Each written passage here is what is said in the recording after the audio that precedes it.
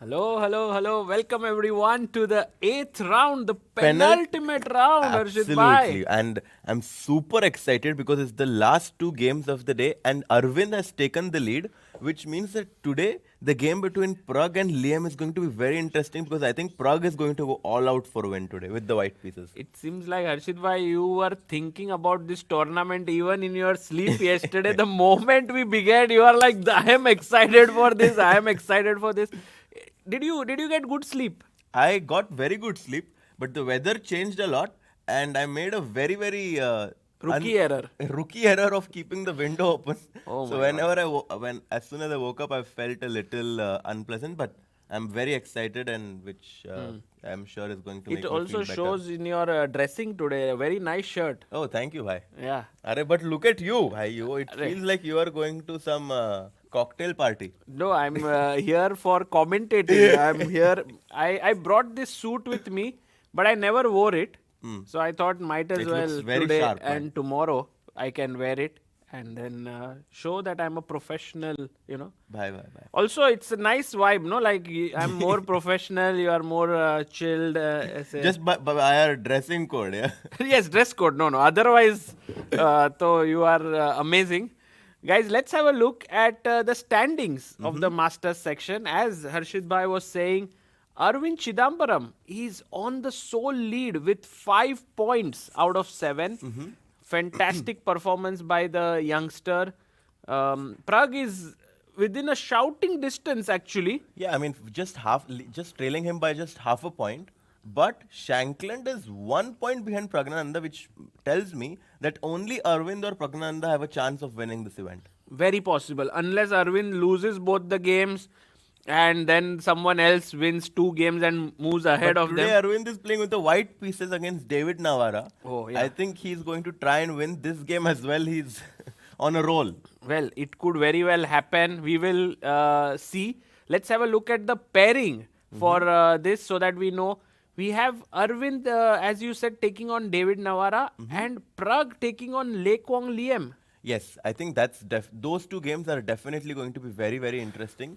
At the same time, Anish lost his game yesterday with the white pieces against Arvind, Yeah. which tells me that his game today is also going to be very fighting. I don't think that he's going to go for a draw because he wants to come back to 50%.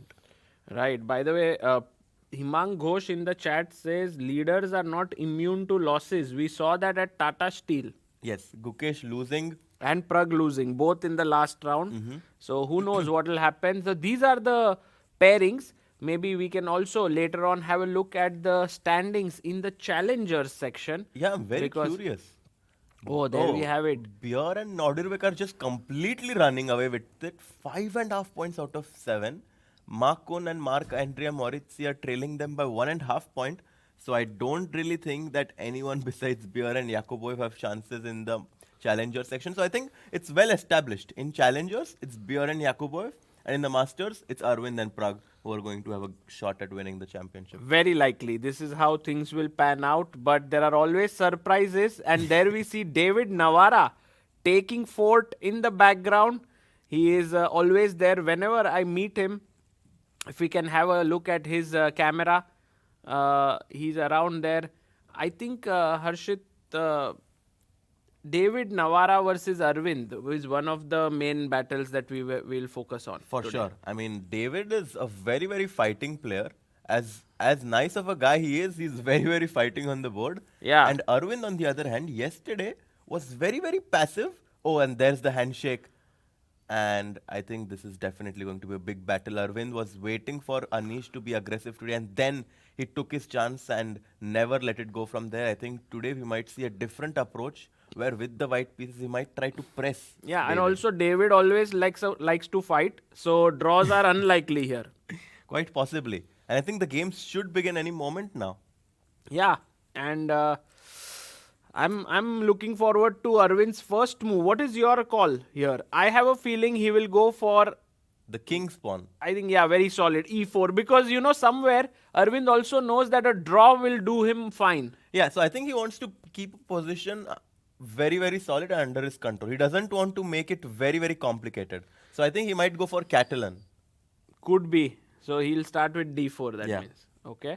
And by the way, we have Quang Liem there waiting for Prague to arrive. Prague also has the white pieces today. So Prague will go all out. Like For today, Prague will have nothing that he will hold back. Well, in some sense, he's not going to go completely all out because even a draw today might still make him have chances tomorrow. But definitely wants to win today with the white pieces against Quang Liem, who also lost yesterday. Oh, yeah. Which means that the momentum is in Prague's favor. I Definitely. agree. Quang Liem had perhaps one of the toughest losses yesterday because he simply blundered and had no chance after the opening Yeah. against Sam Shankland. So let's see when Prague arrives. He always comes a bit late, yeah, Prague? Yeah, I think he's taking a feather out of Magnus's- Magnus's hat yeah. because he's always just coming right before the game starts, and there he comes, the handshake. It's 2:59 p.m. when this happened in real time. And the games should begin any moment now. Who got the game of the day? It must be Arvind for sure yesterday. Let's have a look. I think they will give it now. If we can go to Arvind's board, maybe there the award ceremony could also be happening. Let's see if Guys, there. can you give your predictions? Do you think Prague will win? P for Prague win and A for Arvind's win and PA for both of them win. Arey. Wow. Let's see what our chat has to say. In the background, we see the very experienced journalist Dirk Jan ten Guzendem. He is the editor of New in Chess, and the entire chat is like P Papa. P A Papa A. Oh, P. and there Arvind gets the game of the day Not for a his surprise. yesterday's brilliancy. And look at David's gesture. He was also appreciating that. Yeah. Very, very nice sportsmanship shown there by his opponent before the game. And I think this is going to be an exciting clash. Absolutely. Chess pa, are bhai.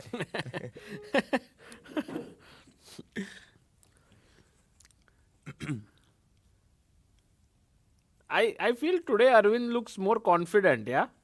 Yesterday he looked a bit stressed out.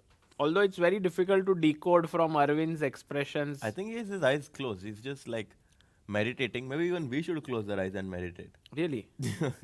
Why? I'm joking. Do The you calm meditate? before the storm. Harshit bhai, do you meditate? It's been a while since I meditated. Why are you laughing, bhai? I don't know. Like maybe only when you have chess tournaments it seems you meditate. Yeah, usually. So you are using meditation as a means to get better as a chess player.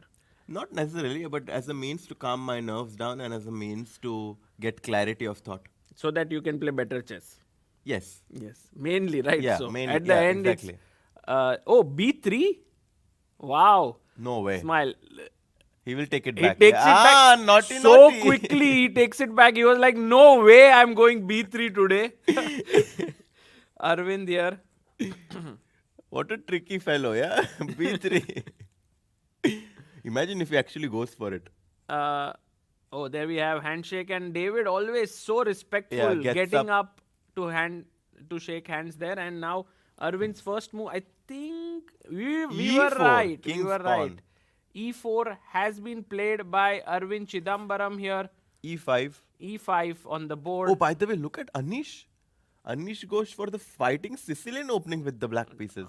Let's go to that game in a bit. But first, let's have a look at the opening that is being played here. E4, E5, knight f3, knight c6. If bishop b5, I think that David is going to A6. stick with his... No, knight f6. No. Oh, he played it. Yeah, he always plays the Berlin with the black pieces. Got it.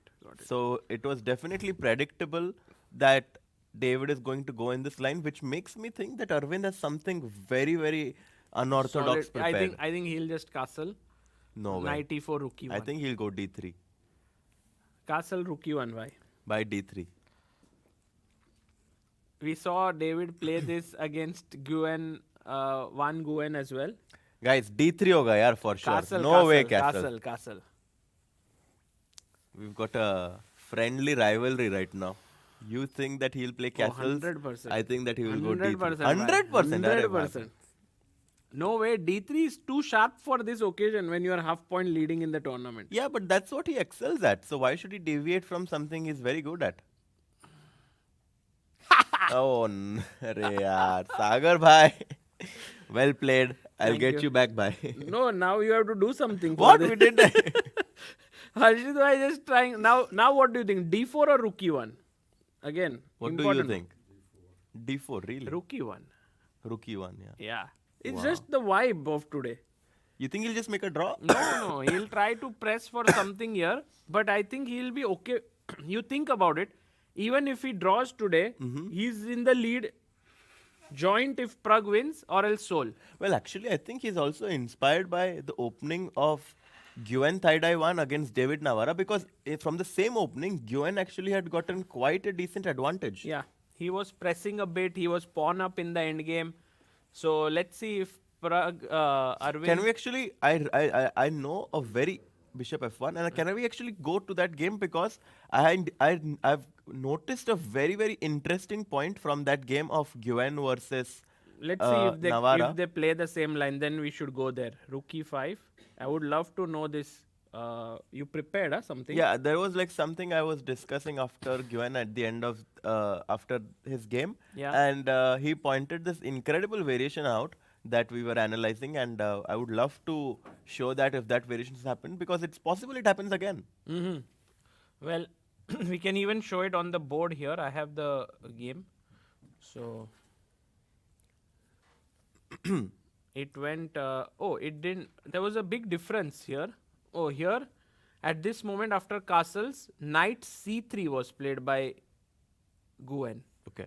And Arvind, whether he'll go knight c3 Or or d4, we will know whether he's following the Nguyen game He or plays d4.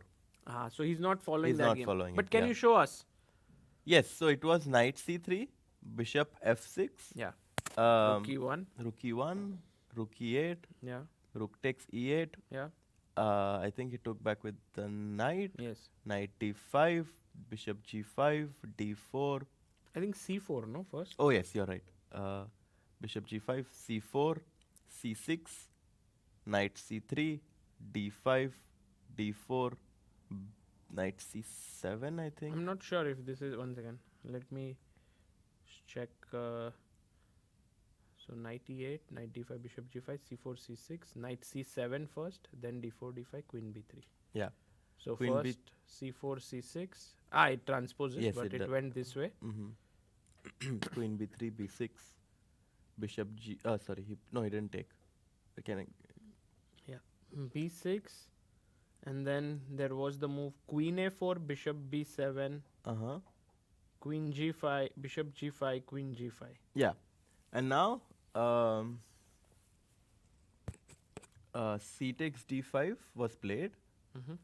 Knight takes d5, rook e1, knight f4, knight e4, attacking the queen and trying to jump to d6. So queen goes back to This e7. happened in the game? Sorry, no, but so rook e1 happened. So cd5, knight d5 happened, and here after cd5, knight d5, he took knight takes d5, and it led to an equal position. But here he could have gone for rook e1.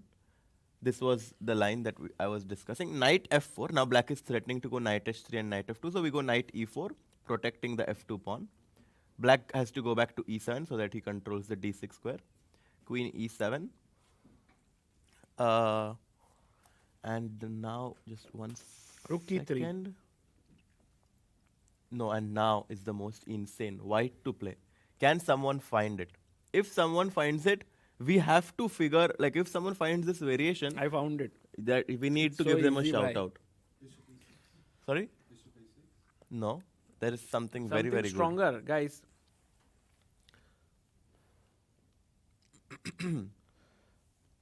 Himang says the only top level game where the result is not a draw in Arvind Navara line seems to be Magnus Aronian from 2018. good. Yes, Where and in ma- that line, Himang, white had gone for d4 and d5. I distinctively remember watching that game. Rook e3 is possible, but white has a better move. That was your move, huh? No. Okay.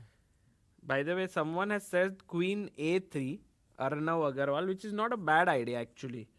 It might come in some positional books, Yeah, it's. like where you take I these don't. double Well, pawns the thing is, to though, get that this square. it's possible. It's very, very possible. But in this position, I think it's the doubled pawns are a bit too weak and Yeah. too much of a concession just to get the d6 square. There's something much stronger, guys. Can you find it after I think queen? Polly Walnuts is right. Is not. No? No. I thought that move. The move I thought was d5. Knight Oh, takes d5, just simply. This is not easy at all. Sorry? Rook takes. 6, but there's just gf6 and then. Do it the other way. Your idea is great. Exactly. Check, Knight f6 take. first, and now queen takes a7. Absolutely insane variation. Well done. That could give white a small advantage. Very, very easy to miss. And this is why I wanted to really show this, because this is insane. Knight f6, queen a7. Definitely a puzzle-worthy moment Wow. that could have happened in the game. Harshit Bhai coming here today with such good moves. Harshit Bhai on the board. Yes. Will there be moves off the board, like maybe a dance move? Maybe. I think the after end of the day. at the end of the stream, we might do something fun. We'll go to the live position because Arvind chose a different approach. Instead of going for, after rook e5 castles, instead of going for knight c3, he goes for d4, which is also one of the most common lines. And I think the game that Himang was talking about, I'm pretty sure was knight e8 and then white pushes d5. But he went bishop f6. But he went bishop f6, and now white does have this cute option of going bishop d3, which works very well in blitz and rapid for all the guys who are watching. You can, so all of the 2,000 people are watching, I'm going to give you a very cool trap for blitz and rapid. You can try this move bishop to d3, and this was first. This has been also played at the top level a few times. If I take the rook, You take the rook. Okay, let's try to, like, you've never seen this idea, right? So let's try to play it with black. Knight e8. Only move because the knight has no other squares. Queen So knight go h5, back to e8. And let's say I go queen h5 or let's say knight c3 first. You go d6, Yeah. very logical. If you go d5, I can just capture the pawn on d5 because queen d5, bishop h7 check would lose your queen. So after knight c3, you have to go d6. I go queen to h5, threatening a G6. mate. You go g6, only move. Because h6 I am afraid of bishop takes h6, I'm going to do boom bam. You cannot allow me to do that. You have to go g6. Now I go queen to h6. Threatening bishop g5. Threatening, so free pawn, right? So you'd capture my free pawn. One second. No, I mean logically. Logical. Yeah, you take my free pawn, and now white goes bishop to g5. Oof. Oh, now if f6, there is bishop c4 check. Exactly. And again, And king the cannot rook is move hanging. because the rook is, and if it hanging, if rook f7, you can simply take, and h7 pawn is hanging, this is over. So bishop g5, you have to go queen d7, right? To protect me from going bishop e7. But now knight e4. Exactly. Knight to e4, threatening knight f6 check. Also, after knight takes f6, bishop f6, no way to What's stop queen? queen g7. So you have to go queen e6 because again, f6 would run into bishop c4 check. f5 And also. after rook f7, you can simply even capture knight takes f6 because the rook is pinned. So knight e4, you go queen e6. And again, guys, white to play. Exactly. Whoa. Very strong. quick. Very quick. Bishop to c4 is the best move in this position. Yan is very quick. The point is that if queen takes c4, now the f6 square is unprotected. The knight jumps into f6, and after knight takes, bishop takes, the mate on g7 is unprotected, unstoppable. Today we have a lot of people, Harshit Bhai, in the chat who's joining in, and you are giving such amazing traps and everything. That's so nice to see. So very nice. Also, Nishita, hello. Many people whom I know are in the chat. Yeah. So No, that's wonderful. great. So this But one guy said this is very high level trap because my opponents don't play this line. I think the Berlin will be played by people who generally know this stuff. Yes, but you know what happens? Even at the lower level, they watch all these top level games and they try to imitate it. So for whenever your opponents try to imitate the top players, you have something to confuse them. Correct. So, okay, obviously at the top level, it's not very advisable to go for that. Rook e1, queen takes e1. And now David is thinking. Very solid position. We also saw Prague trying this against Arvind. So Arvind has a lot of experience in this event. Today, Prague has gone not for any such simple stuff. He's gone for something very interesting and aggressive, guys. Look at where his queen is standing, right in the corner, opposite the bishop. That is something quite unique. It has come from, let's go slowly over the moves. We are seeing a Catalan with knight c3. This knight c3, g3 is becoming more and more popular. And I'm sure Liem came well prepared because Prague played it here against Van Nguyen. It was a bit different because the black knight instead of d7 was actually on c6. Correct. And, and then white played a fantastic game to win in that line. I think Prague really enjoys sacrificing this pawn on c4 and getting initiative.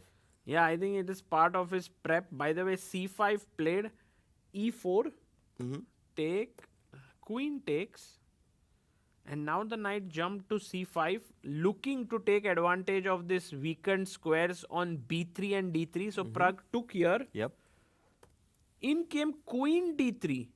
Yeah, the queen jumps into d3, which is very interesting because now if you take queen takes d3, knight takes d3, black is going to win the bishop on c1 because if you move your bishop, you're going to have to say goodbye to your pawn on b2. And I think that our pawn on b2 is too dear to say goodbye to right now. So we cannot really trade the queens. And I think queen b4 was chosen by... What a move, by the way. Yeah, it seems risky. It seems risky, but there is no good discovery because the bishop is hanging. Yeah. So black goes a5. If you go queen b6, you really should be scared of a move like rook a6, which might pose problems on your queen.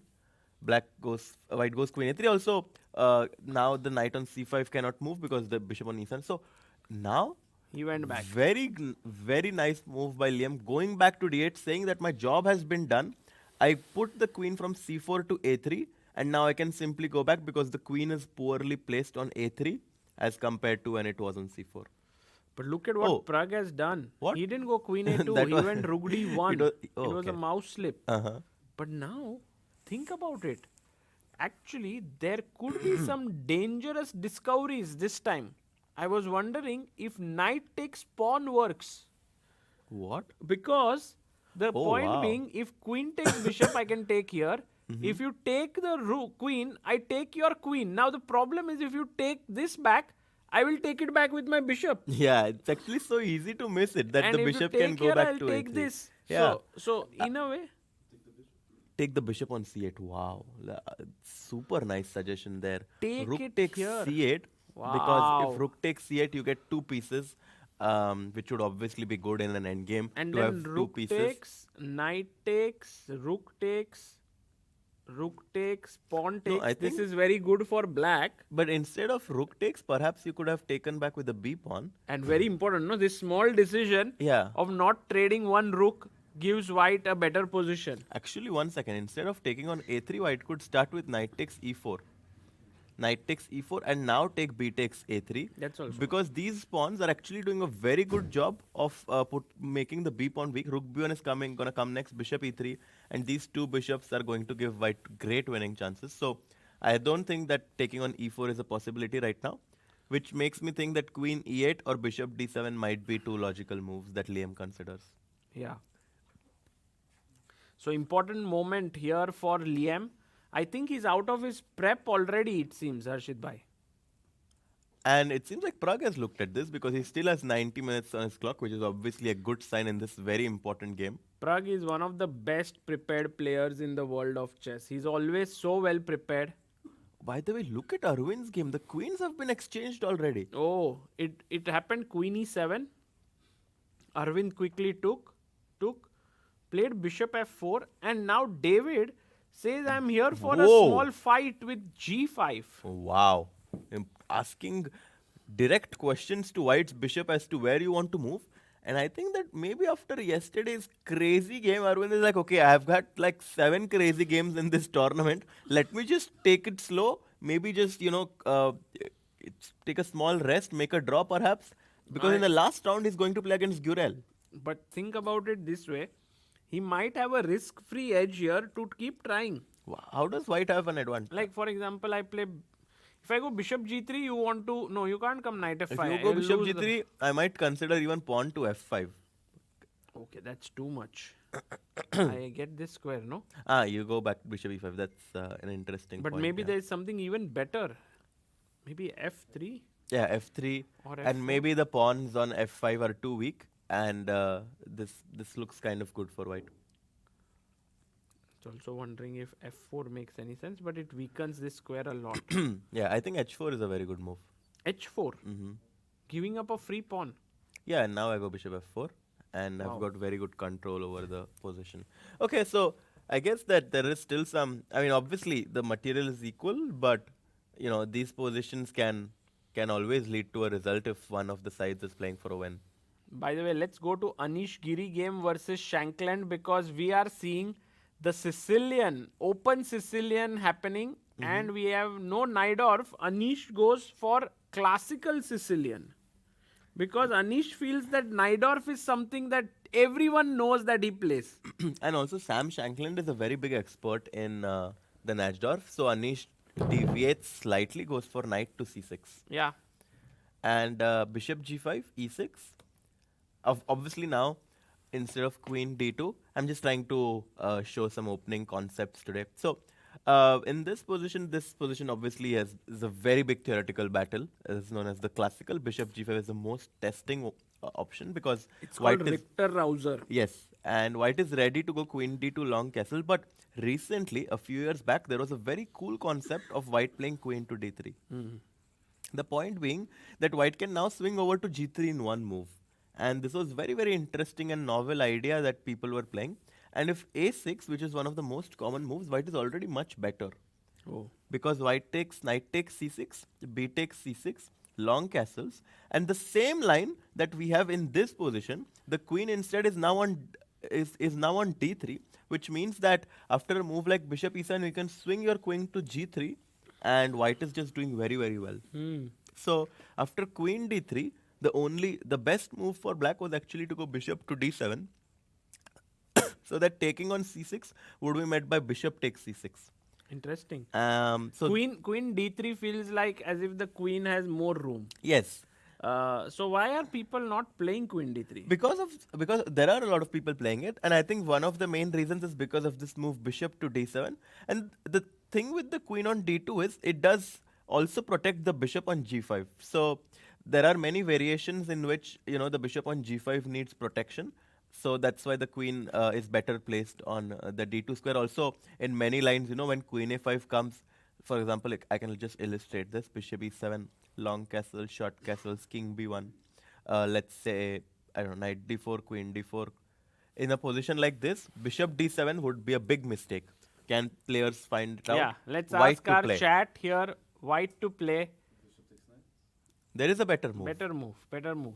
So in this position, actually, just to tell you, bishop f6, even though you win a pawn, like even though you win a pawn, black get like a position like this, black gets excellent compensation because these two bishops are doing a great job. The rook is going to come to d8. But yes, you're absolutely right. I didn't want to stop my thought. Yes, you're absolutely right. Bishop d7, knight d5 is the best move. Many people finding it because now if queen takes d2, the king is on b1, which means it's not a check. And now you have the intermediate knight e7 check, following it up with rook takes d2, and white is doing very well. So that's why the queen on d2 has its own perks of being placed there. Actually, some people have also said in this position, which was tempting, but is wrong, is the move e5.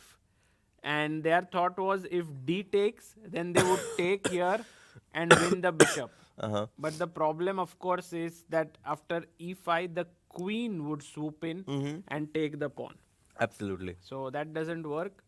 By the way, in the game, queen d2, a6. So again, amazing insights there by Harshit Bhai. I think you guys are all becoming stronger opening experts thanks to Harshit Bhai. Harshit Bhai, what if they all use these traps against you? But maybe I have something prepared that I'm not saying here. Bhai. Tricky. Always tricky, Harshit Bhai. To the core, queen e1 played What? by Sam Shankland, where What? the engine evaluation drops. How? Anish What? goes- It drops so much? I think just 94, does it work? No, it doesn't work. 94. Sorry? E5 instead of queen e1 looks very nice for me. Yeah, e5 possible. E5 is 97. so when I play these positions, like obviously e5 is something you want to do, right? Because after knight d7, you can exchange the bishops on e7, and it feels like the dark squares are super weak. The problem is that black sometimes pushes c5, brings rook to b8, and his attack sometimes is very quick. Because it's a bit difficult for you to push f5 because your e5 pawn is always going to be a bit weak. So, although e5 is tempting, it does like release the tension which you always had on the d5 pawn. Exactly. Which means that black can now push c5 and get his quick counterplay. So he goes queen e1, which obviously looks in some ways natural, but it seems slow. Actually, because this is a very typical idea. rook b8 and black is ready to go queen a5, and I'm not joking, black can literally mate if white is not careful, like queen a5, But rook takes b2. does Anish realize that suddenly queen e1 is not the right move here? Like, I don't think, because in many lines I've seen queen e1 happening, queen can move here, you are defending, the rook opens up. So, but maybe he will just play the natural move and still be better. Like, Rook b8, there is queen a5 also possible or not? queen a5, there is a very cool trick possible for white. Oh, that's the idea of queen e1. Yes, he's setting up a trap. Wow. Guys, what's the move? By the way, Harshita, one of the finds of this tournament is, of course, Arvind. Yeah, absolutely. But in the chat, we also found a mod this time, Pepsi Cola, who has been wonderful and mentions that they are from Seattle. Really? Yes. Oh, that's Is amazing. Seattle near Yeah, where you stay? it's only 2 hours away from where I live in Portland. So if there's ever Actually, today I shared on my Instagram stories a chess club being formed in Seattle. Where Yes. people are meeting Prasanna Rao, who is an IM, went there, played a simul. wow. So it's like chess. This was Community. a chess gathering community. And maybe if you have someday time, Harshit bhai, you can take that 2-hour journey and meet all of them. Yeah, definitely. One of the weekends I can try to plan it. Right. Can you go knight d5 again? Exactly. Or are you scared of queen takes? No, That's, knight d5 is absolutely correct. That's what I thought. Because if queen e1, you have the intermediate knight c7 check. With queen takes a2. Oh, but you know something that even I just noticed is that after king f8, rook takes e1, rook a7, and your knight on c7 is trapped. Oh my That God. would be an unpleasant surprise to. Also, queen a2 was a decent option there. Queen a2, I was a bit scared of losing my rook on a8 because now the king cannot go on this file because the rook covers But it. if I go king f8, And I knight just a8, take the rook, queen a1 check. king d2, and King it does d2. look scary, but I think that since I'm going to get bishop d3 next. Sorry? The bar says that white is winning with this position. Yeah. Yeah, white is winning. White is winning. That's yeah. absolutely right. So maybe it's not knight d5, queen a5. There is some, maybe e5, just simple chess. Break their castling. Yes. Or it's possible that it's ed5 first and then knight takes d5. Harshit bhai wants to play knight d5. Yes, because of the king being on e8, I think that tactically it's a very strong possibility Let's that you see. can make it work. Right. So let's say ed. Okay, it's froze. cd5 and knight d5. Ah, but the thing is that even with capturing the pawn on d5, my knight on c7 is still going to be trapped. Which is, I've never seen the knight being trapped on c7. It's such a cool tactic that one should be Also careful the about.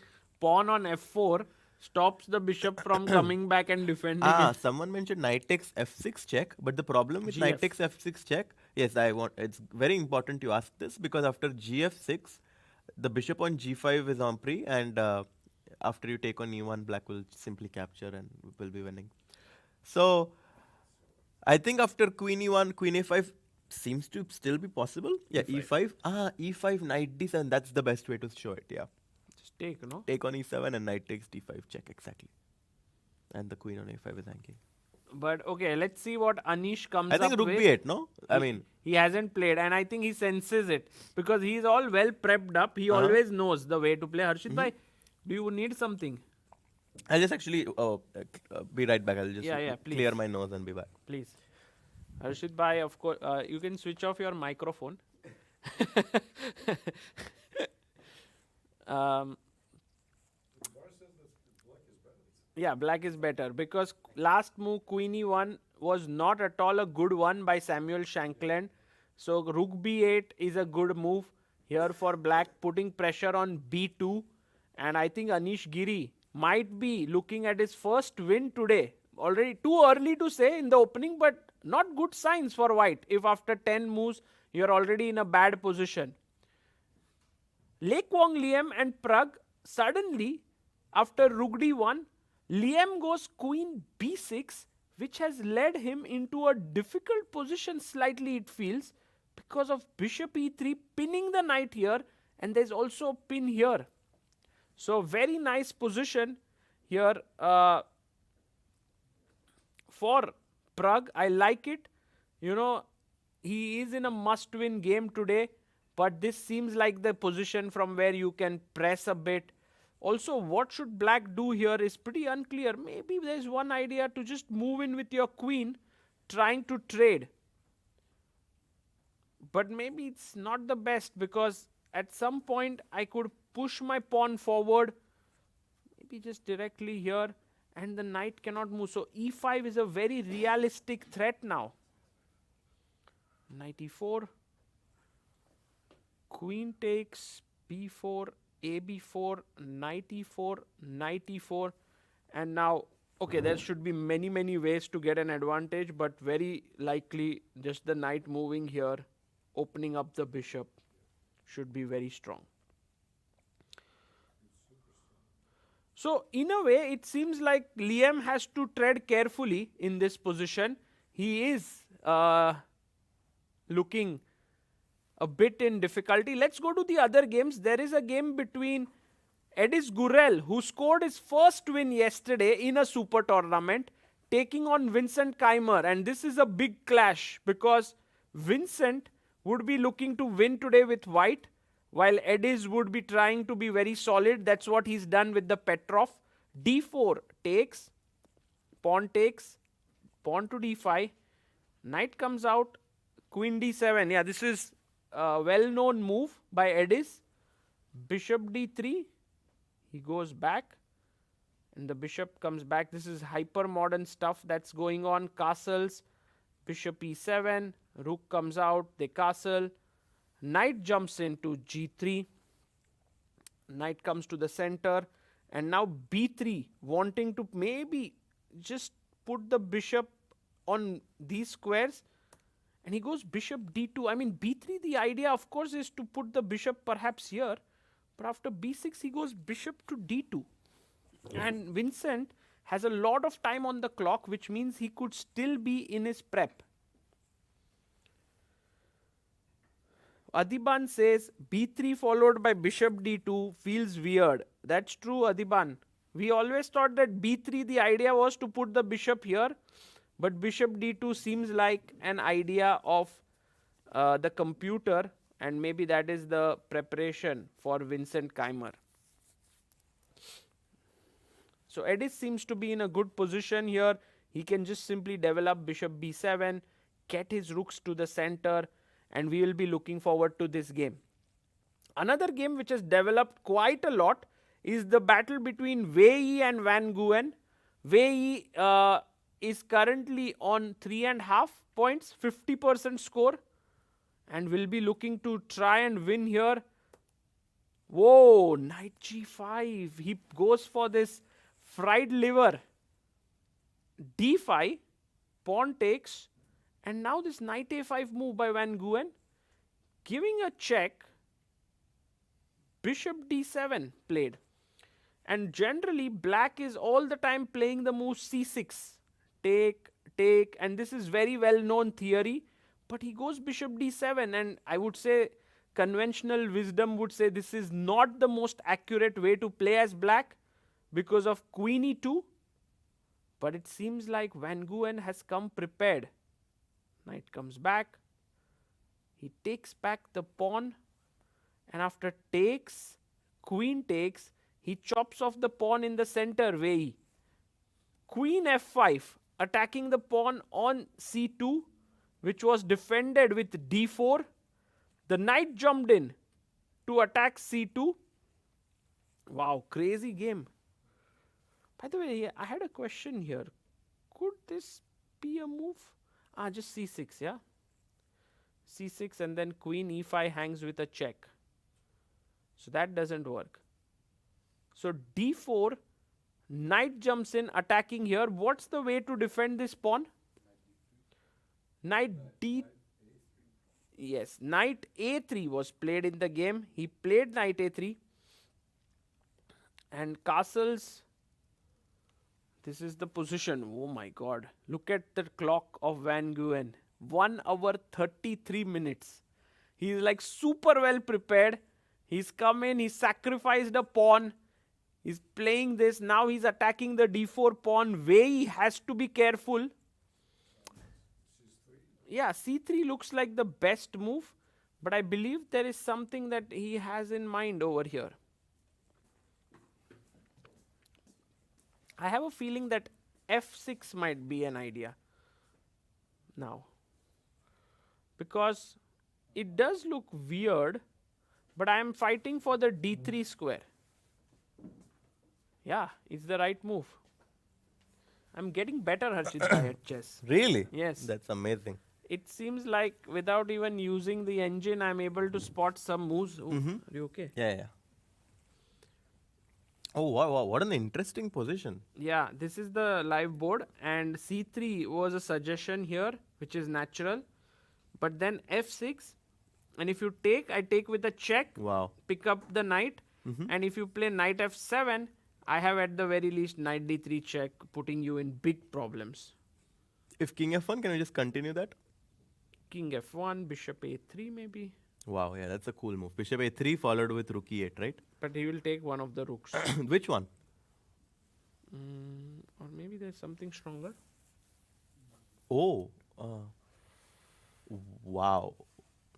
I think bishop a3 is good enough. Bishop a3, knight h8. And I think just save the bishop. This knight is trapped anyway. no, Oh no, knight bishop f7 is d6 coming. is knight f7, so maybe bishop f8. No, knight f7. I don't think you should allow. No?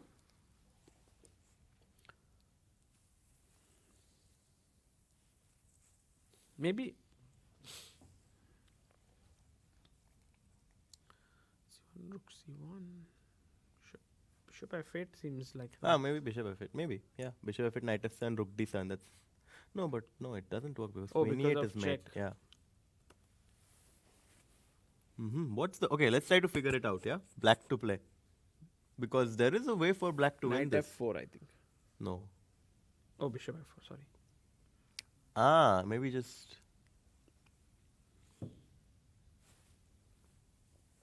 Bishop b2. yeah. That's what I was considering, but I don't Oh know. my If God. maybe it's too much. Bishop b2, knight f4. Insane. Wow. Queen e3, And now, knight c4, knight c4. Knight c4. oh wins. my God! All the knights are jumping in. Yeah, the knights are making it a nightmare for White's queen. What about queen f3? There is maybe queen b5 check. Oh la la! Jumping for all the directions. Yeah, this is too much. Wow. Today Vivek Sarkar, well done. He found it. oh, Adiban is in the chat. Wow. Yes. Adiban mentioned some, like he mentioned that in this position of Gurel Keymer, bishop d2 looked a bit weird to him after playing pawn to b3. Uh-huh. He went bishop d2. Wow. So this Yeah, is interesting insight. Yeah, because it obviously seems natural to put the bishop on b2 after goes b3, but maybe b3 also helps from stopping c4.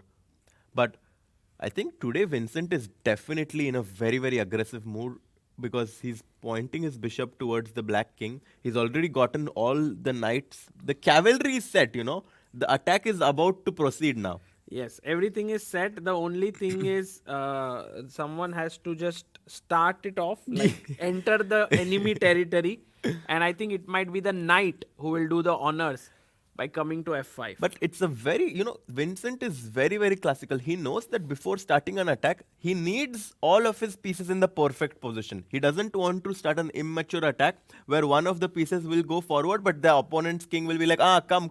You know how in, is it Kho or Kabaddi. Kabaddi, yes. Where if you go too much inside, they will trap you, yeah? So Yes. he knows that he needs to be very strategical about it.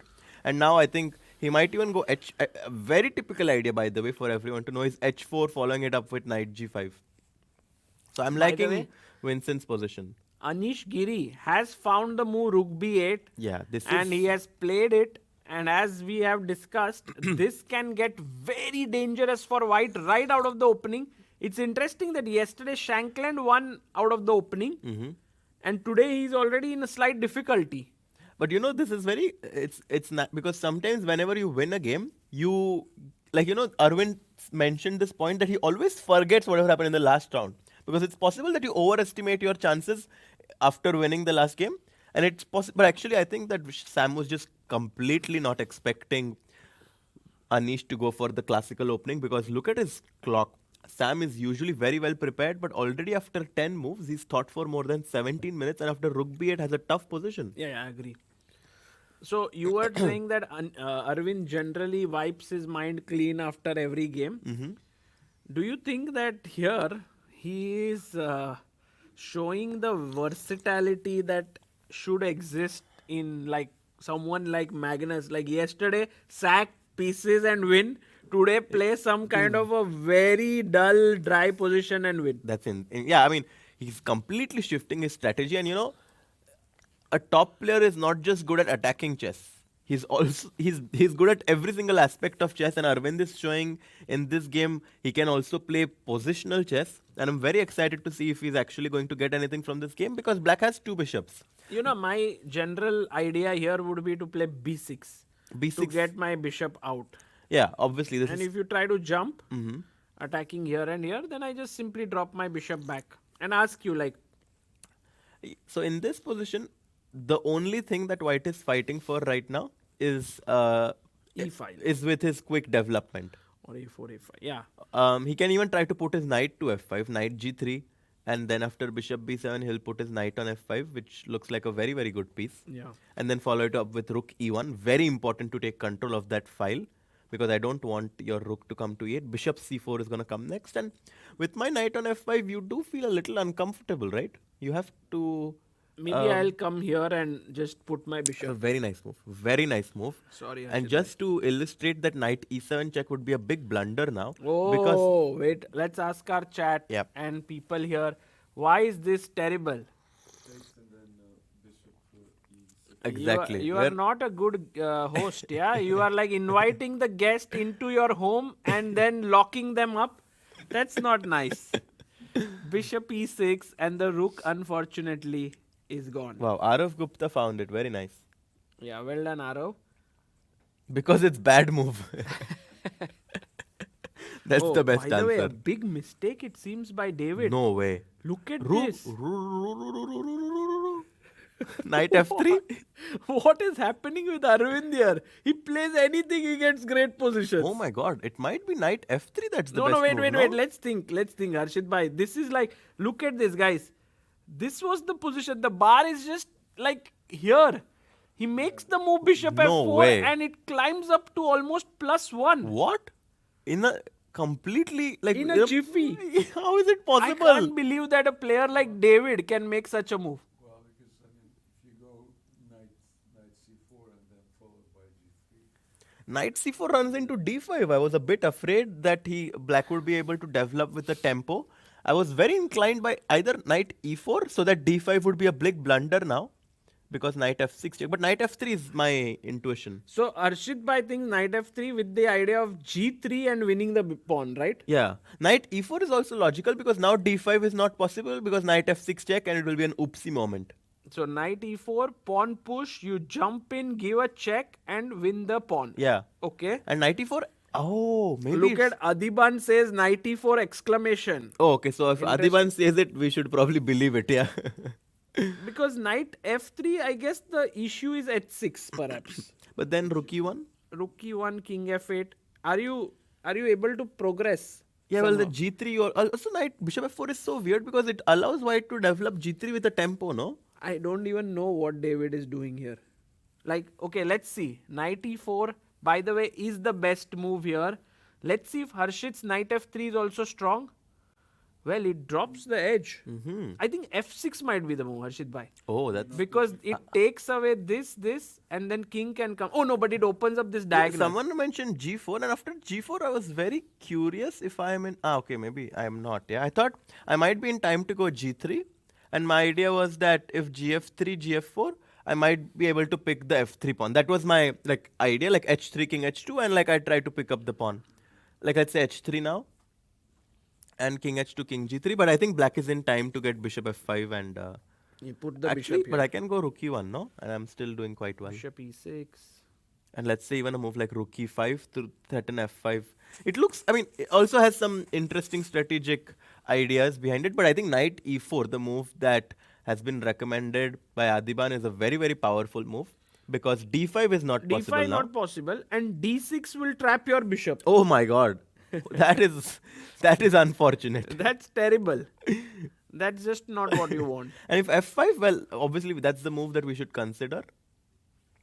I think knight f6 check now. Do you want to give check here or do you want to give check here? I thought knight f6, yeah? Check.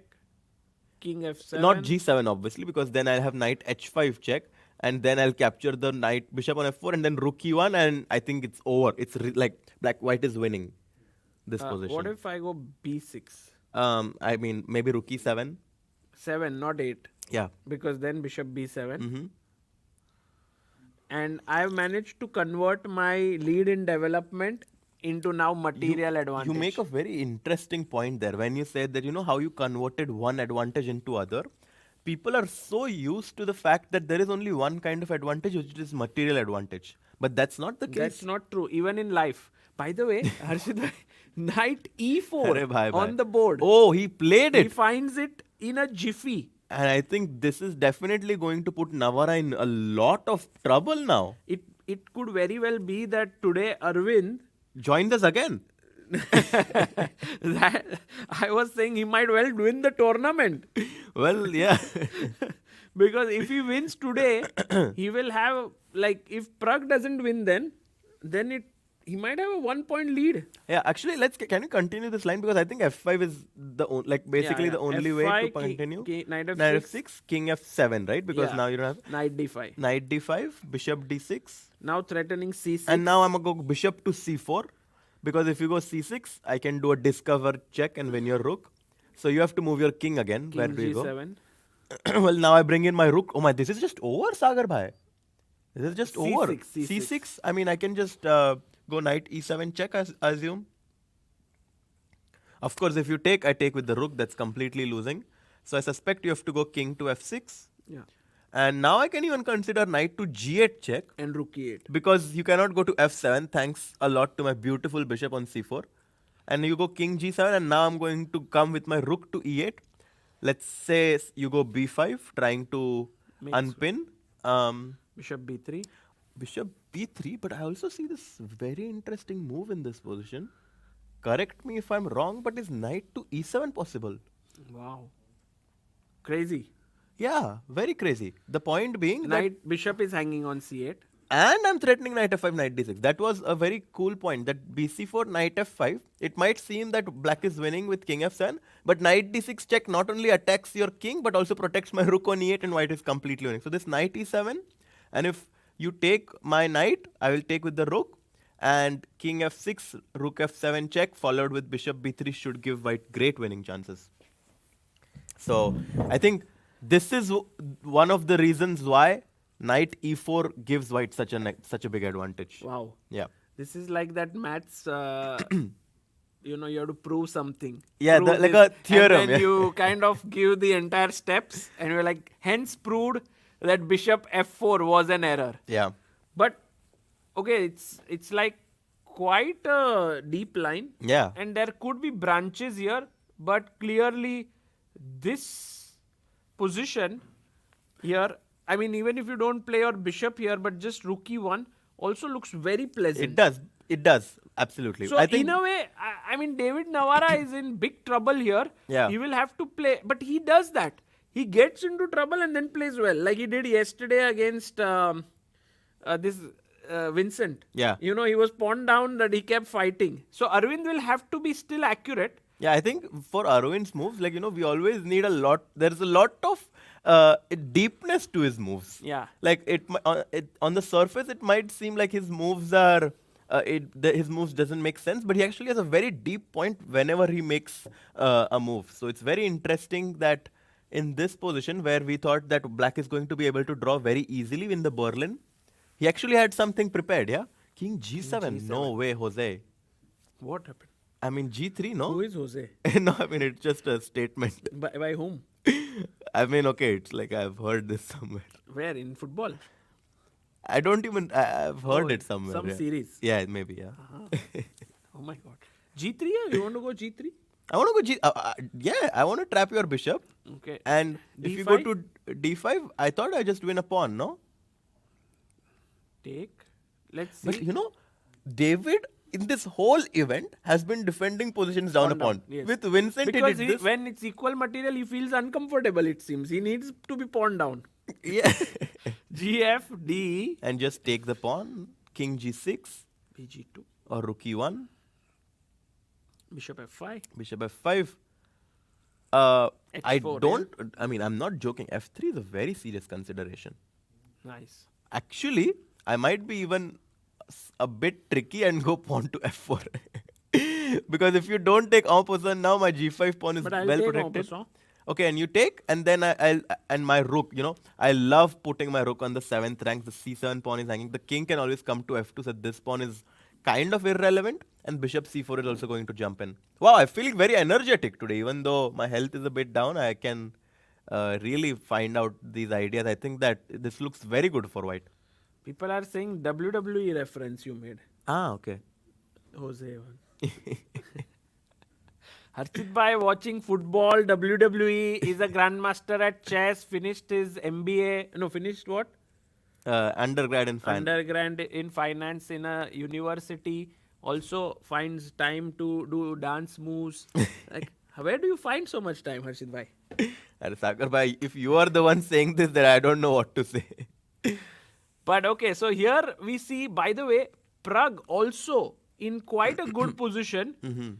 Bishop e3, knight jumped in to attack the bishop. We see bishop moving up. And now this move, queen b4, which earlier wasn't particularly great. I was analyzing this line. If you go directly here, that was terrible because after not first takes, first e5, and then take. You showed this line. Yeah, I showed this line, and here bishops. Oh wow, that's a very nice idea that you showed. It was definitely not that easy to understand. And now white will push the knight from g4 away with h3. And then even though black has two bishops, the problem is that white has just a tremendous lead in development. And No, it's great position. this is very good for white. So in a way, Liam said, first let me move my knight, attack your bishop. Prague went here, hoping for e5 so that his knight can jump. Liam came in with the queen. Prague is now thinking. Yeah. By the way, can we check Anish's game? Because after rook to b8, actually no, Arvind's game first of all, because is it clear that after is g3 the best move, or is there anything else that we were missing? Because this is one game where it's possible that white just is like crushing. You know how after. much is the advantage? I Plus- just switched 1.36. Oh my god. That's huge. That's almost like 1.5 pawns up. Yeah, and I think after, I just don't see what black can do. Like g3, the line that I mentioned might just be happening by force, no? Because bishop d6 you can never play from the right mind, because I don't even No, need take to on capture D6, on take on D6. exactly. I'll capture on d6, cd6, And rook rook e1. e1. This is No, if Mo- someone told Arvind that if you play this rookie one in move number 5, and you'll get this and position. on move number 20 you will play rookie one and get this, he would be like, No, yeah. thank you so much. I think then I would be the one saying, I cannot believe what's happening here. So, as you said, g3 there is just nothing much. Maybe we will see the d5 line. f5 is another way to attack the knight, but I don't see why this would change anything. Yeah, it's fg5 very and simple. In fact, D- now the bishop is even so close. d5. Let's actually look at this. Do I still go f3? Or f3 or do I still go for this idea This of is f4? very weird. Yeah, f4. F4 is very smart, because now I can go EF3, king bishop f2, D3. king e3. Yeah, and if ef3, Oh, bishop ef3. d3. No, I just bring my rook in, and I'm jumping with my rook inside. But I thought bishop d3 stops his king g6. That's very, very smart, Sagar bhai. Very Rook nice. e1, king f2. That's very nice. h4, h5, h6. Yeah, very nice move. Bishop d3. Prophylaxis against black entering from king g6, also preventing bishop f5. Fantastic positional idea to just dominate black's king. You know, if Arvind wins this and comes here, he will be like, I don't know what's happening. And this time, it won't be like, I don't know what's happening, I'm winning. But like, how can Berlin give such a big advantage? This rookie one line. Maybe it's something I should delve deeper into, because I was of the opinion that black would just going to make a draw easily.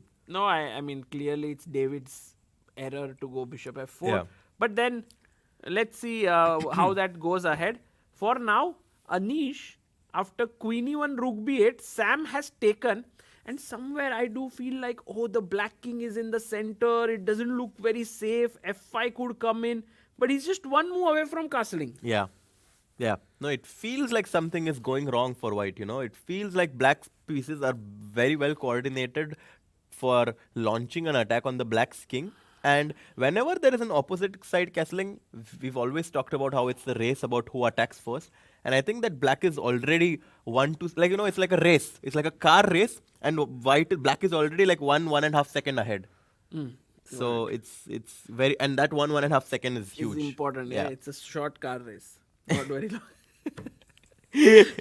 By the way, Harshit bhai, I need your thoughts, being the opening expert in the room, on the Wei Yi Van Nguyen game, because we saw this bishop b5, bishop d7 line. Have you seen it? So after knight a5, so by the way, there are many options for black to play this. Like instead of knight a5, there is also this very cool move pawn to b5 that people should really check out. It's super fun to analyze. But knight a5, bishop b5, obviously c6 used to be the main move that I have myself employed and played once. But black goes for bishop d7. I've never played this myself or analyzed it. But it seems like Van Nguyen has spent a lot of time analyzing this. But Take queen e2. look at the speed Bishop at which e7. he's Oh playing. my god. He has nine. I'll just quickly take us through the game. Bishop e7, Yeah, we knight saw it. f3. Okay. So in the live position now after No, the last move we saw was long castle here, and Van Nguyen at 133, bishop e3 by Wei Yi, and instantly played knight c6. What I find here is Wei Yi seems to be not prepared, then works really hard on the board, finds all the best move, and at some point collapses.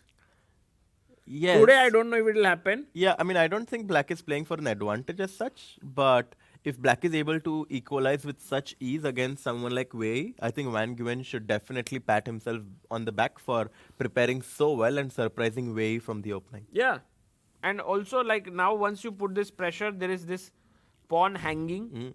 How do you defend it? Like, you could go long castle, but Oh then no! this just... Oh, yeah, I definitely don't want to long castle because bishop takes a3 is really going to spoil my pawn structure. Even c3, I don't like that this is... Oh, like, this looks really sad. what sort of... Yeah. I mean, this is really bad. so weak. Mhm. So, I'm expecting knight takes c6. okay. Take. Knight takes c6 and a move like knight c4 comes to my mind. But then it just loses the pawn, right? Knight c4. No, there's knight b4, I think, which is even more powerful.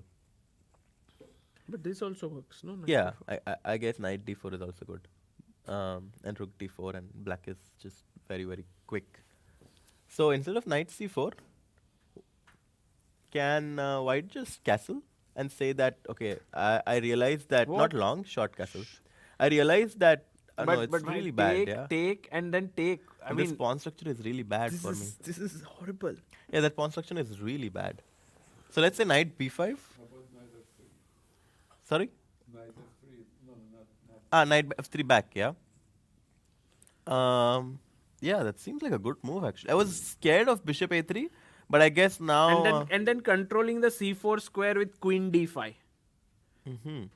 And then knight c4, and then rook e8. This might be his idea. And then at some point launch an attack with f6 g5, and white can't really launch an attack, yeah. Wow.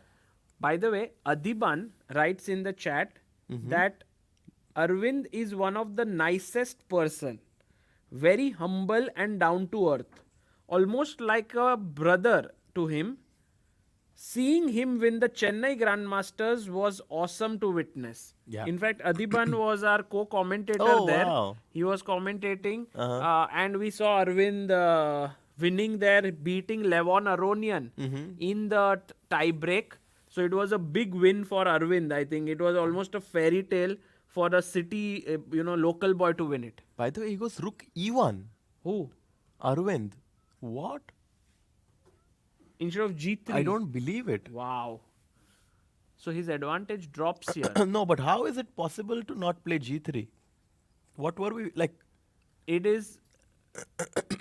I mean, I think those two errors, bishop f4 and now rook e1, nullify each other, and we are back to a normal position. No, but it's really hard to explain this. No, like and it's not because we are looking at the engines. We are also analyzing without the help of the engines. But with And the G3 bar showing like such a huge edge.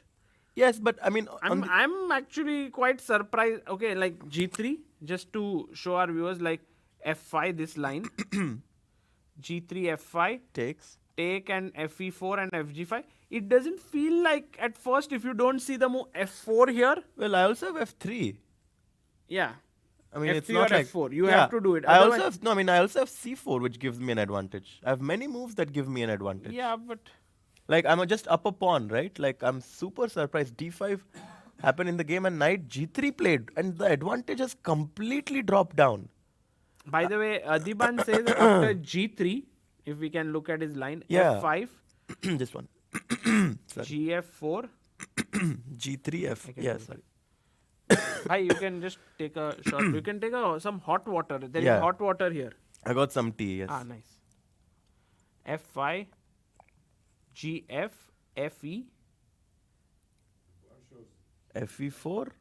FG, and he thought King G6 was the move which he may not have liked. But F4 still? King F5, you mean? Ah, okay. But F3, okay, I'll go F3. F3, take. And now rook e1. I mean, whenever I get rook e1, I'm jumping on my chair. Yeah, F3 is really nice. I think just to open up. Yeah, and I F3, think D5. maybe Arvind in a way didn't want to risk much, so he didn't even calculate this. But what do you mean risk? I don't know. What is there? How can no way there is white is risking anything? Yeah. Wow. Adiban says Arvind was happy with a draw, it seems. So, like he came, he was at the board. I came with a draw. If you are giving me more, I will. You remember, like this sometimes happens. Someone gives you a good deal and you're like, no, but I came for just this deal. Why are you giving me something better?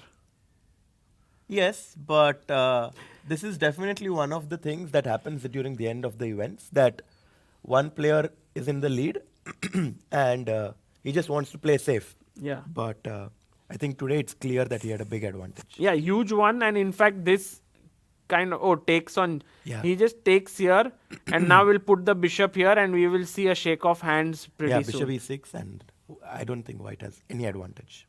I love how your voice became so suddenly like mature.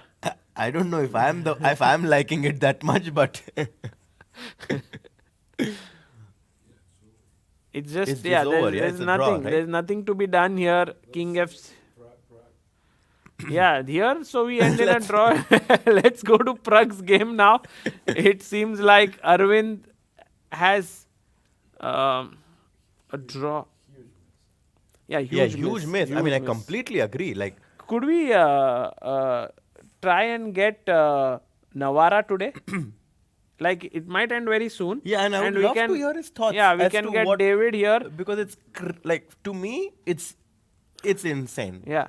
Like we're always talking up. Like, we need to be unbiased, and we have to definitely agree that today was a big miss by Arvind. No, I mean you are one of those commentators who's always very mindful of players' missed opportunities, because you yourself feel like, being a GM, that this can be missed by you as well.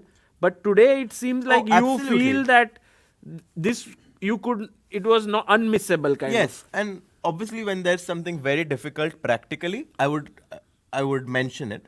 But I think the simplicity of this position makes me think that it was definitely a missed opportunity by Arvind, who with that win would, I think, like completely Yeah. commend himself as the champion of this event. He was this year first. Yes. Yeah, at least for maybe. But I think best thing that Arvind can do now is not to analyze his game. Someone should tell him, don't see your game Yeah. of today. Yeah. It's just, it would be too, he would regret it a lot. It's fine. I mean, it's also important to sometimes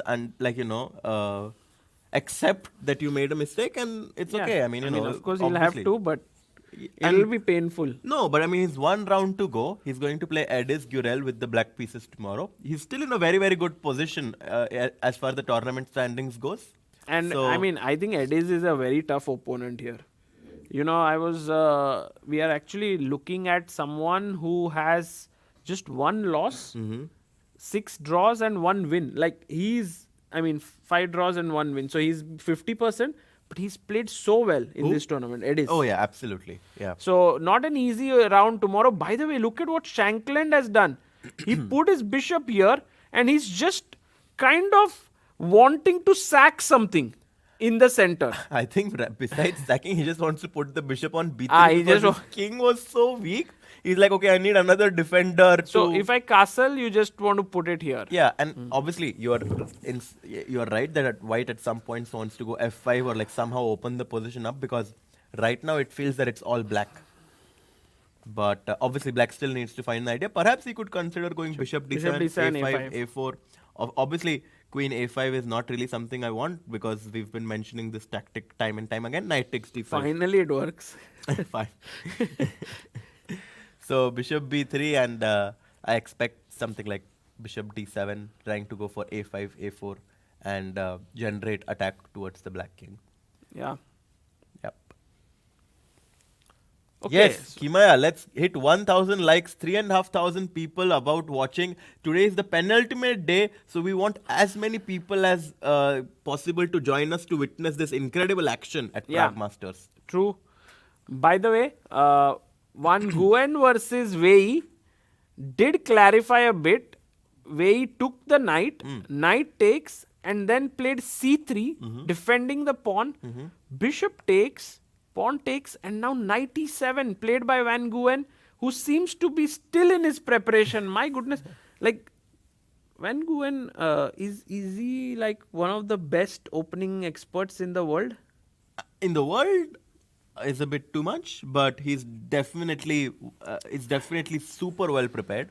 Yeah, like and I have been very impressed with his opening oh yeah, play. absolutely. I mean, he's very, very good at openings. I think he's even worked with some of the top players. Hari, I think with Hari he had I worked. also know some other top players that he has worked Oh, with. really? And yeah, he's really, really. It's a secret.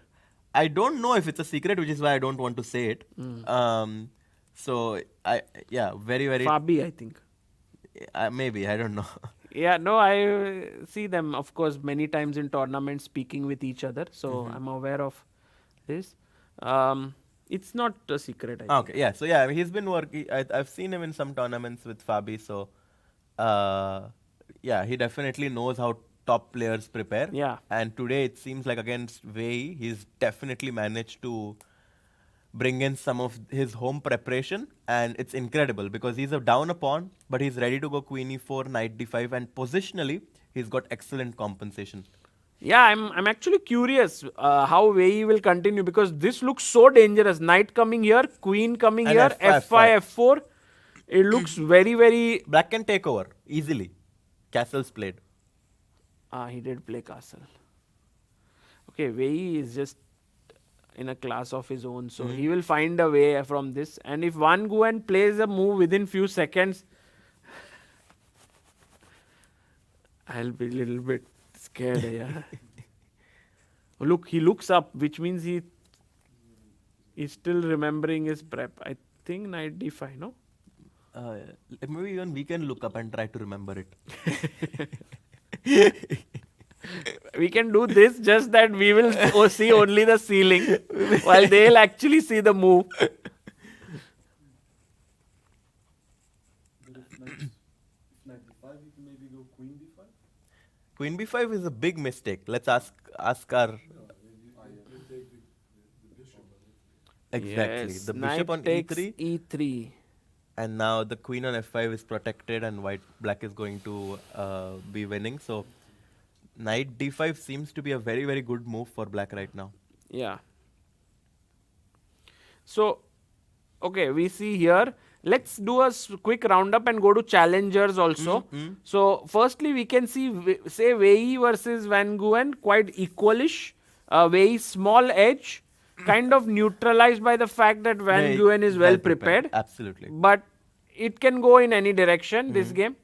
Keymer versus Ediz Gurel, I don't know what is going on here in this position. It is too complex for me. Your move h4 has happened on the board. Knight g5, I have a feeling Vincent might get an attack. Bishop g5 played. What? Bishop f5, bishop f5. Oh, okay. Bishop f5 played. Yeah. But on the other hand, Ediz is really good in these dynamic positions, and even though it seems scary for black, I'm actually going to root for Ediz in this game because he's been really impressing me in these dynamic positions, and his calculation has been impeccable in the last few rounds. Yeah. What happened? Oh, yeah. Ediz. Yeah, I kind of lost the track about what you were doing, but now obviously... Always this way. Yeah. He's just sitting this way. An amazing amount of focus. That's just so good to see. And by the way, Nigi Gonda, Krishna says that traveling from Bangalore to Hyderabad after my interview, could not follow Prague completely, now in return journey watching this live stream. Arey. Welcome. Yeah, welcome, and I hope your interview went well and that you will get whatever the interview was for. It could be for many reasons, Harshit bhai. It could be for a job, it could be for admission, also like marriage. Marriage interview. Arey, bye. Could be for multiple reasons, but okay, bishop f5 on the board. Then this game is roundabout even. Shankland versus Anish does feel like Anish has a great position today. Yeah. Yesterday, it was very nice to spend some time with Anish. Of course. I must tell our viewers that one of the most incredible things that Anish has is the ability to know what is best in the situation. Like after a tough game yesterday with Arvind where he lost, he was like, let's go for dinner. And there he kind of unwound himself to get back today into the mode. Because many times it so happens that when someone loses, that player or person doesn't want to meet anyone. We know so many players who want to lock themselves inside the room. Yeah. But Anish is very pragmatic. He was like, I need to get out of this mindset. How about you guys here? You are in the commentary room. Should we go for dinner? Yeah. And then we went, and like by the time it ended, he was like In a looking good forward mood, to for the sure. next game. Yeah, no, it's very, I mean, he's very, very aware of what is the best thing to do in the current situation. And we got some very, very nice hot pot yesterday. Oh, yes. It was wonderful. Yeah. I mean, it was first time you ate. I've had it before, but I've had it very, very few times. So Although you were not very aware of what to do. Absolutely. I mean, it was a very new experience. yeah. So I really enjoyed it. Yes. I had it recently twice in Singapore. Oh, wow. There is a vlog on it. You don't watch Chess Biz India vlogs. No, I do, obviously, but it's yeah. So it was a nice meal we had. And now today, in the Naiya, it's Naiya. What was the name of the place? It's just 15 minutes from here. It's a Chinese place called Naia, I think. Okay. Yeah, I don't remember the name, but it was fabulous. So Yeah. I would definitely recommend it. Oh, Mala. Yeah, I don't know. Maybe people know about it. By the way, so this one looks slightly better for Anish. And now Praggnanandhaa, he pushed his pawn to e5. It seems like this is the most exciting game of today. The knight has to move away. It could come here, but this would not have been good, right? Yeah, because you Take- get yourself an isolated pawn, and white is just going to be pushing for a very long time. So he goes knight. He already played knight of d7. Can we go knight b5 now? Yes, I like that. I like that move a lot. Oh. Knight b5 is definitely a move to be considered. One thing to I'm see- actually very surprised that the evaluation dipped so much. well, the thing is that after queen takes a3, now if you take with the b pawn, the pawn on a4 is hanging. No, rook a3. And if you take with the rook, I mean, just some part of me tells me that this diagonal could be a bit dangerous. But your knight is jumping into d6 quickly, so knight b5 is definitely going to be a candidate move in Prague's mind right now. I'm very curious if queen to a2 has queen a2. There's knight b3. Okay. Because I would obviously like to keep the queens on the board, but there is this move knight b3 Yeah. which is a bit annoying. No, we have to find some good idea. Let's go back. It's Agar by completely refuting my move. No, queen but to- here there is something, no? Knight b5 is not good, right? So black has some good move here. Mhm. Did you find it? Be knight b3, no? Directly. Should be okay. Yeah, knight b3 looks like a possibility. Attacking here. And and here. attacking the bishop on d4. Yeah. So not knight b5. He has to play Queen something. a2 is not that bad. And rook c1, is that a possibility? Rook c1 also possible, but also knight b3 is the one thing that you need to be careful about, because that's what black is currently What threatening. move did you suggest? He suggested rook a No, c1, you. and I suggested knight b3 against it. No, for white now. I thought queen a2 has some merit. Queen a2. But because knight b3? Knight b3, I just move my rook to b1. Oh, knight Because b4. if you take my bishop on d4, I am going to jump in with my rook, and I don't exchange the queens with your pieces being so underdeveloped is definitely something that I would like to do. So queen a2, good idea. That's a good move here. yeah, just taking the Keeping the queen on the board, basically. Okay. Okay. Maybe there's something else, yeah, Harshit bhai, that we are missing here. That is a good move for white.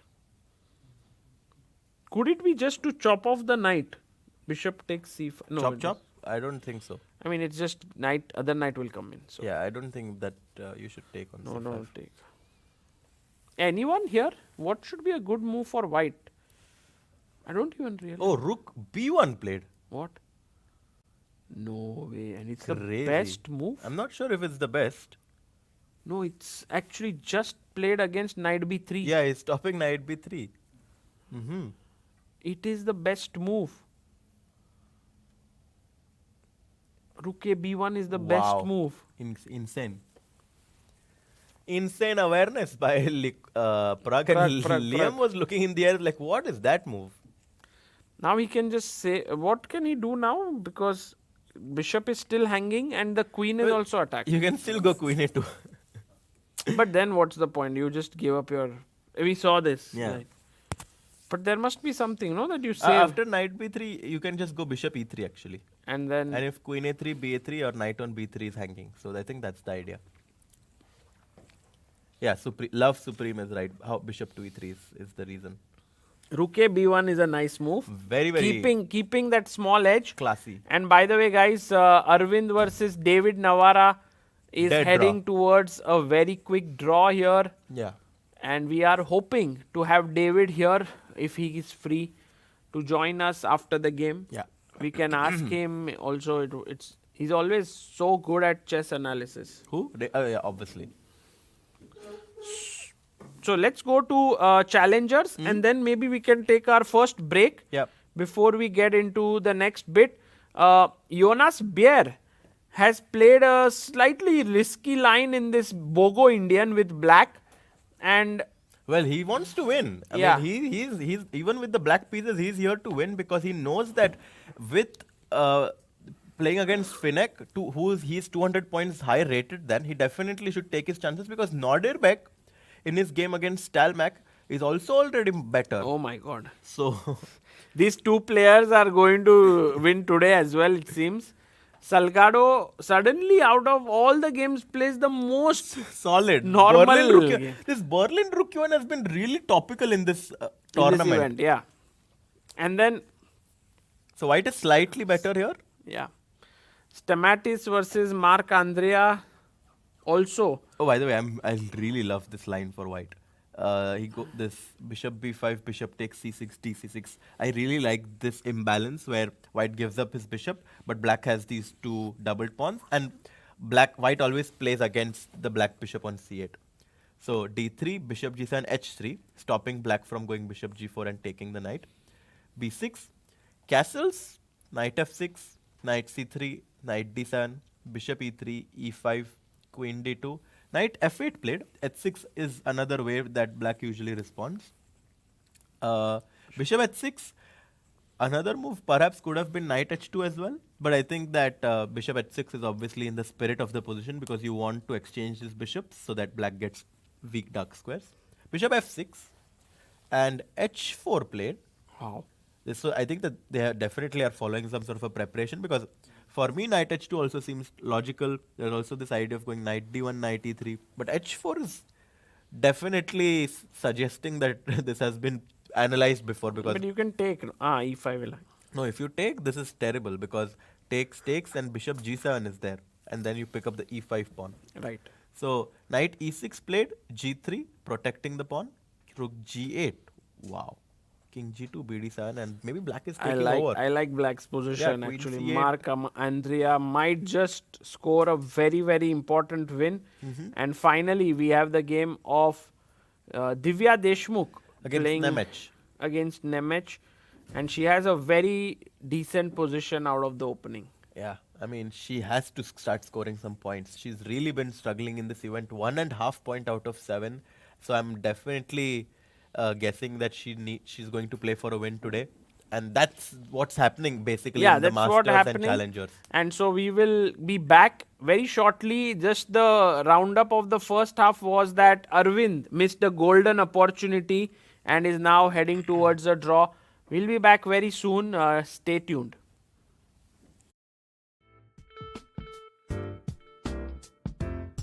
Stay still by my side. So pretty and so kind. I love your leather eyes, reflecting my clothes bright. You've got to be under your skin. I'm flying in a dream. I love your leather look, reflecting my love's good. I love your leather look. So pretty and so kind, forever. Chess is a battle of minds, a game where every move shapes destiny. For centuries, it has endured wars, revolutions, and the test of time. But in today's world of instant insights, one challenge remains. What if one game could change a tournament, but no one saw it coming? At the Chess Olympiad, teams fought for medals, yet the Swiss format and tiebreak system left everyone in the dark. Fans, players, even commentators. Other sports thrive on real-time stats. Chess? Not yet. A team of engineers, data scientists, and chess enthusiasts ask, what if you could change the game? What if AI could bring real-time clarity to chess? What if you could predict outcomes, calculate winning chances, and even foresee future parents? Now, we can.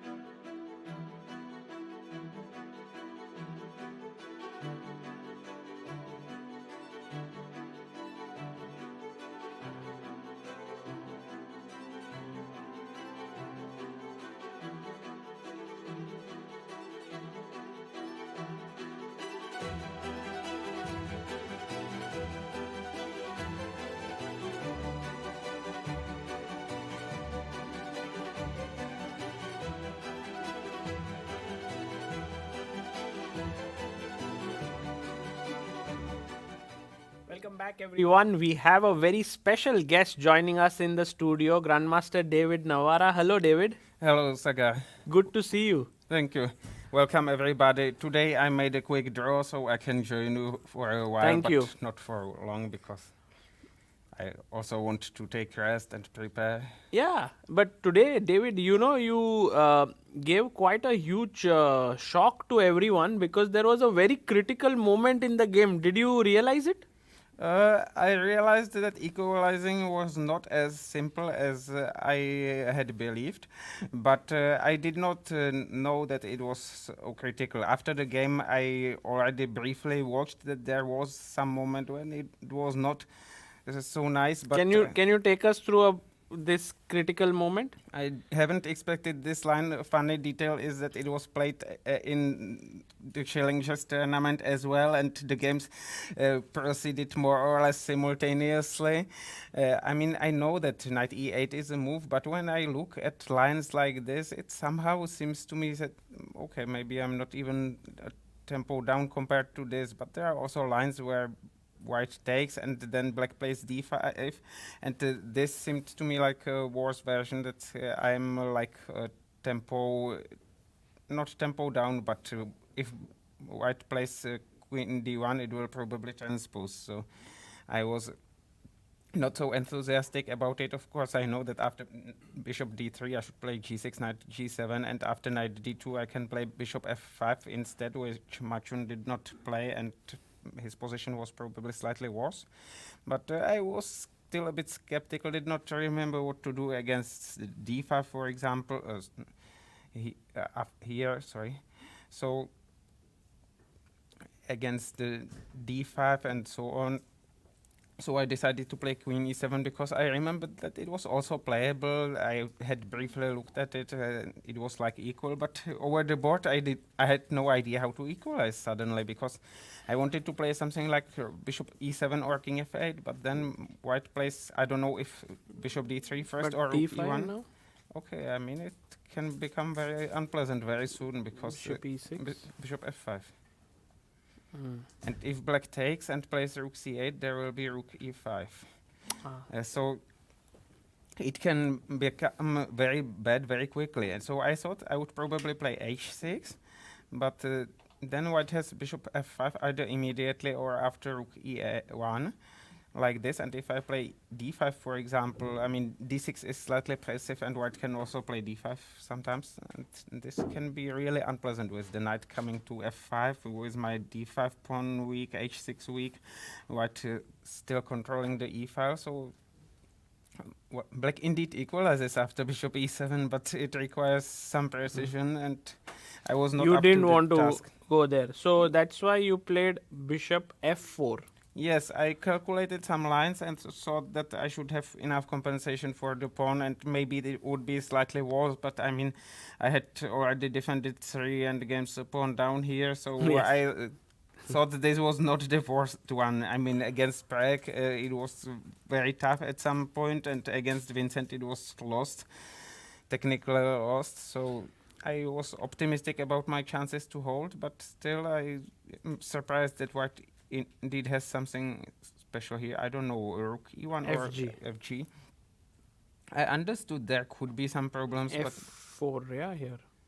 yes, Or f3. I don't know. Yes, f3 might be stronger. yes, f3, Take, and now... because after f4 I have king f5, you are right. Yeah. f3, take, rook e1, I think. Yes, I even saw something like this, but okay, bishop e6, rook e5 perhaps, although I take on a2 and then bishop d3, rook e7. Yes, it's nice.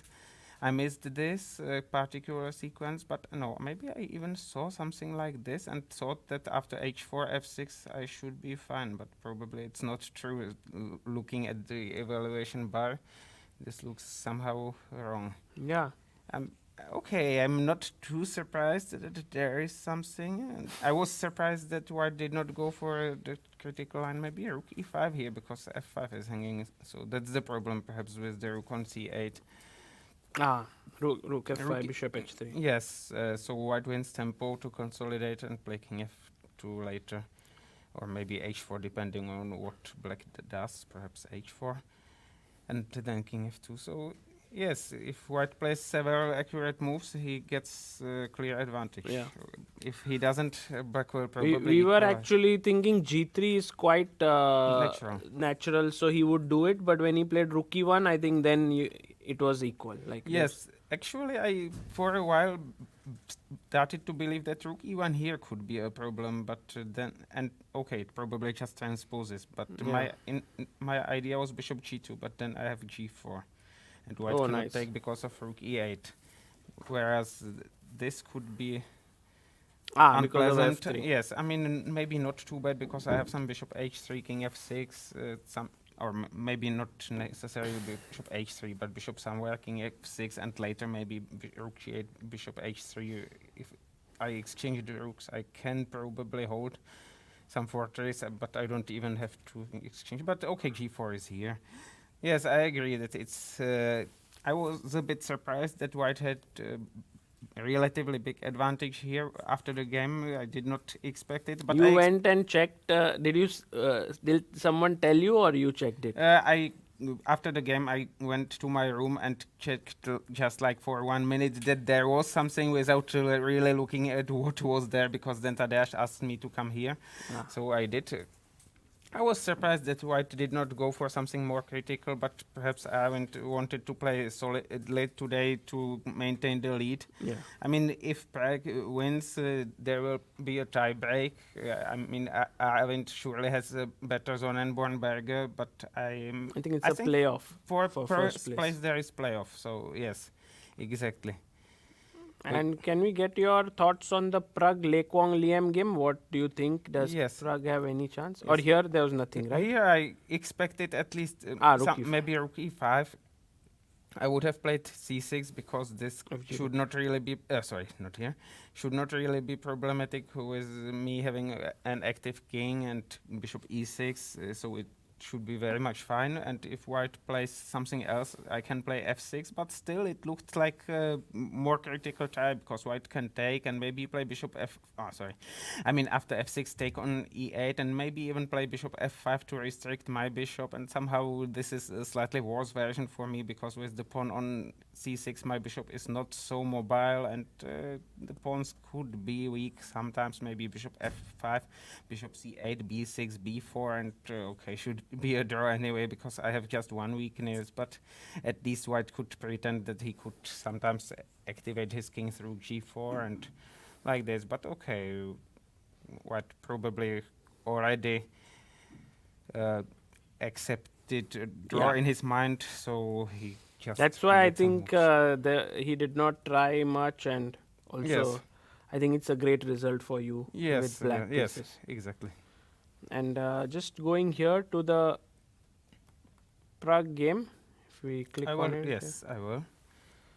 So we see that it started as a Queen's Gambit, sort of orthodox, and transposed to Catalan, not so orthodox Catalan. I even played this with black after Queen D3. Black can play B6 or A6, which are both fine. And white sacrificed a pawn but has decent compensation. I even maybe remember how to equalize with black safely here, but I don't want to show it. And maybe don't really remember it. C5 is one of the moves, maybe not the critical one. I don't know, but like Quang Liem is generally very solid. And so probably he knows what he is doing, although I'm not sure if C5 is the best choice for black, but it makes sense for sure. I like how Prague put his queen on A3. Yes, it looks very strange, counterintuitive, because white's queen looks exposed, but in fact black's queen is no less exposed here, and this pin is good because black needs some time to protect his bishop, and white can attack black's queen. So probably it works. I would not go for this if it were not preparation, but it most likely maybe was. Liam was prepared. I even think that maybe Prague was. I don't know. No idea. It So looks both like had a lot of time. Yes, hard to say really. Yes, it will be very interesting. Bishop D4 and it looks slightly better for white, who has more active pieces. But on the other hand, uh, I don't know. There are those weaknesses on b3, b4, b5, so it might matter who occupies some of those squares. Black cannot occupy b3 now, I mean, I would like to see white's knight on b5. Sometimes there is bishop d7, of course. I would like to see black's knight on b3 after the queen exchange, but this is easier said than done.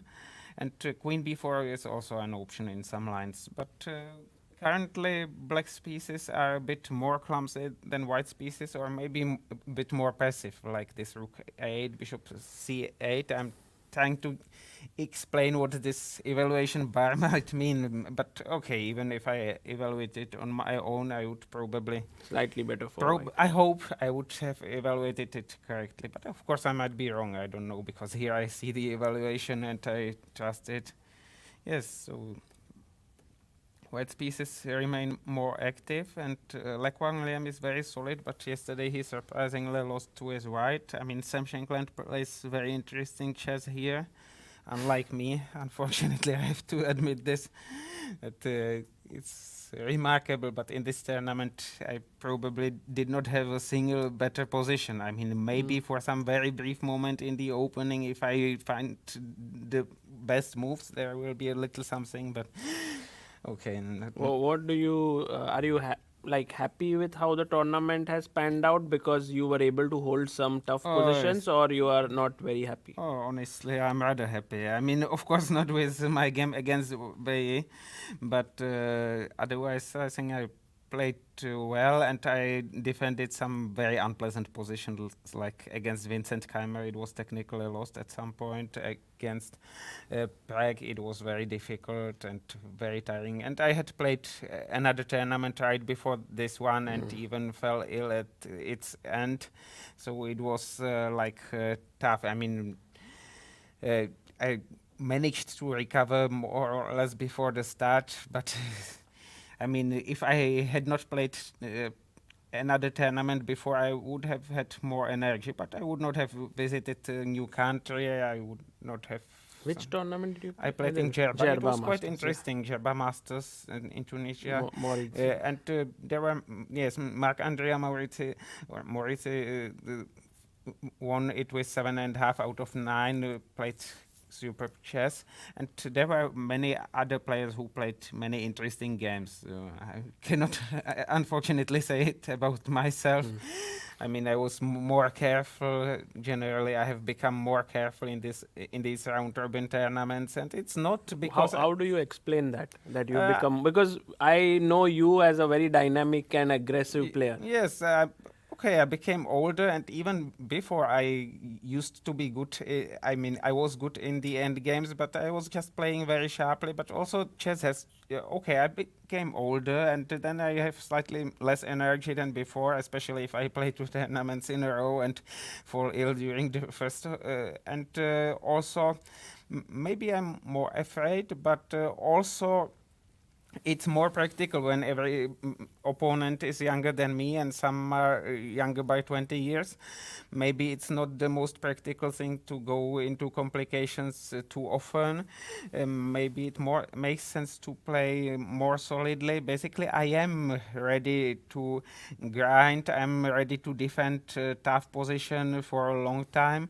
So it's not like complete lack of fighting spirit, nothing like this. Just also, there is problem with the opening theory, that it has advanced a lot, and at this level, if I exaggerate it a bit, there is plenty of theory and everybody remembers everything, which is of course not true. I mean, you see players like Gukesh, Praggnanandhaa, Nodirbek Abdusatorov, Vincent Keymer, playing very daring chess with Arjun Erigaisi, with many fresh ideas and like this. But I mean, you need a lot of energy for this. You need perhaps trainers who will find a lot of ideas for you. You also need maybe sponsors to play like this, because they are so good that they don't even need sponsors. But I mean, if one plays such adventurous chess, it might go up and down. And at my level, I mean, in open tournaments, it could be a big difference. For example, I mean, I'm not really.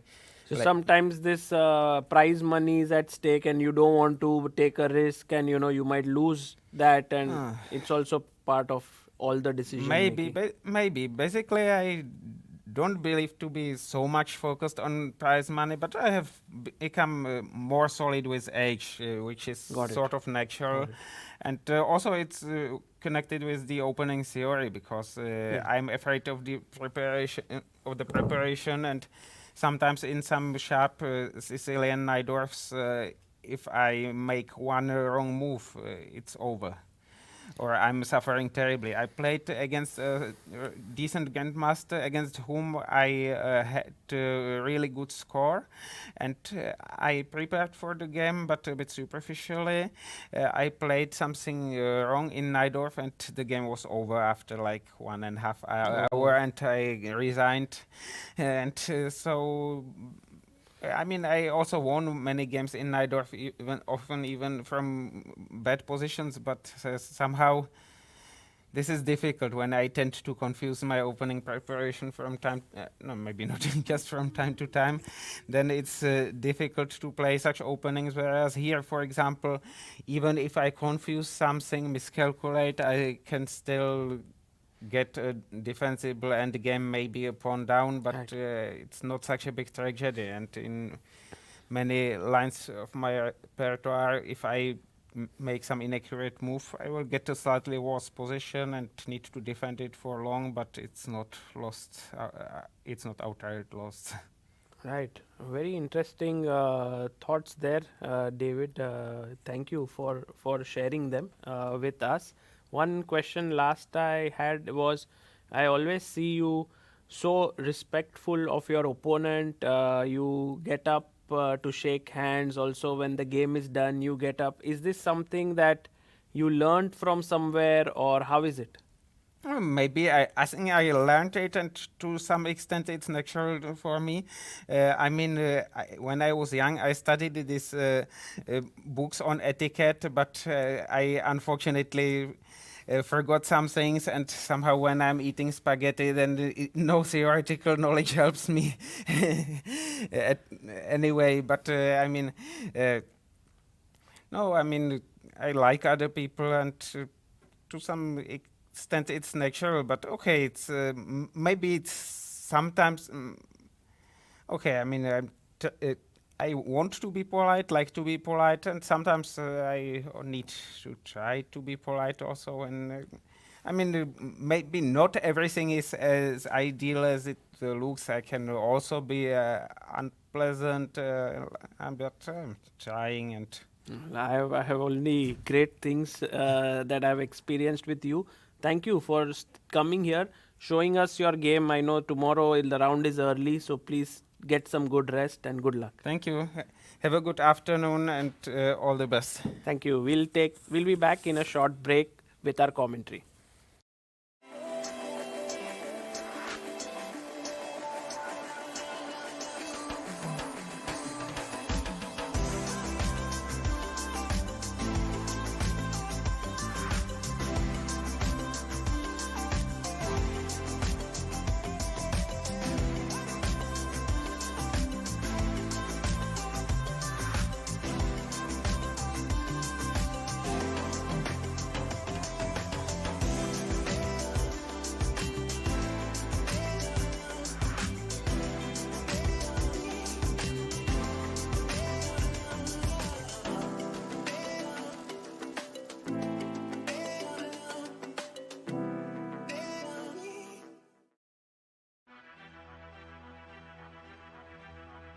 Chess is a battle of minds, a game where every move shapes destiny.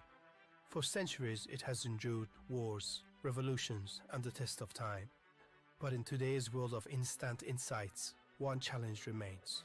What if one game could change a tournament, but no one saw it coming? At the Chess Olympiad, teams fought for medals, yet the Swiss format and tiebreak system left everyone in the dark. Fans, players, even commentators. Other sports thrive on real-time stats. Chess? Not yet. A team of engineers, data scientists, and chess enthusiasts ask, what if you could change the game? What if AI could bring real-time clarity to chess? What if you could predict outcomes, calculate winning chances, and even foresee future parents? Now, we can.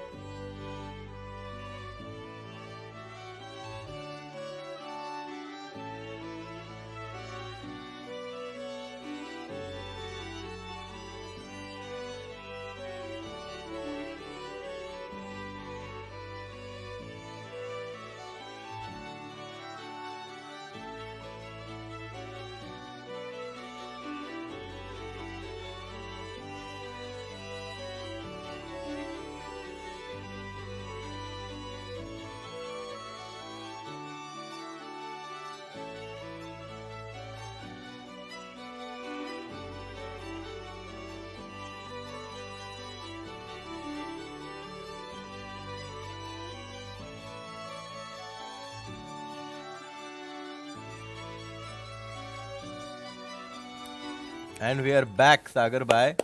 That was great to have Navara with us because he's such a gentleman, always so passionate about chess, and it was great to get his insights about this quick Yeah. draw that he had. That, and also like he gave a lot of insights into the theory that's going on at top level. Yeah. And also he spoke of, I asked him about his, like, this very kind mannerisms that he has when he always gets up and so on. And he said when he was young, he read a book on etiquettes. Which was it? What was the name? I don't know. But he read a book and he kind of follows it till date, which is so nice. Yeah, absolutely. Yeah. So it's great that we are back now, and it feels like Prague's game has had some developments, and the knight from f3 has moved from e1 to c2 to attack the queen here, which is so nicely nestled. And if you take, I believe Prague wants to take back with the pawn, Absolutely. because- opening up the rook. And also setting up a nasty threat right now. If black plays a move like h6, there is a very dangerous threat that white has. Oh my god. Simply- Can we ask our viewers? Yeah, chop chop. Okay. Guys, what is the best move here? Do you want to start with rook b3 or do you want to start with rook takes d7? Because if you take rook takes b3, knight takes b3, rook takes d7, don't forget that your knights are not rook f8, rook a8, and your knights are suddenly hanging. So you need to be careful. You need to be careful. Wow. It was a trick question. Amazing. That's why instead of rook b3, you need to take rook takes d7, knight takes d7, and now take rook takes b3, where your rook is very nicely protecting these two knights, and white has a big advantage. So Fantastic. that's what white is threatening right now. So after knight c2, I'm expecting queen a3, b3 and a move like rook ac8. I think this should keep equality. Sorry? Rook d7. Well, now rook d7, knight d7, rook takes b3 is less tempting because I just have a feeling that something bad is going to happen on this. Maybe knight c5. Yeah? Knight c5, knight d3, knight c1. Wow. Knight c5, if let's say the rook goes to b1, knight d3, and if rook b3, knight c1. Very nice way to make Rook sure. b1. And now I just take on c3, rook c1, rook f c8, Bishop and you're e4. super sad about having this pin. Bishop e4, well, Rook a3. black at least has a draw with rook c4, rook d3. Yeah, You can a3. even take rook takes a3, which I don't really think you should. I think that you should just keep the pin. I think the best move is rook c4 to try and dislodge the bishop from e4 and try and capture the bishop on e2. So black, I think, keeps equality after the move rook a8. So I'm expecting something like this to follow after the move knight to c2 from white. Yeah, crazy position, but it feels like Prague somewhere lost his edge. And because Did he have? bishop c5, he seemed like slightly better, very slightly. But after takes, So perhaps instead it of was not good. Bishop c5, I guess bishop f4 was a very good move. Wow. It's the right move. Yeah, because the point is that capturing on c5 allows the black knight from d7 to come in the game. And white's biggest advantage currently is the fact that black's pieces lack harmony. And I think once you take on c5, black just gets a lot of space, which allows him to equalize. I think bishop f4 very nicely illustrates the point that after queen takes a3, b takes a3, the black's knight is completely trapped on b3. And now it's hard for black to find a move, right? Because I'm ready to go with knight b5. I'm also ready at some point to go knight g5, knight e4. And basically, I have very easy play. So I think that bishop f4 was a critical move that would have given Prague an advantage. But because now after take, as you rightly said, the knight has entered into the game and black's play looks easier. And now we will see most likely take. And if this game ends in a draw, That would be a great news for Arvind because Yeah. Arvind might have been feeling bad that it's such a big chance, and now that Prague wins, he can join me. But with this draw, things still stand as they should for Arvind. He is going to be in the lead after this round, and if Prague does not win, which seems to be the case. I have a feeling somehow, Harshit Bhai, that Quang Liem has chances to go wrong here. Because firstly, he's not making his move, which means that either he doesn't want to trade or he's looking a little bit deeper after the trade. I think he might be looking at a bit deeper after the trade because queen b6, I'm a bit afraid that the white rook is going to jump into d6, and I'm not exactly sure if I want to allow white to attack my queen with a tempo.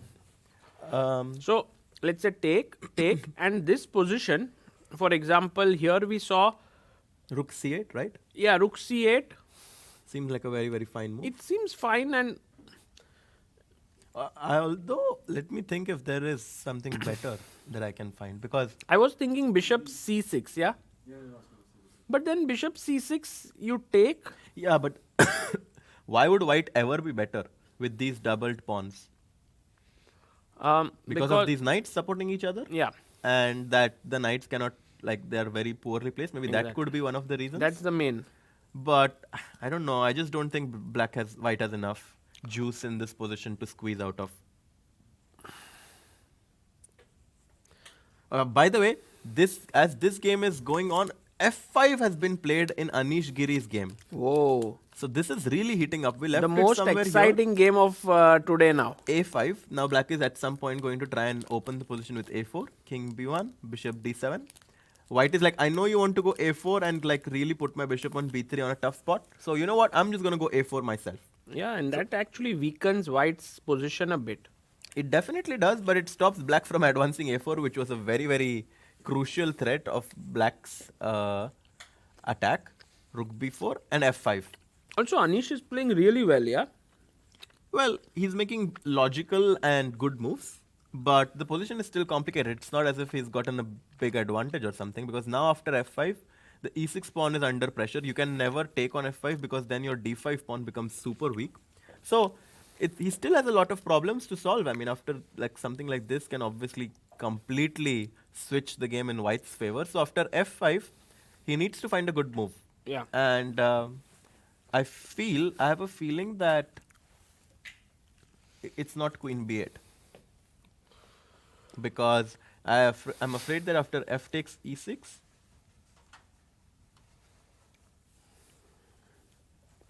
Yeah, f takes e6, bishop takes e6, and something like bishop takes f6, bishop takes f6, knight takes d5 might be leading into some sort of a simplification with opposite colored bishops where white is a pawn up but black would have great compensation with his bishop on f2 but kind of steers towards an equality. Yeah, so I think Harshit bhai that f5 Is a great move. Anish has to find the way to deal with it Mm-hmm. and keep his chances alive of pressing here Yeah. because it's quite possible that the game might just peter out into Oh, equality. by the way, this has happened in Prague's game. Queen Wow. takes a3, b takes a3. Wow. And Liam is thinking now around 40 minutes each for both sides. Yeah. For people just joining in, Arvind drew his game against Navara. We also had Navara joining us to explain his thoughts. So you can check that out. So that game was a draw. Prague's game, he was a bit better with the move bishop to f4 on move number Couple of moves ago. 18th move exactly. He could have gone bishop f4. And now it seems like the current position is around equal. Even Steven, Sagar bhai. Looks even, but I feel this is the key move for black. If he finds the right move to equalize, it will be a draw. But I think there should be many moves, no? Like rook a c8 is definitely one of them. Bishop c6, as we got a suggestion from our audience, is also one very, very decent move. I think that, I just think that black is doing very, very fine. Do we have something on YouTube by chance? Is it like buffering or something? Maybe if we can check the live stream. It's good? All good. It's good, yeah? Yeah, so this game currently seems to be around equal, but still there are some chances for both sides in this position because these pawns are doubled, so black might be ambitious himself. It's possible. And if black is ambitious, that will give white counter chances. Yeah. Okay. So, interesting moment here. I will come back and I want to see. Let's check Keymer versus Gurel. Oh, by the way, Anish made a move. Queen b6. But doesn't that do the same like fe6? What do you do? Fe. No, not fe, no? Because I thought, really fe? I was afraid there will be some knight d5 business. But knight d5, knight d5, right? Bishop e7, Knight e7. rook d7. You can't take that. So, ed, yeah? What is Anish is? Oh, rook b. No, wait a second. Ed, queen e7. Oh, no, wait. Rook b3, cp. Bishop f5 check. No, that doesn't seem to work. But you can start with bishop f5, I think. No, it's a... No. Yeah, rook e8 is the simple, yeah. The queen is Wow. almost trapped, yeah. Wow. And if bishop d5 check, you don't take on d5, but you just go king h8. Wow. Very Incredible nice. move. Yeah, and now b2 is also hanging, queen is hanging. Great idea that Well done, stops Arnav. knight takes d5. Also in the chat found it. So, Yeah. Anish really tactically making this move queen b6 work. And fe, you were talking about bishop takes. Maybe bishop takes means then, as you said, this kind of trades. Simplification, yeah. Bishop Trade. f6 and knight takes d5, I think. So, that is- he doesn't want. Yeah. So, he will basically take back with the pawn Absolutely. and yeah. try to say, I can fight here. Yeah. Wow. Okay. Do you think Vincent Keymer, and what a complicated game between Vincent and Ediz Gurel, because look at the black pieces all huddled in the center while the king looks a bit weak. Black king, as you rightly pointed out, this move queen e4. Yes, but the problem with this move is knight takes f3 check and black goes knight g5 next, stopping the mate on h7 and at the same time attacking the queen on e4. So I'm expecting after knight d4, bishop takes d4. And if you take with the c pawn and queen e4 now, which stops you from going knight g5 because my knight is beautifully stopping it. And if you go back knight to f8, then you have to be careful about your d4 pawn hanging. Yeah, this looks really good for white. So maybe knight d4, he might have to take... Knight d4 now runs into queen c3, by the way. So you have to be very careful. Yeah, but even like I don't take knight d4. Yeah, you maybe just I just play bishop d3 Yeah. And with then the rook idea of rook c1. Also bishop c4, at some point knight f5. This looks very good for white. So would you say that Vincent is slightly better here? Yeah, I think if he finds this idea with bishop He d4... took. Oh, he took. Yeah, okay. Then I think he is better. And after queen cd4 is on the board. If we can just go to live. Yeah, this is the live board position. Yep. And it does feel like all black pieces are huddled together but not doing much, while white pieces are nicely positioned. I love how the pawn on h5 clamps the black king, and this diagonal, which is super open, can become very dangerous. Absolutely. I think queen e4 is the move that's going to be played next, followed by bishop to d3, making sure that the pawn on d4 is not going anywhere. And I do think that white has gotten a small advantage from this position. Meanwhile, if we see Wei Yi versus Nguyen, we saw that Van Nguyen was super well prepared, and we looked until castle's rook h e8. Pawn came up, queen e4. Threatening rook takes d4. Yes. Very important. d5, knight f5, now threatening to win a pawn on e3 perhaps. No, knight h4 is the nasty threat. To mate, huh? Yeah, Nothing if you go less. rook a d1, knight h4 is finito on the spot. Because What do you say, finito? finito la comedy. What does that mean? The comedy is over. It's time to But he went rook a e1. protecting the bishop on e3, but it seems So like that black if is knight taking over. h4, f3. because the bishop is protected. Exactly. So But black obviously can go knight d4 now, which is another idea. no, bishop d. Queen e2. Yeah, exactly. So knight Oh, wait a d4 is second. an idea. Knight d4 just moves the queen, no? Oh, knight d6 is also another idea. I think Harshit bhai, you are underestimating white's chances, but also black seems to be doing good. Oh, rook d6 might be the best move. Trying to Nice. bring the rook on Interesting the idea. other side. Knight d6 is also obviously very c5, possible. no? c5, well, but then your d5 pawn becomes very And weak. knight c4, yeah. Yeah, your d5 pawn is very weak. So black has a few options to choose from right now, and Van Nguyen is taking his time. Definitely has equalized in this position. I'm just wondering. Oh my god, can he go c5? Oh no, en passant, I forgot about that. I forgot about that option. Wow. Harshit bhai, you are a GM. What? You forgot en passant. I mean, The rule. No, I No, don't. generally people who start out chess forget about en passant. Yeah, I mean, I just wanted to put my pawn on c5 No, I was and just then... joking. You are now explaining why you have forgot. But it's just, yeah, okay, so c5 impossible. Yeah, c5 is not really good. So there must be something. Do you think g5 makes sense? Could it? Is there any world in which b5 is a move? No. That world doesn't make sense to me. Yeah. Seems like it's quite fine actually. No, I mean cb5. I mean, But I who? get the d5 pawn and I'm ready to jump with my knight. My rook is well placed. It's interesting. It's interesting. I was surprised that the evaluation only shifted this much. So that's an interesting move. Might be the best move actually. No. b5. Guys, what do you think should black play here? Any idea? I like that suggestion, Knight h4, f3, But but f3 and now the e3 bishop is protected. Maybe white can go queen f2 next and attack the knight and the pawn on a7. So not that easy to find a move. I was wondering if rook e5 makes sense, but it just feels very artificial. h5 is very interesting suggestion. Trying to go h4, h3. It does have some merit. What about queen h5? I think now he'll just want to go rook h8 and switch. But yeah, it's a bit too much maybe. I think b5 is a crazy move, yeah? Clearly. Jash Haria says rook d7 with the idea of rook e7. Wow. Maybe Josh, you are right. Yeah, that's the best move according to the engines.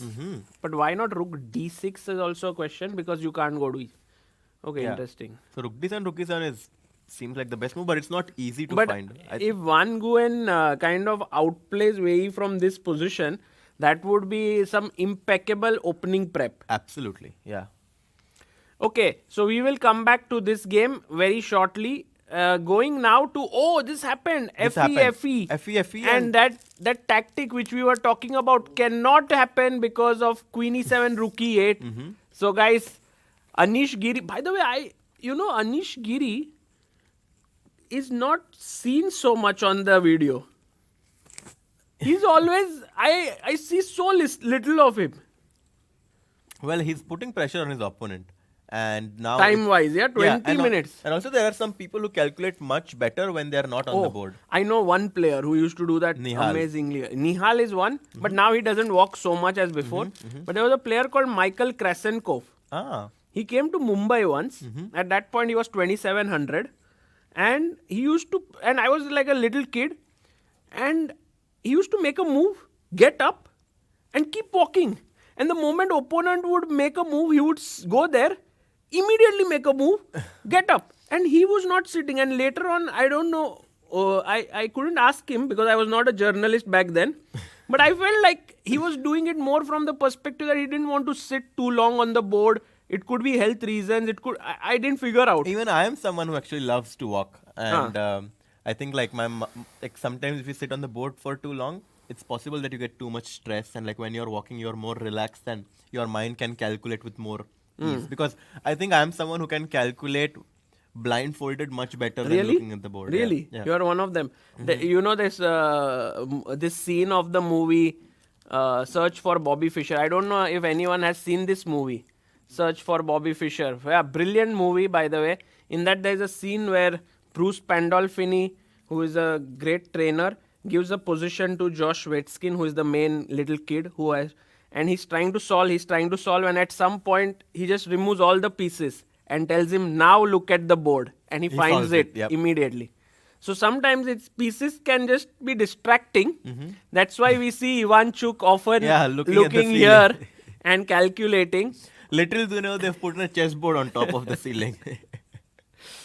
Yeah, next time I think, Harshit bhai, if you are playing, we would love you to also... I'm actually very excited now that when you will be playing, we will be commentating, I will be commentating. And if you reach the top boards, we can commentate on your game. And of course, if you win or lose, you have to come to the commentary room to share your thoughts. Yep. Okay, by the way, bishop c6 is what we were imagining, and it has happened. It has given maybe white a very small edge, this last move, which may not be very material, but I'm always curious to know what is the best way to press. I mean, bishop takes c6, b6, rook d6 is something that comes to mind. Rook d6, yeah. I was thinking also knight d4. Oh no, you definitely don't want to exchange pieces. Well, the point being that if I take, I thought my rooks are better positioned. Yeah, I think rook b8, for example. Yeah, so this is one way. You said rook d6, also interesting move to get in with the rook, attack this pawn. And guys, believe it or not, Praggnanandhaa is the player who loves such positions with white. This happened? Oh, no. No, it hasn't happened. So he's waiting now, he's thinking. And I'm sure Prag has seen that Arvind has drawn. So he would be really because today is his last white game. Yeah. Whom is he playing tomorrow? Oh, he's playing Anish. Yeah. Oof. And Anish with black is like very tough, because if Anish doesn't win today, he will not be in a very ambitious mood tomorrow. Yeah. Because then he's not fighting for the top spots. Knight b5 now. That's an option. Knight b5. Oh, that's a very cool suggestion here. Your idea is to just put your knight to d6, yeah?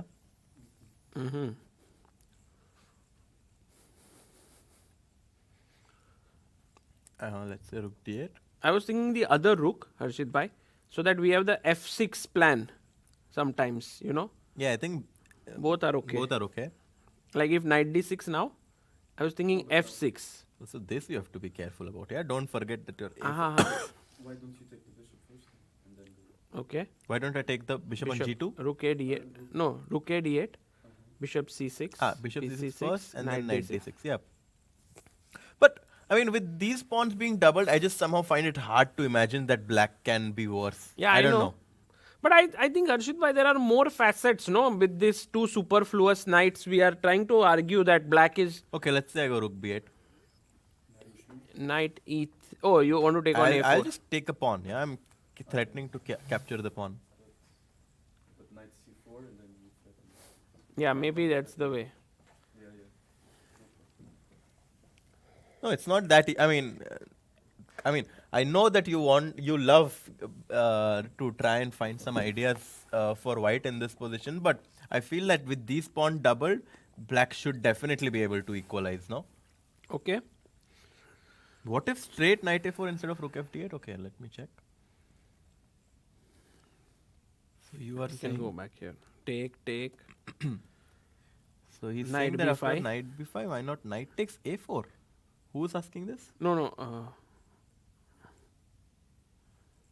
But rook b3? What's the idea? Bishop b5, Oh, rook bishop b5, b5. knight c3. But in general, you don't want to give two pieces for a rook, Yeah. especially in the endgame. For example, if white can set up a bind, and also attack the b7 pawn, I think white has very good winning chances. Like, this is definitely something that black should avoid. Yeah. So after bishop c6, Prague is trying to find some way to put pressure.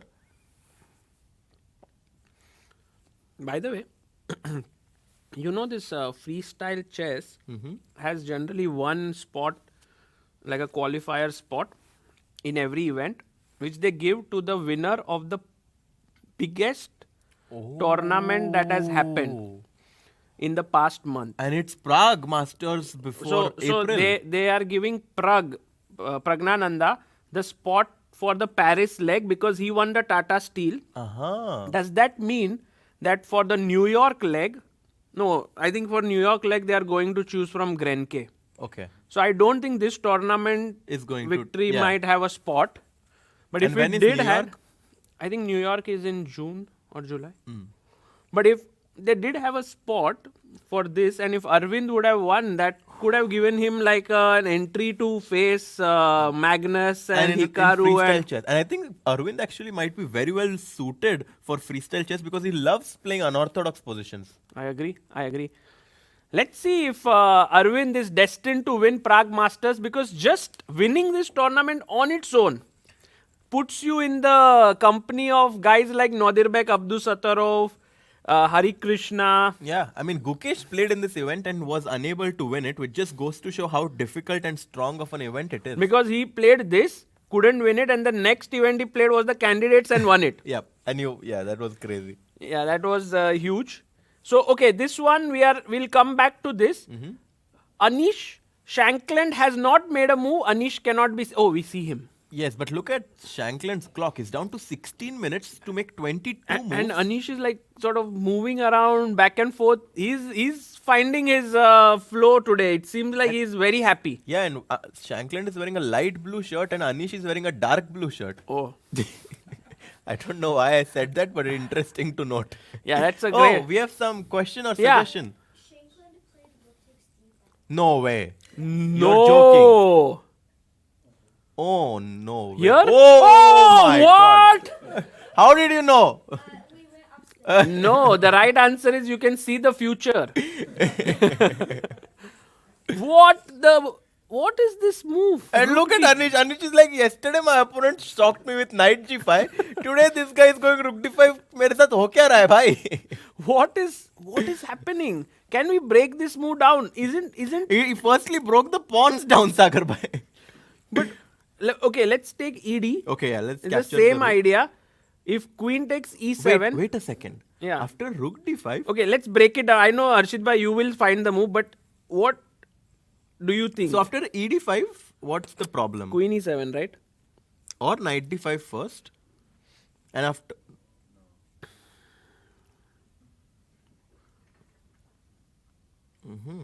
So it's not that trivial. Bishop f6 first. Bishop f6, bishop f6. No, it's also not bishop f6. Crazy. And I thought this is the reason. But oh my god, there might be rook takes b3 now. Wow. Crazy. Knight takes queen. b6, rook takes check, b2, king and rook c1. takes b6 is the reason why this is completely winning for black. Wow. But he found something. He definitely has an idea in his mind. What is his idea? Rook d5, ed5.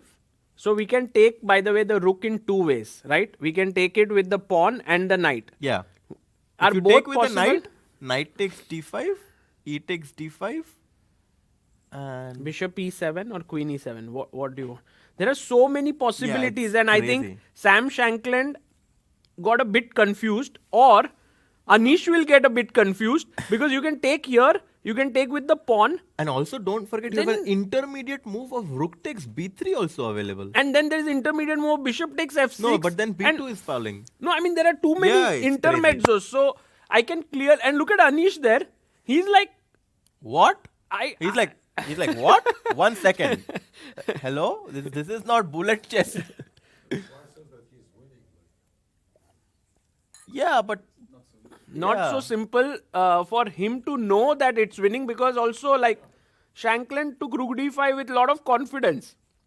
But he thought for like 20 minutes, and Kramnik once said that if someone thinks for more than 10-15 minutes in a position, the chances of him going wrong are very high. Well, it doesn't apply to Wei Yi, yeah. He generally he's thinking all the time. But what about ED just queen e7? Is that a terrible move? Queen e7, and does that? It seems white is okay here. Yeah, but So Anish should not take back with the pawn here. He takes with the. So Shankland would have, like, let's try to think like Shankland. Knight takes. What would he have thought here? Because if bishop takes bishop, knight takes, and there is no compensation. you're down you are a just whole a rook. rook down. So you have to here play. knight takes d5. Is there any other move like bishop d5? No, b2 is B2 falling. is hanging. So knight d5 only move ed5 only move for black. because queen is hanging. And now you can take e7 with the queen and the bishop. Yes, you can do something like this, but black. And now bishop f5, no, right? bishop f5 is a huge blunder. Oh, okay. Bishop Okay, f5, I get bishop it, I get d5 it. would Check be and you lose the rook. Exactly. Okay. But maybe bishop e6, bishop f7 simply. Bishop e6. Or how about queen e6? Trading. my- Because when you are ahead in material trade. Oh, it's terrible move. Yeah, it's not a good move. Why? Because queen e6, bishop e6, bishop e7. Oh, Harshit bhai, too quick. You have to be quick against this counterplay of white of rook takes d5, because if rook takes b3, wow. Wow. And if cb3, This is amazing. Now what? Okay, just got rid of a important you bishop. know, as Tal said, sacrifice first, think later.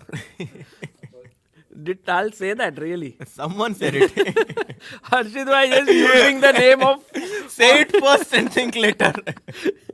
Or maybe bishop f5 now, yeah? Bishop f5. King a2. King a2, rook b8. Yeah, but I mean, is there no way to defend Bishop it? c2 is also an option. Oh, bishop c2.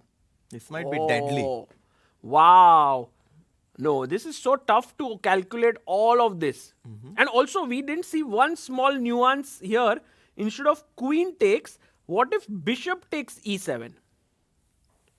I think it's the same. Rook takes b3, Yeah, c takes b3. yeah. And rook e8, do we pin it? We can, I think maybe we just pin it, yeah? Pin it, threaten the b3 pawn, and if you go something like king a2, even d4 looks very tempting. With the idea of bishop e6. Yeah, and attacking the b3 pawn. This looks very bad for white with the bishop being pinned to the Opposite queen. colored bishops. And what are the chances that Anish goes wrong here after rook d5? I think after having that hot pot yesterday, he has no chances to go wrong. Oh. Do you think the hot pot was the secret? What if he had it on day one? He could have been on so many more points. Yeah. But yeah, this does feel like here he needs to. But this just goes to show that Shankland is someone who loves going in, like he's not afraid of anything. You know, there is this What? thing. Shankland has this academy, online academy called Killer Chess Training. and there is something known as the weekly homework. And there you have to calculate, like they have 6 positions or 12 positions every week, and Shankland solves them every week. So my thinking is Shankland really prides himself in his calculation, like he's training it every single day and so on. So right now Rook d5 is a matter of like calculation for him, and he like, oh, I've seen all the variations, I'm going for it. But That's definitely something he's missed. Yeah, I mean, with no, the I mean, evaluation being completely against whites. let's go slowly here, Harshit bhai, because knight Okay, d5. firstly, Rook b3 is also a candidate move. It is a candidate move. I mean, It's actually best move. yeah. I mean, you take off the bishop on b3, CD. and like that was the first move that I was drawn towards, and Because if you don't take the rook, b2 is hanging. So Yeah. you have to take. you have to take. And now I was thinking about e takes d5 But e being takes an option. d5, queen e7. Rook e8, still interesting. Yeah, and this is kind of evened out because Oh wow, white has a Knight- very nice move. Knight takes d5 here. d5. What a move. Wow, Take, this is hanging. exactly. Otherwise, This is queen crazy. hanging. Yeah, Okay. so rook e8, maybe not, perhaps. Yeah, maybe white is doing No, but fine. rook, Yeah. rook b3, And knight- cb3, and now knight takes. Bishop e7. Bishop Oh, e7, knight e7, you're a e7. piece up. Okay. So knight d5, only move, right? Only move. And e d5, and again we get that opposite colored position. Yeah. Oh, it's just going there all the yeah, time. all the lines, It's all just roads lead transposes. to Rome. Yeah. All roads lead to this position, which is difficult to evaluate. Maybe Sam thought he's fine here. Yeah, I think that Sam thought that, okay, I'm a pawn up. I'm going to go king a2 next. What can go wrong? But bishop f5 check and bishop c2 is really going to put his calculation in a tough spot right now, because rook b8 is going What to if come next. queen a3, I come here and Oh my. looks bad, but Rook b8 maybe, yeah? Rook Just b8? another attacker. It's finito, yeah? Okay, you win this pawn, but it's I mean, not if I like- win the b3 pawn, then your king is no shelter. And then bishop c4 and a lot of attacking ideas. Even with such limited material, the king safety is going to play a big role in this game. So question to all the people here, will Anish take knight takes rook, or will he first take rook takes b3? I think rook b3. I vouch for rook b3. Yeah, rook b3. Because, like, whenever your opponent plays a very, very unexpected move, they usually calculate all the, like, forcing moves. But rook b3 is slightly, like, unorthodox. It's the most, like, one of the calculations for Sam, right? Yeah, but like e d5 and knight d5 is obviously where he should have spent most of his time on. And rook b3 is just taking off like that important bishop of yours, which was like, always annoying me and giving checks on this diagonal. Okay, we'll come back here. Anish will think, I think, for at least 10 more minutes, because it's a critical moment of the game. We are going to Praggnanandhaa versus Quang Liem. Somehow, the rook has jumped right into the center of the board. How and why? So we go... How and why? Yeah, why? I mean, knight e3, rook d8, knight c4, and he just jumped in. Yeah. I think he just said, why not? I mean, I want to trade I want to trade as many pieces as possible. If you take My knights can come out. Finally, Yeah. yeah. My knights were really having a tough time to Yeah. get rid of each other. They were like, just stuck to each other. And Yeah. finally, rook takes d4, knight d4. They get some of their personal space. Yeah, I then, think white is fine. Yeah? Now, the knights are a little bit away from each other, but it seems like white knight on c4 is the trump. But this a4 pawn is also weak. Yeah? I know, but let's... Maybe Harshit bhai, I need you to start believing in double pawns. You have not been believing in white's position at all. Well, the thing is that Like you're I looking really- at this position with a eye of like, it's so ugly, those two I'm double pawns. obviously Yeah. looking at this with some sort of a bias, because I care You a know, lot I about fi- pawn structures. What I realized once, and this is like a big eye opener for me, just to show our viewers, I was talking once with GM Suat Atalik, and it's not exactly this position, but just to give you an idea of what we were discussing, is somewhere takes No. happened. No, not here. not in this position, but like this structure. And I was telling him, oh, these doubled pawns look so ugly and so on. And he said, like, they look so beautiful. What? Yeah, they look so beautiful. It's like you have an open file. And that time I realized it's a matter of perspective. Like, I don't like it. Yeah. But maybe over the years, he has won some beautiful games with this structure and he started to love it. So Interesting. perhaps somewhere I feel I'm loving this position for white because someday maybe I had some positions where these double pawns gave me an advantage, but you never kind of found that happiness with double pawns. Yeah. I usually found happiness and love with connected pawns, but I am glad to know that people are finding their own love. No, of course, it has some merit. I mean, like the pawn on a4 controls the b5 square, the pawn on a3 controls the square. Now I love how you are trying to see the bright side. I mean, Yeah. I Which have you to, I guess, which you at this point, after being convinced by everyone. It takes 2 knights to be next to the pawn. Yeah. And also this rook gets an open file. If that's the biggest advantage, that Yeah. these double pawns allow white to have an open b file for his rook, which black doesn't have. So this is obviously one of the key factors that makes having these double pawns worth it. Yeah. So look at Prague, by the way. He's excited. You know, if we can zoom in on Prague, like go full screen, he Rook takes d4. Yeah, he took. Knight takes. He's liking his position, I think. You know, so much excited. He has a piece. He's swiveling it in his hand and so on. I guess what should be the next move? Bishop takes bishop or Knight b5 is an option, yeah. so that you can finally get rid of these double pawns. And now you see the evaluation is suddenly much better. Yeah, for sure. Because the white knight will jump to d6 and white doesn't have a weakness anymore. No, I mean, Quang Liem is not going to let you undouble so easily. So Okay, knight b5 is Knight an b5 idea. I Knight like. b6 is also an option to yeah, try. but and knight b5, by the way, you don't take on b5. But then what do you do with your knight in the center? Maybe you can go knight e2 check. If king f1, bishop takes g2, king takes g2 and capture the pawn on a4. Maybe this could be a way that black... But also now knight d6. yeah, actually this might be And- dangerous because my knights are really miscoordinated. If you take on b7 with the rook, suddenly f7 is weak, pawn on a5 is weak. This can potentially be dangerous. You know what is the most beautiful thing about those doubled a pawns? You can give one away. that and also this amazing open file for Yeah. the rook. You would never have got it, no? I would have never gotten I it. mean, yeah. no. I mean, white would have never gotten this beautiful open file if it was not for the doubled pawns. Yeah, true.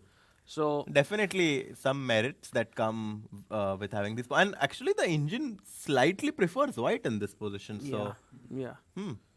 Okay, so Prague thinking about how to get an advantage. Meanwhile, Anish Giri still thinking, finally we have a scene where Anish is alone and the opponent has gotten up. So Sam has now 16 minutes, so I guess he must be now preparing for his final phase of calculation. Yeah. Ediz Gurel versus Vincent Keymer. We did see this queen e4 idea, Arshid Bhai, to checkmate here, but knight jumped back. Bishop d3, we said that this should be better for white, but Gurel is like attacking the rook. Rook came up, queen b7 offering a trade. very smart because obviously with white having so much initiative towards the black king, black is like, okay, let me trade the queens and then show me But where I you're don't at. want to trade the queens. I want to go queen f4, right? Is it good or? Yeah, queen f4 is definitely very, very Why- possible. Why would I trade yeah, queens? maybe he's afraid of knight e6. But queen f5. And knight g5. Okay, not queen f5 then. I have to find something else. It's not easy for you to find a move because if Queen h4 maybe. yeah, but then bishop e7 back. I have to go back like Yeah, queen you have h2. to go queen h2 or queen Wei h3. Yi yeah. style. But it's too It's much, very, yeah, very because bad. knight f4 is coming. You can't really do that. So then maybe He that's played. why He made a move by the way. He he played bishop b5. And suddenly the evaluation is equal. Maybe I mean black should just trade the queens, no? Queen Take. takes e4. I don't know. Knight Knight takes e4. takes. But with the queens being exchanged, I suddenly love black's position because he has two bishops. He can even consider going bishop d7 now. Because of if knight d4. I take on e5. E5. And I'm doing quite. Actually, I might take on b5 first, and then I'll take on e5, because then I'm also ready to go rook e8 and put pressure on this line. So bishop b5, queen takes e4, and it seems like Ediz is going to be doing very well again today with the black pieces. His tournament is turning out to be very, very well in the second half. No, I mean all the people are taking note of Ediz as as one of the kind of rising Upcoming, stars, yeah, in the definitely. world of chess. Sorry, he's 16 years old. Yeah, he's born in 2008, so he's very young, and he's already 2.6, 2.5 or something. Yeah, and also maybe gaining like 7-8 points in this event. Incredible. Yeah, By the way, bishop takes c6 played by Prague. Best move. Is it? Yeah, I'm not sure. it was the best move. Bishop takes c6. Oh, wow. Wow. Prague grinding here. Now pawn takes might be good, because if you take knight takes, your b pawn is Oh, still why weak. it is actually. Oh, back rank. Mm-hmm. Amazing. But maybe. No. Why? Why do you want to give up? Is there some tactic like at 6 then? Yeah, that's what I was considering. So let's say knight a4, h6 or g6, h5. h5, and now both the knights cannot be saved. Mm-hmm. Wow. You thought I blundered. No. I saw your face. I know your when you blunder, when you don't. Generally, you don't. So very strong. Yeah, so BC6, but actually, I mean, I'm very surprised. White actually, like the engine actually evaluates this as better for white, and it seems like after a move like rook d1, asking the question to this knight where he wants to go, white actually might be pressing here, because the rook on 8 is stuck to defending this pawn on Knight a5. b3, no? Again, you come back. Well, now rook d6. Suddenly the position has changed completely, And now rook- doubled a pawns don't matter anymore. No, they do, but A5 pawn is also weak. now. Exactly. Yeah, very weak. I think the biggest reason is that these knights are just so poorly placed. Yeah. Wow. Okay, this is very interesting. I think it will open many eyes today. I think right now it's like 30% Prague wins and 70% draw.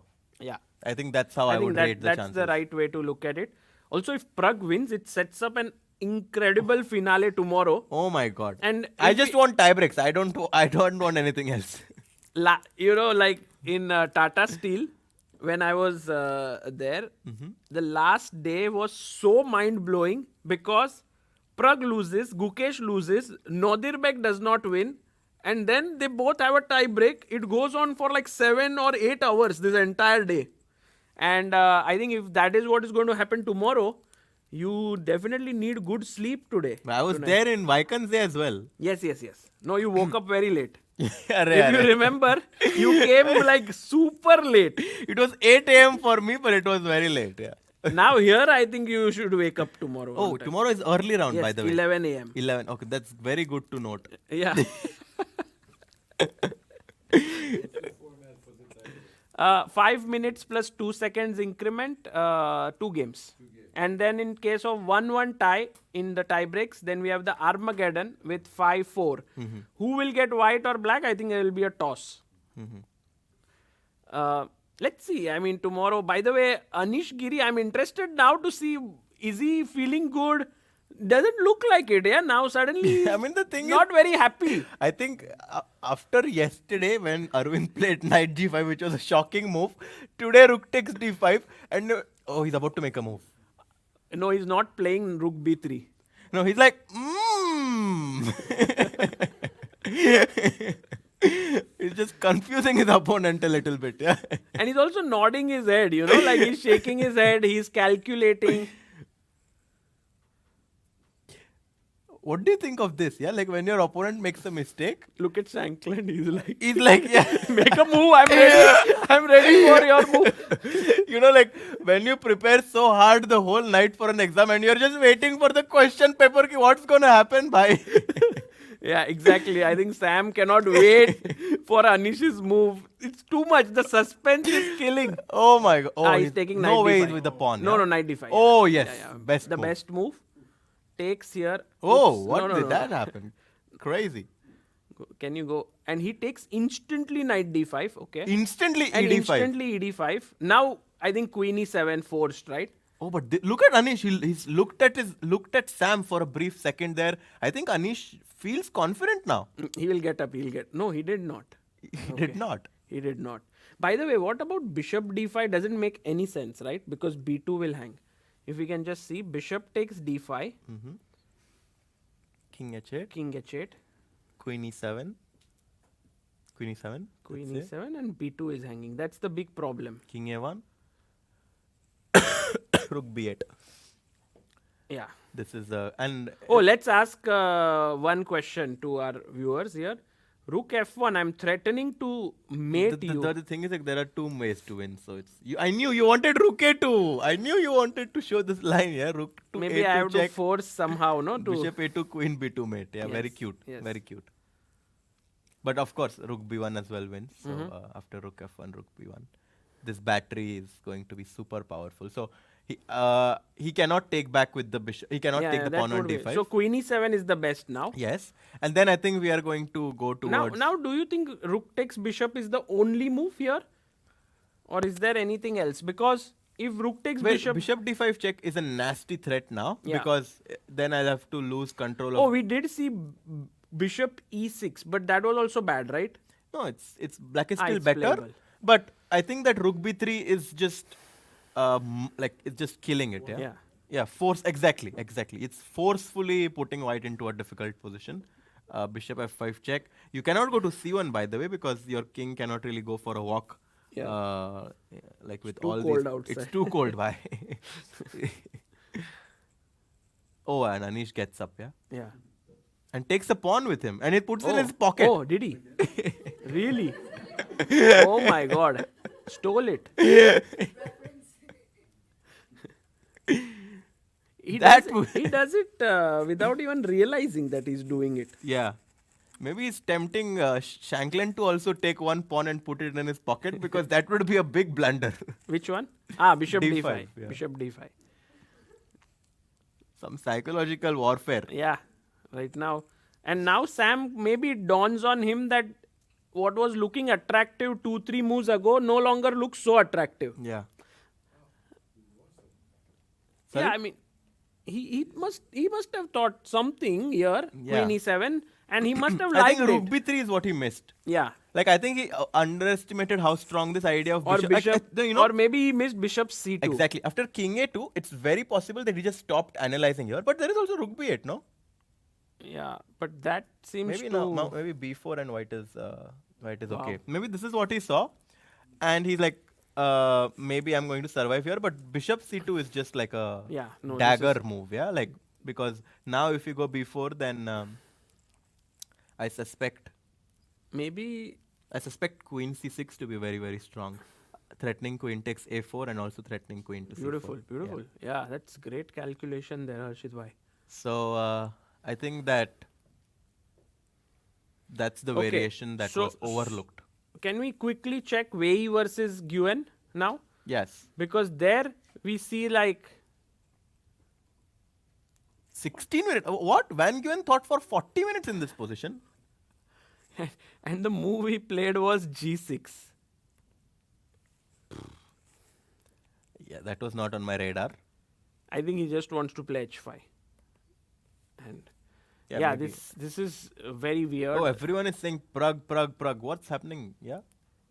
No, he's thinking, guys. He's still thinking. Yeah, guys. After bishop Nothing c6, much has bc6, happened. He's down to 14 minutes, but he only needs to make 12 moves. So it's not really. He's not really in such a big time pressure right now. And he is slightly better right now, but still quite solid for black. That's the update, or Yeah. that's what we left it at, and we still stay at the same. Oh, finally he plays a move, rook b6. What? Is that a mistake? Yeah, it definitely dropped the eval here, rook b6, but Prague is feeling quite confident. So he's not attacking anything, right? c6 is defended by the knight. Exactly. So what is his idea? So I expect black to go something like h5 or something. Yeah, h5 just improving. And then what is the rook exactly doing on b6, which could have been on d6 if I played the move rook to d1? I don't know. Well, he has some point, obviously. Obviously, yeah. This is the thing, guys. We have learnt it the hard way. That you think that top players never make mistakes. Then many times I go to calculate, talk to them, and then they rattle out like 10 moves in that line which they had thought, and I'm like, okay, yes, you had thought quite deeply, but you had missed a point on some fourth move or fifth move. Exactly. So the same thing here. Maybe Prague has some idea. Yeah, some idea. And I'm also trying to put myself in Prague's shoes right now and try to figure out what that idea is. And it's not that obvious to me. King F1. Maybe, yeah. King F1 and trying to go knight E2, trying to trade the defender of the C6 pawn. Yeah, that makes some sense. But also the thing is, like, as soon as you move your knight on C3, don't forget that your pawn on A4 is going to be a bit loose. So right now your positions are kind of in some sort of a stalemate. Like, you can't really move them so easily. Also, rook a6. I don't think black will ever go rook a6. Yeah, H5 just seems great. yeah, we played h5, king f1, and maybe even rook d8 is not that crazy. But then A5 hangs. And yeah? then I just go back rook a8. And then knight C6. And then I take knight takes. Actually, I take here. Take, rook takes, knight No, takes. I think I should start with knight a4. That's what I think. And we might reach this, which should be a draw because the pawn is on e5. So after a move like rook c3, it might be super powerful to go pawn to g5, and then black will just bring his king to f5 and should be a draw. So rook b6, bit of a surprising move which drops the evaluation bar right now. Okay. Should we quickly see here? Queens have been traded in Vincent versus Ediz. The rook swings over to e1. So yeah, bishop b5. He took on e4. Rook e4, bishop d7. All of this happened. Bishop takes, rook takes, and rook d1 played. Yeah. And actually, black is the one who's suddenly starting to be better because he has a passer. He has a passer. He has a bishop which can be placed on c3. And knight e6. No attack. Exactly. Without the queens on the board, the knights on g3 and f3 seem a bit Actually, misplaced. the knight on g3 Would love to be on d3. No, he would love to go from f5 to d6 if possible, but it's not so easy because there are tactics. Yeah. Okay, so this one, and by the way, Nguyen has made an error by playing rook e7. I think error is a bit harsh. I think he's trying to go rook e8, and I mean he just wants to keep the game in a very positional fashion. Knight d6 next. I mean, it's unclear how white's gonna improve. I was thinking maybe he wants to go queen g4 now. That's actually something that also just came to my mind. But let's say he just goes rook d8. Because if you ever take on e4, black's going to be very happy because now the c4 pawn is hanging.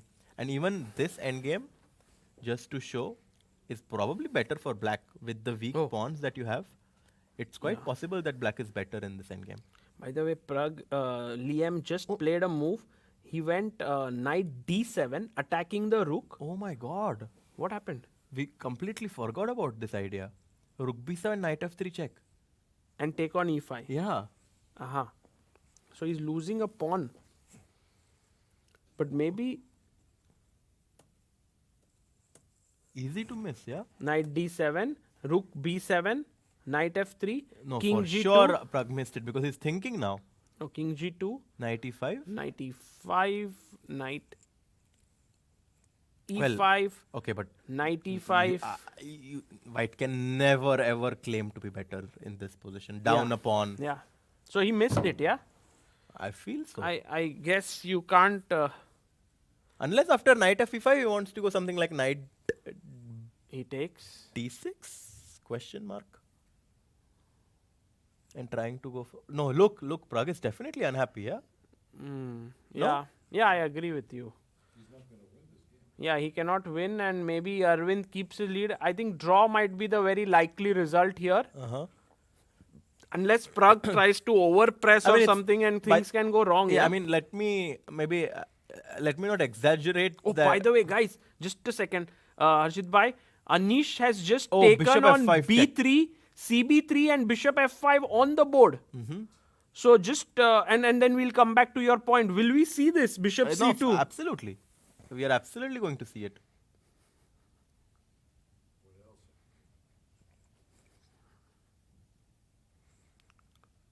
Yeah, no, this is going to happen for sure. Can we see the Wei Yi game? Yeah, one Yeah. second. Let's just see if Sam plays his move and Anish blitzes out bishop c2. Because then, Yeah, then that's going to mean that Anish might win his first game of the tournament. wow.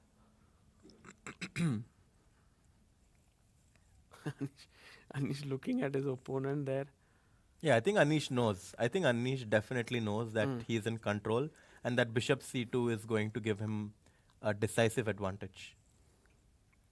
And that's why Sam also stopped here. Now, he's not, Oh, because yes, his, 7.5 minutes. Oh, I didn't realize. it's his only move, right? Because if you go king a1, then already I b3 mean, is hanging. Yeah, of course. But maybe it's interesting to give up that pawn. Could be better than king a2. Yeah, you were saying, Harshit bhai, by the way, Prague has gone knight d6. Yeah, I think maybe this was his idea that he wants. This was his thing that like unless he wants to go for knight d6 and try to dominate. And play f4 and win the knight. Exactly. So maybe this was his idea actually. But knight c5, rook c7 and knight a6 seems some sort of a draw, no? Rook b7, knight c5 back. Yeah, maybe. And I see a perpetual ensuing. This could be the way.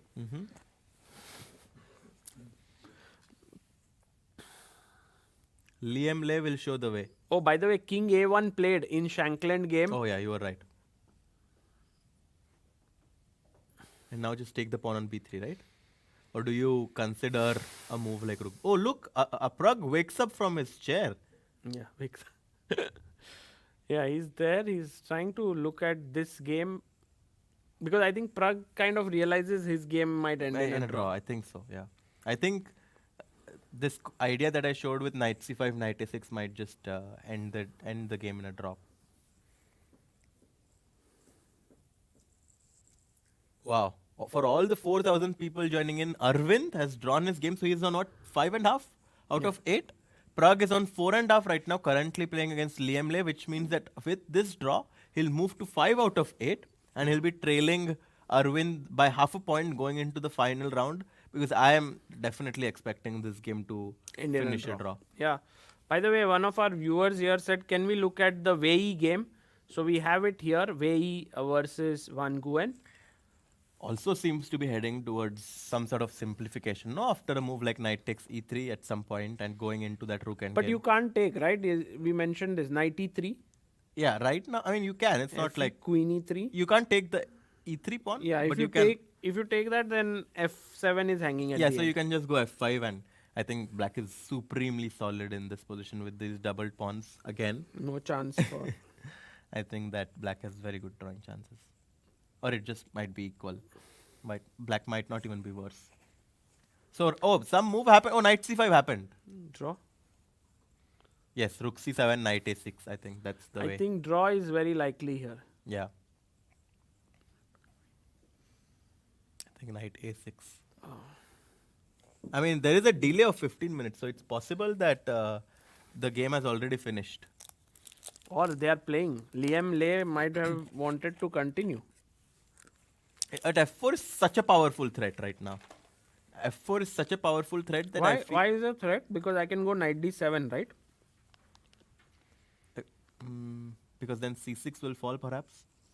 But you can play that position. Yeah. Let's say, for example, rook h5, for example. Mhm. f4, knight d7, and rook b8. It seems like a playable position, right? So, Yeah, it's definitely playable. And it's going to be Liem Le who decides now whether he wants to keep the game going or just end it with knight a6. Oh, queen takes b3 played by Anish. you saw it in that camera, yeah? I saw it in the camera. Queen takes b3 was just played. threatening queen takes a4 now, so I guess queen a3 back must be a only move. And then I'm going to go queen c2, I expect.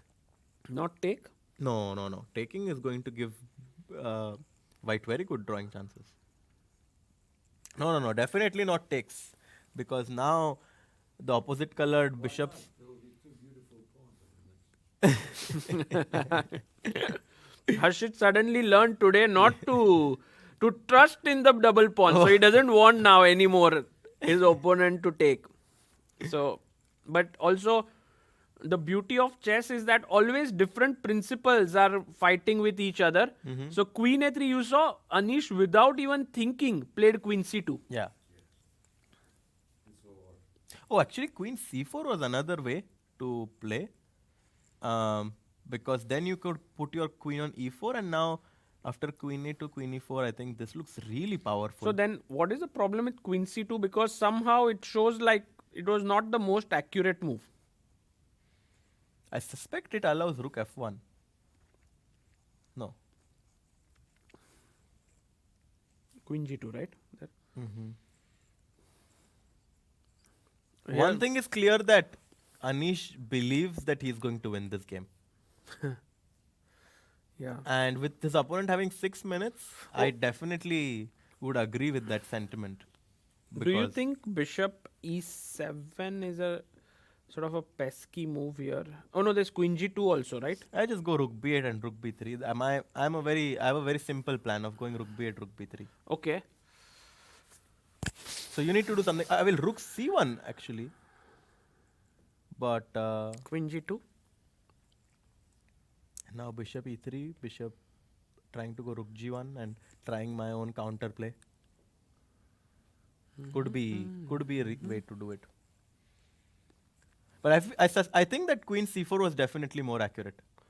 Yeah. I definitely think that this was the best way to do it. Because if rook c1, there is maybe even bishop c2 there, right? Yes, it's possible that bishop c2 is a very powerful move, going for d4, d3. And also, rook f1 is a powerful threat. Yeah. Rook f1, because if you take, this is going to be checkmate.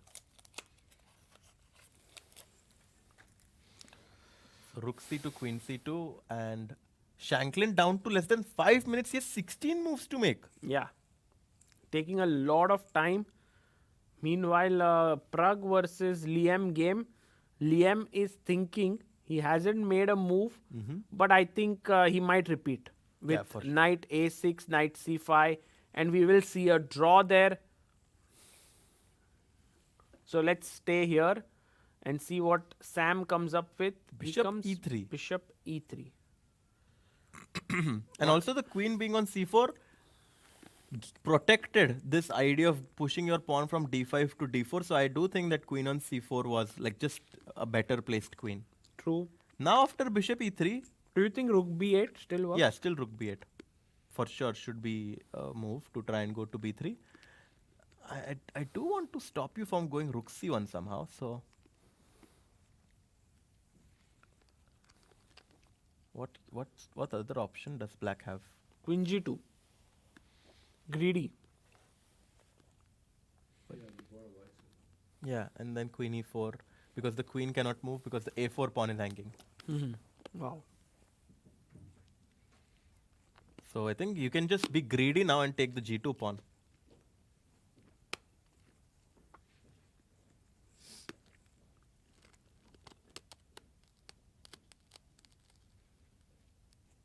Oh, yeah, bishop e3 and Anish is thinking. Gurel, by the way, might be trying to go for a win.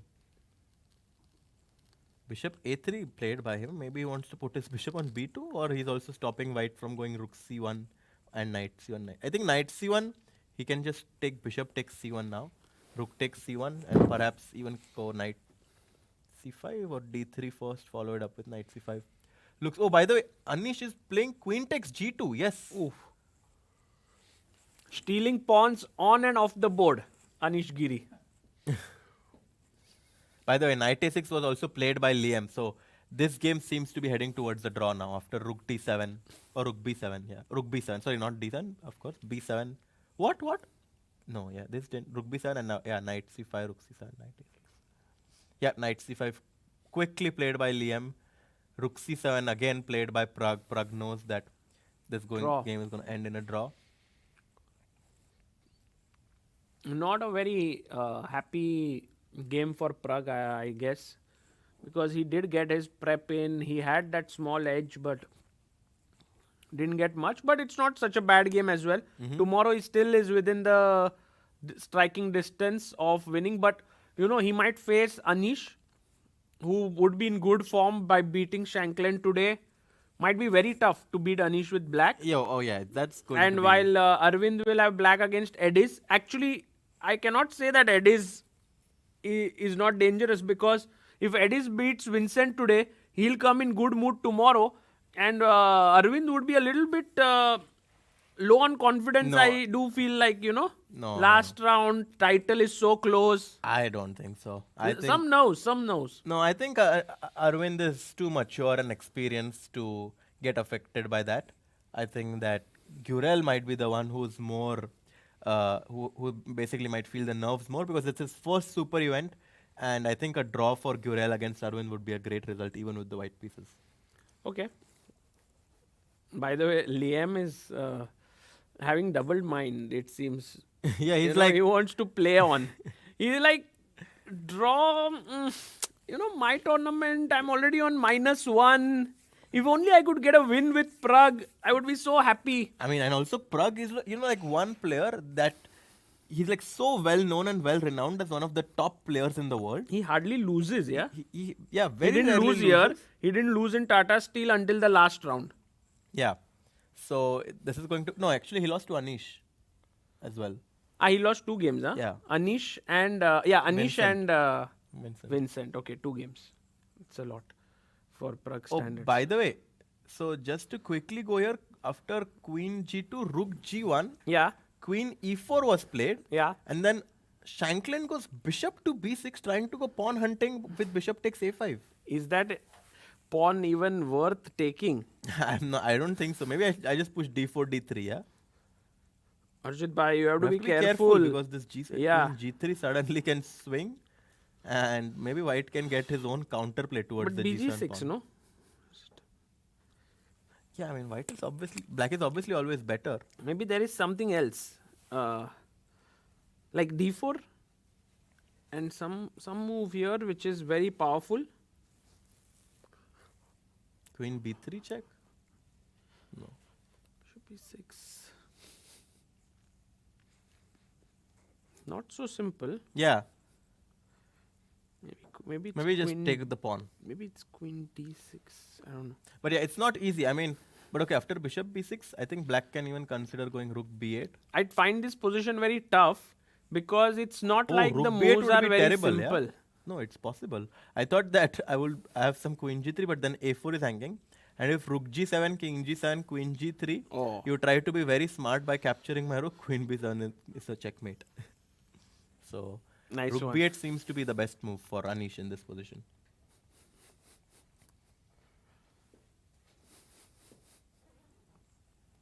Liam is still considering whether or not to make a draw. Let's go there. I want to see him. Tough moment for Liam. Yeah, because like he's a pawn up, and it feels like also with white having these doubled pawns, he's up 2 pawns right now. So it feels like he should be better, but I don't know. What's the move? You know, this thing which happens with chess players always, where he decide to cut. No, h5 is your move. F4? Yeah, we saw this knight d7, rook c6, rook b8. Yeah. I do think it's quite likely that he will go for this actually, now that I think about it. Let's wait. I think going full screen is nice to see his expressions. Bishop G6 played by Anish, by the way. Very interesting. Yeah, Anish is doing fine. Putting pressure on the clock, Anish. Trying to play quickly. has it ever happened to you and Harshit bhai, when you had not a great tournament, you decided to overpress in the next game and then lost that as well, having even worse tournament? Yeah, for sure. Always happens, yeah? It happens quite a lot because your mentality after losing a game is to somehow bounce back. Yeah. And that makes you more prone to taking risks. Yeah. And obviously, And when then you take lose risks, one more, then you play one more, and often it's like No. string of losses. Yeah, I mean, obviously, at some At some point, point the you bleeding just stops. stop. Yeah, I mean, at some point you are smart enough to not doing the same mistake again. But obviously, that's part of the mental game that's super important in chess. That as soon as you lose a game, you need to put that in the past. There is one famous quote, Russian quote, I think, where they say that once you lose a game, just make a draw in next game, recover, and then go for a win. Don't ever go for a win after a loss, which nowadays in recent times the youngsters absolutely don't adhere Yeah, to. I don't think any Norwegian top player is going to agree to that. So, okay, Liem is really considering strongly to continue playing in this position. I think And I think he has all the reasons to. I mean, he's up 2 pawns, and even in this line that we just saw, rook c6, rook b8, even though the you material can't is say he's equal. up 2 pawns. He's up only 1 pawn. Yeah, now he's up 1 pawn because white captured No. the c6 pawn. No, What? this is equal. No, this is equal, but these pawns are doubled, so. What? I mean. No, I mean, for sure, black is doing quite well here. Yeah, sure, but And the king can potentially be in trouble if the rook comes into b2 or b3. I think he will play, because I feel like if I was black, I would probably already be ambitious now. yeah. Depends also on when he makes this move, because you don't want to be going too low on time. But also a psychological difference now is that Prague was playing for an advantage the whole game, and it's very difficult to change that psychologically, going from always being like pressing for an advantage to defending. Yeah. And I think that's one of the key reasons why Liem should continue playing, to test Prague psychologically. No, he's not going. He just saw at his score sheet. I think it was to check how many moves he has to make, but Yeah, he has to make only 5 moves. okay, I think we should go to Giri's game. A lot of excitement happening there. Less than 2 minutes for Shankland. He just takes the pawn on a5. Wow. And rook a8 now seems like a very, very strong move. Rook a8, maybe bishop b4, right? Just blocking. And then I can consider queen c2. And then I can play a5. And I'm kind of having a small trump card there with the a pawn. Yeah, your pawn suddenly became an asset. Okay, I am not going to allow you to do this. So bishop a5, what's the other? Oh, rook f3 is a move that I did not consider. But then maybe queen b4 and you can... Yeah, your king is also a bit weak, no? Like as black. So what's the move? I think Anish needs to be accurate in this position. Yeah. It's this key. This might turn out to be a key moment in the game, because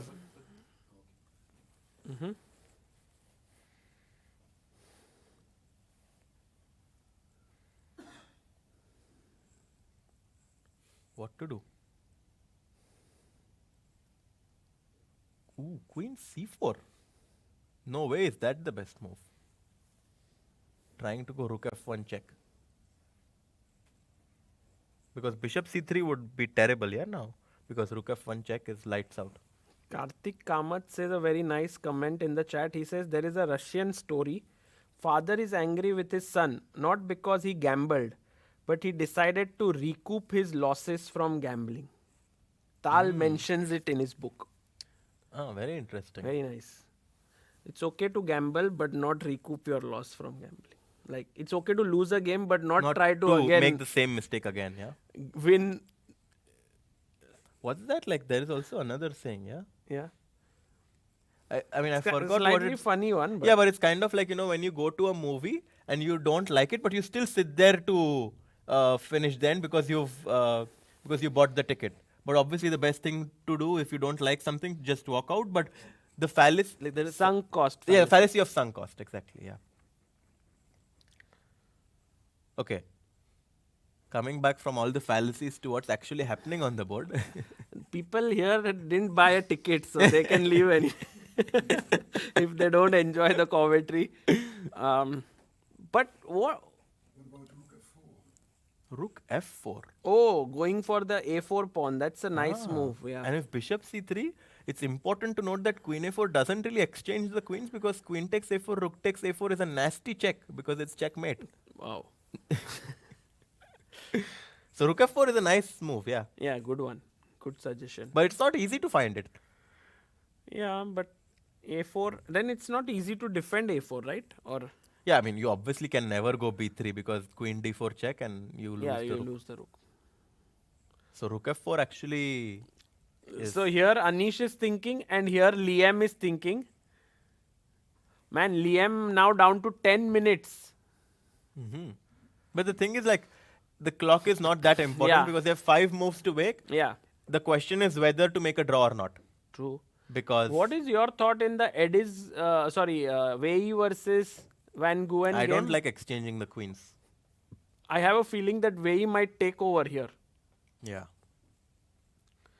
And Okay. also the clock seems to be saying the 11 same story. 11 moves because to make. Nguyen was up 40 minutes on the clock, so he's really taking his time, which shows that he's a bit uncomfortable in this position.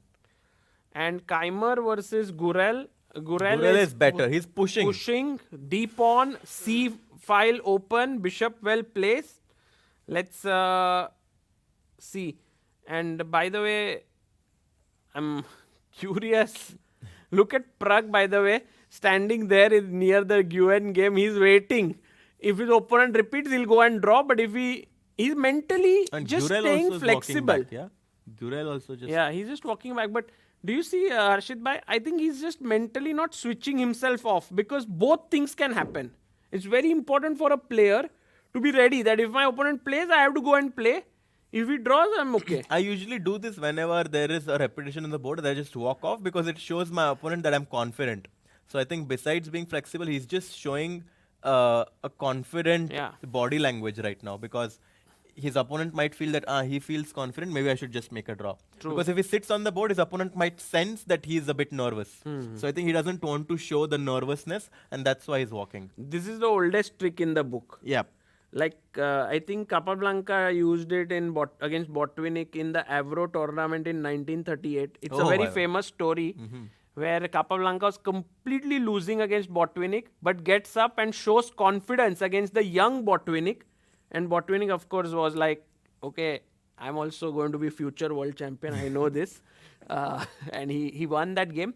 By the way, Jake Blue says, Sagar Bhai, if you are in Prague, I'll come to meet you. Jake Blue, please do come tomorrow. Here the last in day. the commentary box at Don Giovanni Hotel, 11 a.m. Don't be late. Harshit Bhai, it was for you, not for him. Okay. No move by Liem. And meanwhile, Anish, no move by Anish. Everyone's making us wait. But Wei Yi is just moving quickly. He pushes his pawn to a5.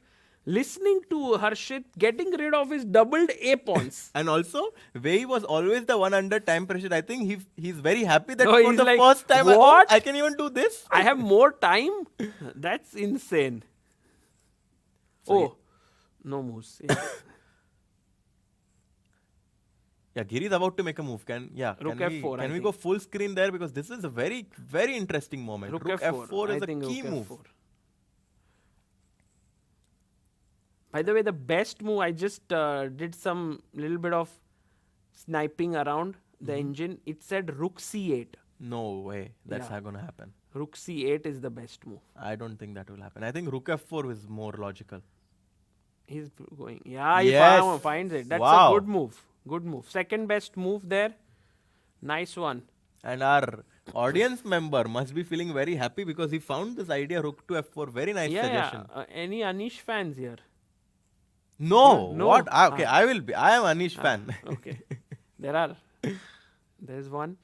And he plays Rook F4, attacking the pawn. I also really like Anish's personality, like I think he has a very likable personality because he shrugs things off very easily. Like he is not having the best tournaments, but he's still in a good mood. Yeah. And that's a very difficult, quality to have.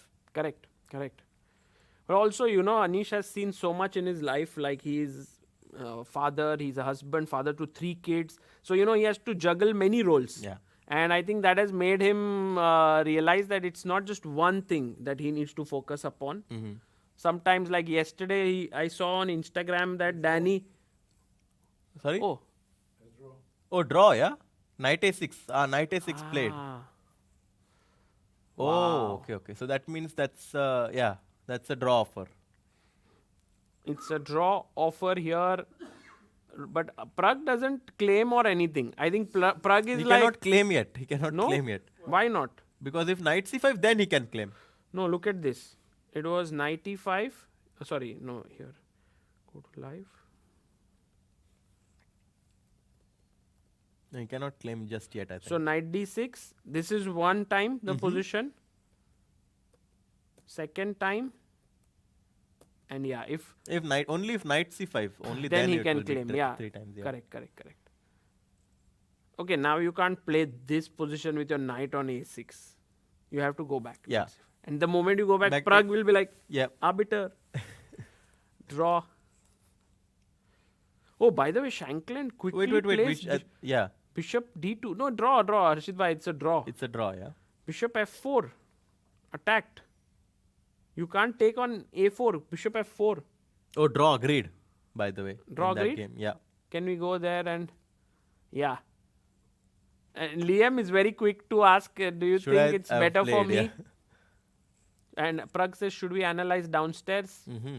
Maybe they are analyzing there. I don't think they need to come, but we can... Yeah, because tomorrow is also an early day. Yeah. So I think it's better if they take some rest and But prepare. if Anish wins, then he should join us. Oh, yes. Yes. For hot pot or for the interview? No, for live commentary.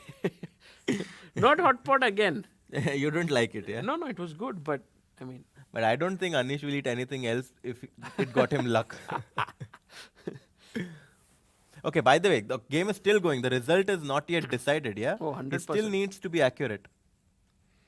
Because you see, the material is very even. It's 3 pawns per side and opposite colored bishop. The only edge that black has here is the weakened white king.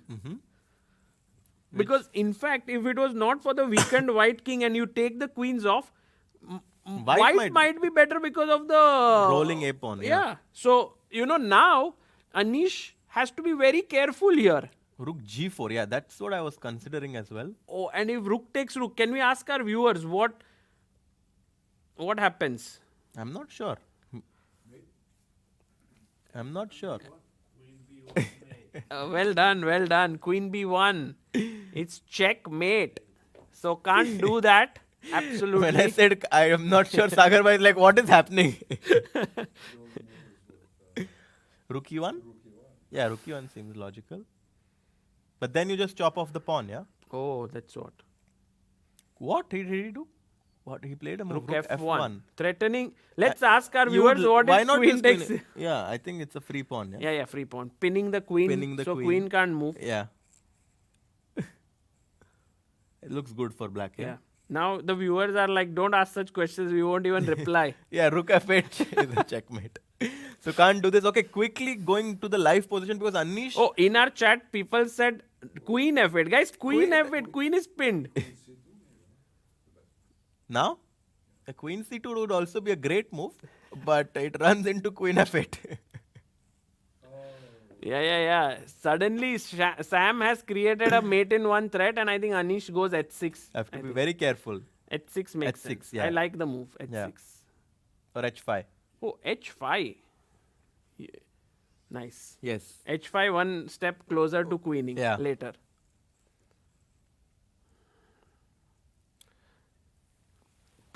One guy in the chat says, good night, Prague lost Prague championship. Actually, Not yet. not yet. Not at all. Tomorrow is Actually, the final day, guys. It's a very exciting final day. Anything can happen. We saw in Vaikanze that the leaders can have a lot of pressure in the last round, Yeah. which can lead to a lot of crazy results that we would usually not expect. What was played? H3, yeah?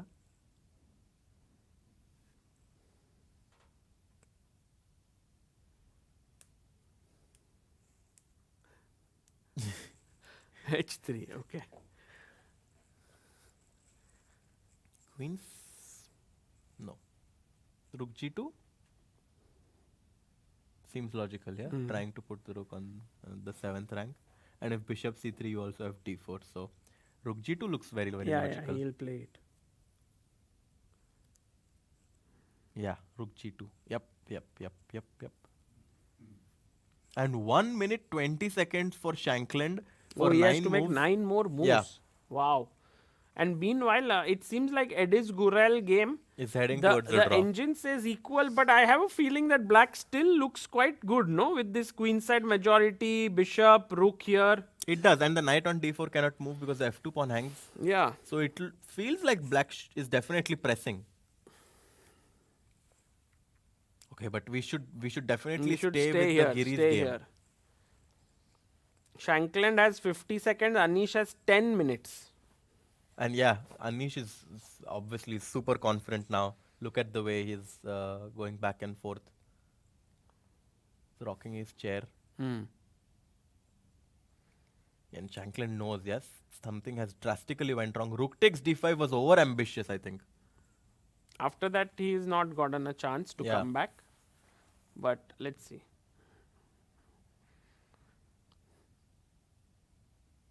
The check doesn't make any sense. Because just king h7, right? Yeah, if we can have the board here, check, then he goes Oh, what did he do? bishop a5.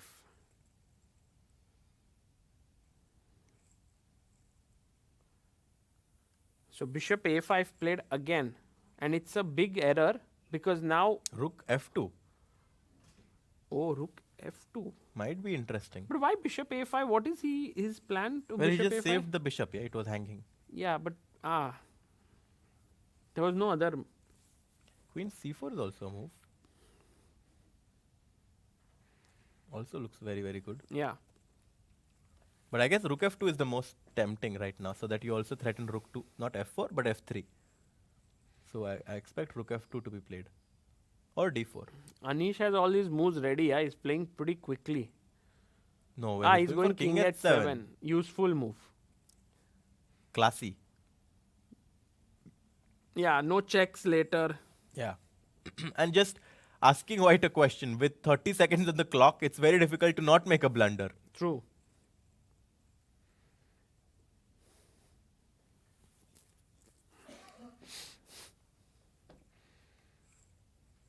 Yeah, by the way, Saini says Anish got motivated by his son Danny because I saw on Instagram that he got a gold medal in a chess tournament. Really? Yes. Wow. Or maybe something I else. knew Danny is very, he felt very, very talented for sure. I, I'm not at all surprised. I think more than chess talent, he is an amazing commentator talent. What a commentator, Harshit Bhai. He will take our spots very soon. Queen b4. Push him. Time to push the pawn. d4. You mean D? Okay. Or queen c2? Maybe just. Also possible. Yeah, queen c2 also a great move. I think the biggest problem is that black is not winning directly, but the fact that white's king is so weak that at some point is going to break through. He played d3. Queen d3. Attacking the rook. Again, 30 seconds for Shankland to make a move. Rook e1? Maybe. Rook c1 played. And is there a blow for black? I think rook c2 might be a blowout. What exactly is rook c2? He moves the rook away. No, Nothing rook is c2. helping, no? You don't want to trade rooks. I thought that queen b1 is dangerous, but king a2 and white might survive. So maybe not rook c2. Harshit Bhai, you don't suggest such moves. Generally, they listen to you. He might play rook c2 now. No, of course not. I mean, No? Anish has 9 minutes on his clock and he has plenty of time to figure it out. He doesn't have to rush. He can even make a move like d4 and like his position is still going to be completely winning. He took another pawn. Yeah, he's just chopping it off one by one. Okay, queen h3. Feels bit risky, you know? Well, but it's the same, right? Like white also has this kind of... Now the threat is rook g4. Yes. Rook g4 is a big threat now. Because I was thinking if queen d4 here for white with the idea of bishop c3 and then threatening mate on G7. Yeah, but rook G4 is a killer Very- because rook takes A4 and it's finished. Nice point. So this is the live board right now. 18 seconds for Shankland. 10.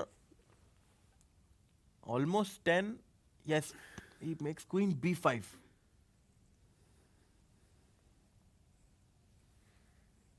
Queen B5 played.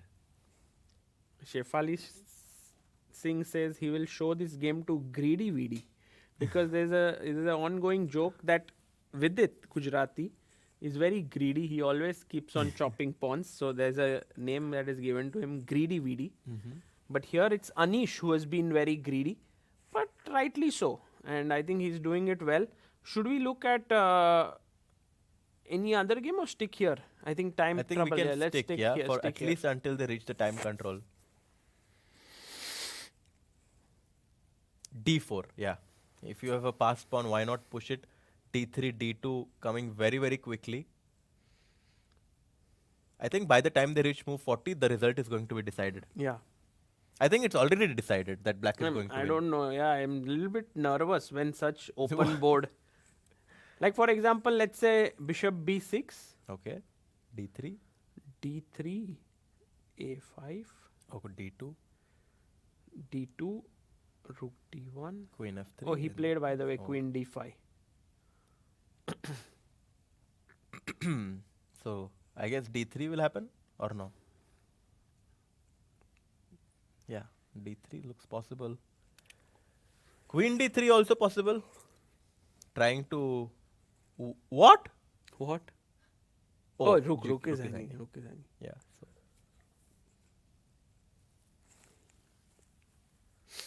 I guess D3 is the simplest. He played queen D5? Yeah, he played it, yeah. The d pawn is rushing down the board.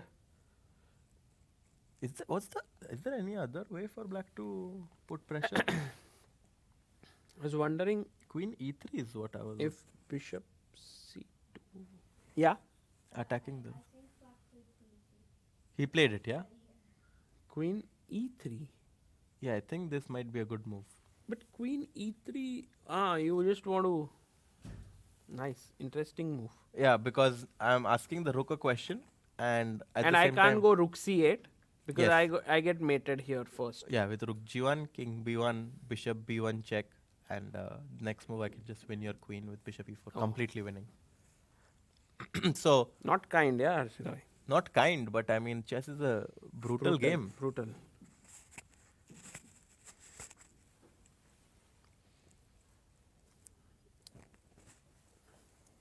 By the way, Wei Yi versus Nguyen game seems to be also very interesting. Nguyen having 44 seconds, but he's holding on with his 40 moves dear done. life. 40 moves done. Oh, okay, okay. So here, Wei White is is a pawn up, but black is somehow solid. Yeah, could end in a draw. And Gurel also, we are on move 38. This game never really came under time trouble.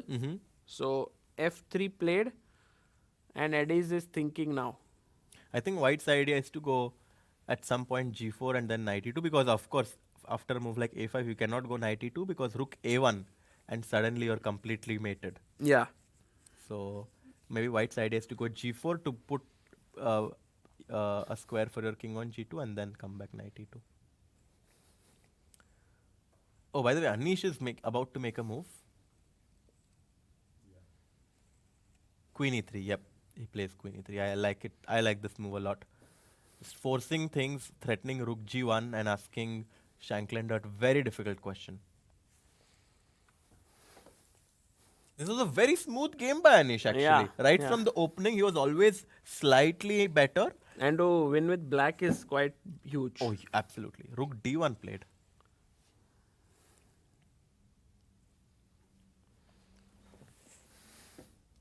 And Rook g1, no, now? Or no, we don't want to trade if there's no mate. yeah, might be something stronger. Yeah, let's look at.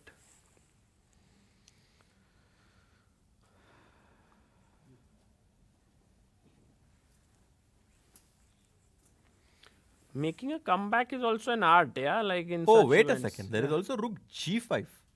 Oh, attacking. Oh, I did the not bishop see is that gone. move. Yeah. And queen d8 is the only move, but then queen b3. Oh, Wow, wow, wow. queen g5. Queen a4 is mate. Oh my god. Yeah, I think this rook g5, queen b3 idea is incredible.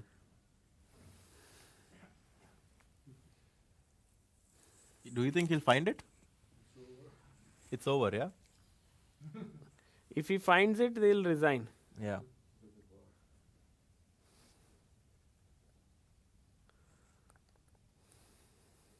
Yeah, rook g5 is killing the game on the spot. Anish knows it, yeah, that he's winning.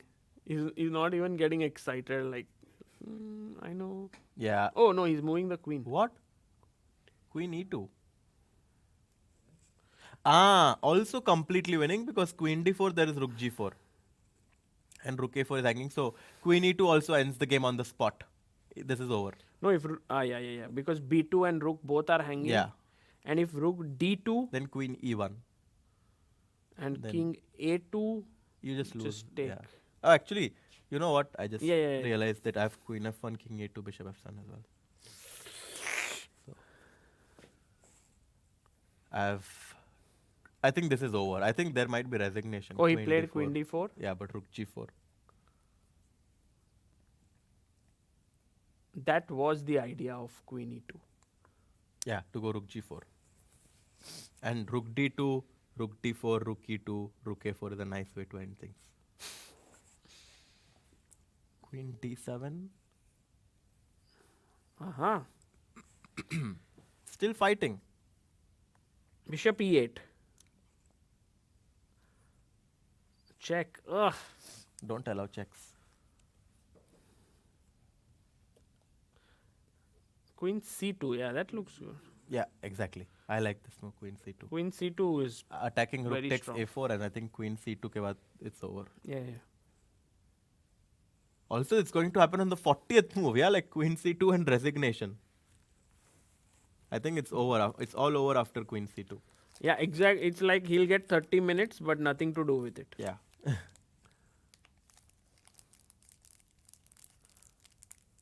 Sam is like, yeah, it's done. Yeah.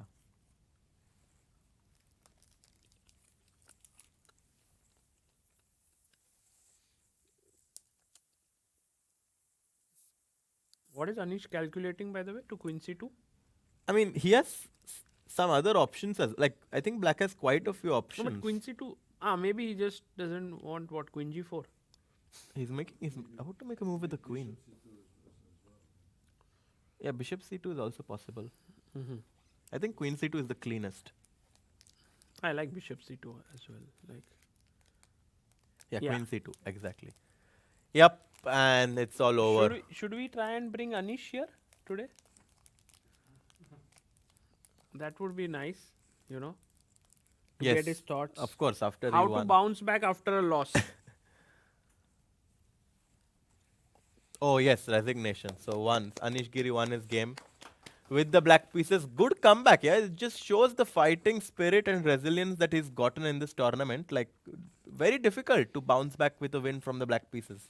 Was it fighting spirit, good calculation, But good also, positional understanding? also- One second. Yeah. Or was it just the hot pot? I think it was actually white doing a lot of damage. I think it was white who basically self went like this rook d5 actually was a huge mistake. Yeah. He had a very decent position, but after rook d5 there was no looking back. Yeah, I mean it was True. just completely lost. Wow. Ediz Gurel versus Vincent Keymer in a very key moment actually we have joined in. 40 moves are done. No, But Harshit bhai, how to defend this pawn? rook d3, A4? rook d8 check. Aha. Yeah, this is ba4.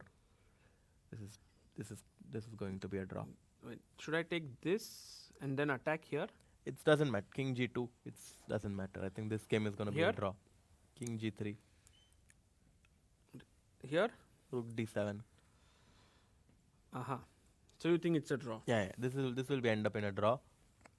which means Navara's game is a draw.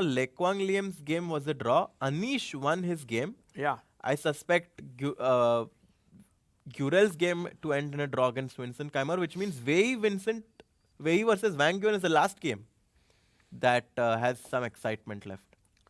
So with all these results, does that mean that Arvind and Prague have kind of confirmed their first and second spot? Yeah, I think so. Because Anish was at 3. Was on Anish, 3. yeah. So he's now 4. Mm-hmm. And 5.5 and 5. Yeah. Maybe. Yeah.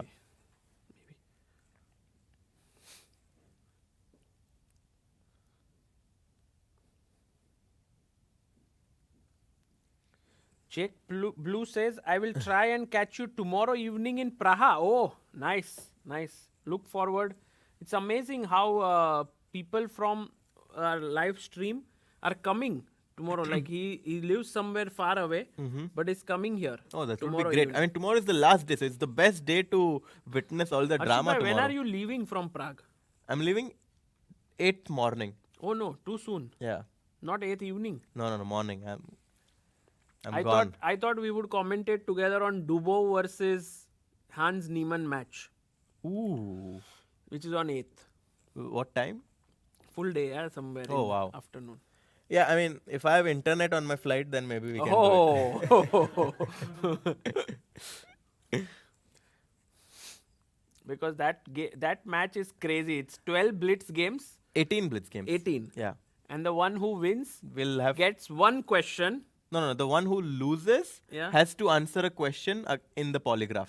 Right. So one who wins has to will Has get the the right chance to to answer. ask a question. Yeah. Wow, it's crazy. It's like What kind of question? I think just it's based on cheating. Yeah, like they will ask each other, "Have you ever cheated before?" No, and then not have you ever cheated, because the answer to that will be yes, because Hans admitted to cheating online, right? but the something answer, more nuanced. the question is, I was also listening to Fabi's thoughts on this, and the question might be, do you admit to cheating more than you have said?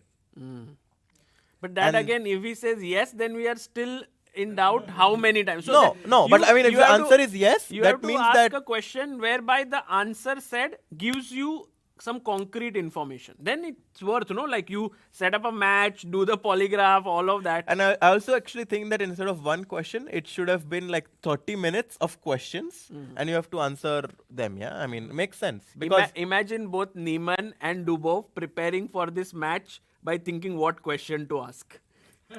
I think both players kind of know what they're going to ask. It's already I'm pretty sure it's quite clear what they will ask. very interesting. Like, this is the most weird kind of prize that you can have for a tournament. Yes, but it will definitely bring a lot of clarity, because there are so many questions revolving in people's minds, like, what exactly happened in that fiasco 3-4 years back, or like with the whole... But that Netflix documentary is also coming. So this question might might just make that more interesting. Who Yeah. knows? What can be the question for Dubov? What will similar. Similar That question. have do you admit to cheating more than you have? Because I think that there was something that I'm not exactly sure, but like there was also some instance that like he was playing from friends' accounts, or he thought that his opponent is cheating, and then he or something like, I'm not exactly sure, but we'll just wait and see, yeah. And we have a guest. Oh, wow. Hello. Oh, I just didn't notice him coming here. And We did notice the beautiful game, though. yeah, we were on it throughout, and it's so amazing to have Anish here joining us and to get his insights into this very interesting encounter. His first win here. Yeah. And I'll just take a... you want to take a break? Yeah. Okay. You may have to switch off your Yes. microphone. Welcome, Anish. Congratulations for your win. Yeah, I'm glad that working on openings all these years has been so helpful for me. In what way? No, just working on openings was one of the most useful things I've done in my life. I think it's really nice that I... Like today it worked? Yeah, That's today why it you was are really saying? yeah, or- yeah, of course. I was just asking Harshit that was it opening preparation, good calculation, really a deep understanding, or was it just the hot pot? Exactly, yes. Hot pot. Let's have a look at the game. I'm not sure at all about all of these things you said. I mean, I think mostly that he played very risky. Did you realize that Queen E1 in the opening after D5 is actually dropping the evaluation in a big way? Like it's black is better now. I think already the move F4 is very risky because there is some theoretical line where they take forcing GF. And then you can play, or even there is some idea to do it now, bishop c4, bishop b3. But he went f4 directly, so I thought that this is, I don't know if it's bad. I don't think it's bad yet, but we get now a position which is very risky for white. You know, it's now fashionable to do knight takes c6 thing. It's in fashion in all the openings. Taimanovs, everywhere they do. But back in the day of Kasparov, you know, when Kasparov was playing in Sicilians, in the 90s, whenever somebody would go knight c6, he would put a dubious mark to his move. I mean, I had annotations of the book. Because black gets a strong center. Because you go rook b8, queen out, and you attack. Center and attack. And white's attack doesn't seem obvious. But computer nowadays is playing very well. But you have to know how computer plays. Because, you know, if you play Kasparov and you don't have computer, it would be equal plus. True. And you don't have to be Kasparov to put rook on b8, actually. So Yeah, no, you found the best move. And by the way, your opening choice of Sicilian classical variation worked out quite well today, no, in that sense. Because Yeah, we you were told me- expecting Naidorf. You told me yesterday, yeah, for sure. But okay, you told me yesterday that e5 is bad, yeah, down our dinner. You said okay, you want to win, but you play e5. How are you gonna win? So I thought, okay, I have to play I thought c5. you were inspired by Sopiko, no? She always loves to play Sicilian. Yeah. No, it is kind of funny. Like he has a chessable course on classical Sicilian. Oh, really? Yeah, yes, With black? yes. Oh. So he looked at everything. And then still you went in there. Yeah, no, I thought it's funny. Like, okay. And Why did you not? see his course before playing this, or? Yeah, of course. It's the only thing I did. Looking his course, my whole tournament.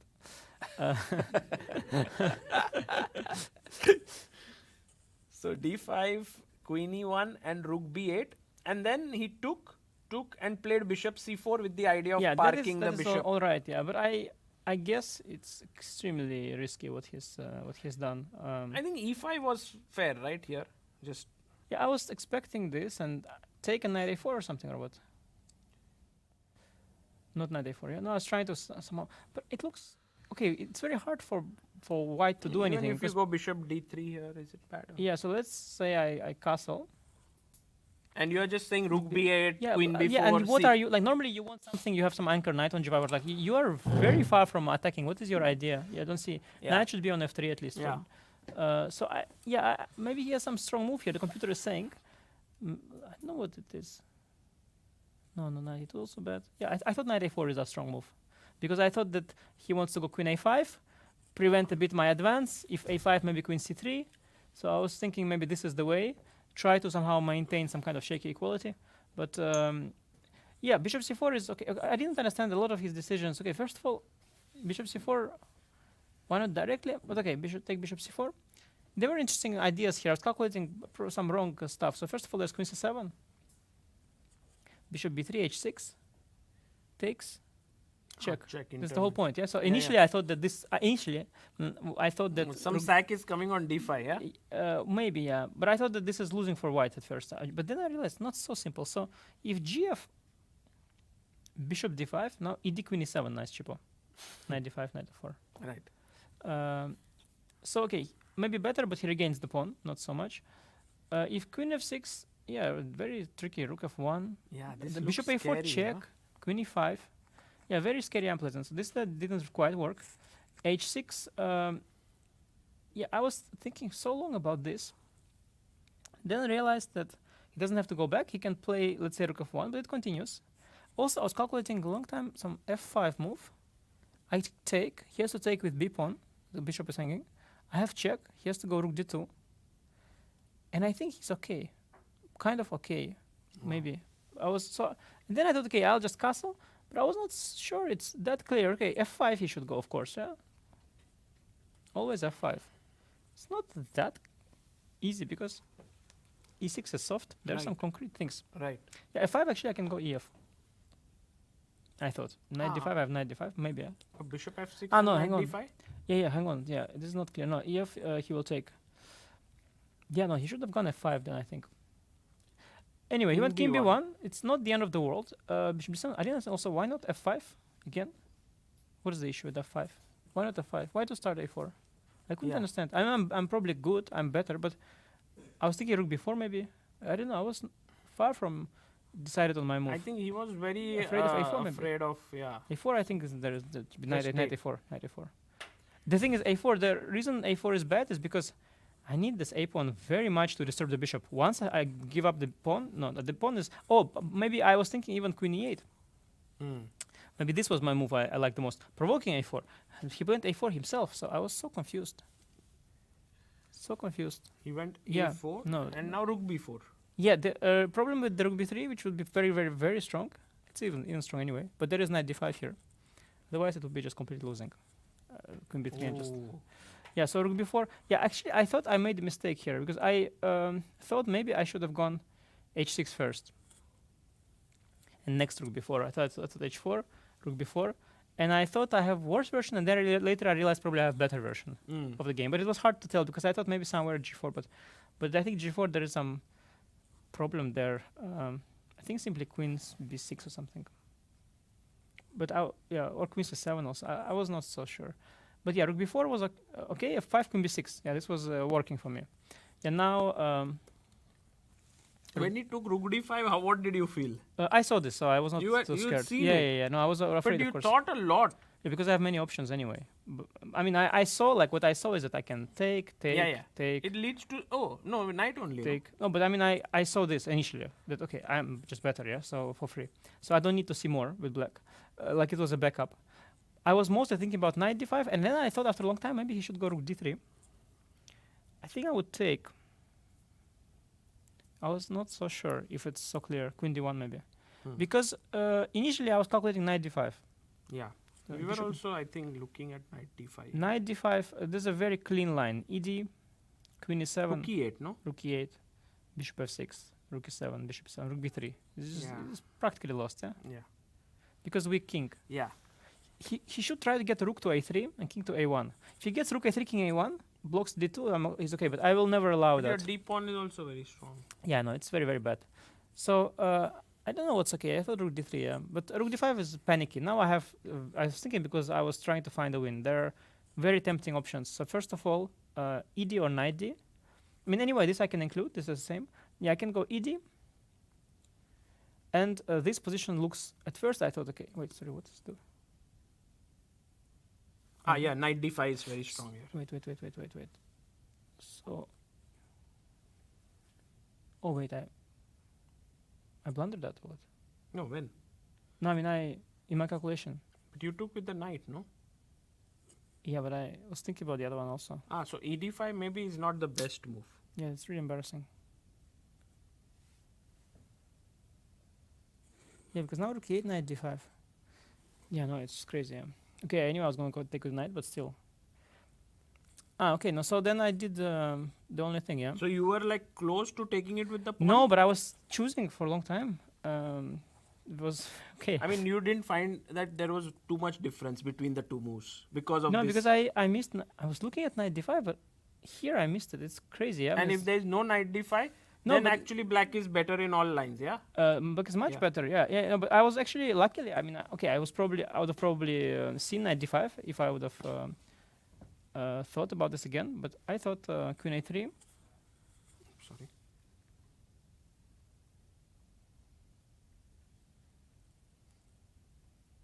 Yeah, queen a3. Actually, I was not sure if this.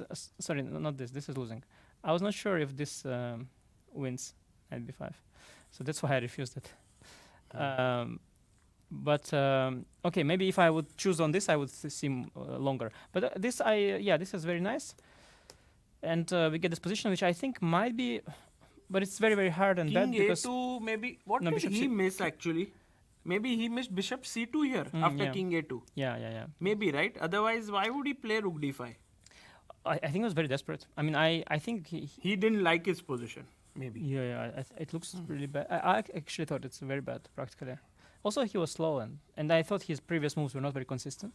So I thought maybe I had more with h6. I regretted my move rook before a bit. But then I thought, anyway, I have big advantage. Yeah, the thing with this position is that it's not about pawn or something. It's just that they say, yeah, with opposite color bishops, you have the safer king. Right. And the combination of me having the d pawn and also now the g pawn, and his king is like, if he had a pawn on a3, and you would go queen c3, it would be a completely different story. It would be a very, very smooth draw for him, or at least different story entirely. But now my king has this h7 square, and he can never activate the queen because there's always issue with the king, and he can just, yeah, it's just really hard to play. Okay, rook f4, I was happy because I initially was going to blunder into bishop b4. I blunder bishop before a5. A5 is Yeah. And I need my rook on the fourth to break this sort of Also, blockade. rook c8 and rook f4, both were the best. Rook c8, moves. rook c4, yeah, with the idea. Yeah, I was choosing. But I liked rook f4, also the kind of move that is very unpleasant for him because it's not what you expect. Yeah. And also I was calculating some lines, like I'm not sure, but it was kind of funny line. I'm not sure if I have to take, but it was just funny line that I can allow this. And then there is mate queen d1. Oh, nice. And bishop b1, bishop c2. Oh, beautiful. Yes, this is very nice. But I'm not sure I need rook f queen a4. Maybe I have some other move. Yeah, this. I was missing some moves, but I think it's overall just very good No, for I me. think you played it perfectly here. Yeah, h5 king h7 is nice. Okay, initially I want to go h6, but h5 even better. Yeah. Yeah, h5 king h7 is. You always when you do h5 king h7, or even h6 king h7 is even prettier. Then you sort of. You should do that and then see, and suddenly position collapses. Because once the king is like 2 tempi safe, because otherwise there is a check, yeah, always. When there is no check, he has zero play, and he's just and all the forced lines are now lost with king on h7. Yeah, this was just, everything was completely lost. Yeah, he can never activate anything, yeah, now just by force. Queen c2.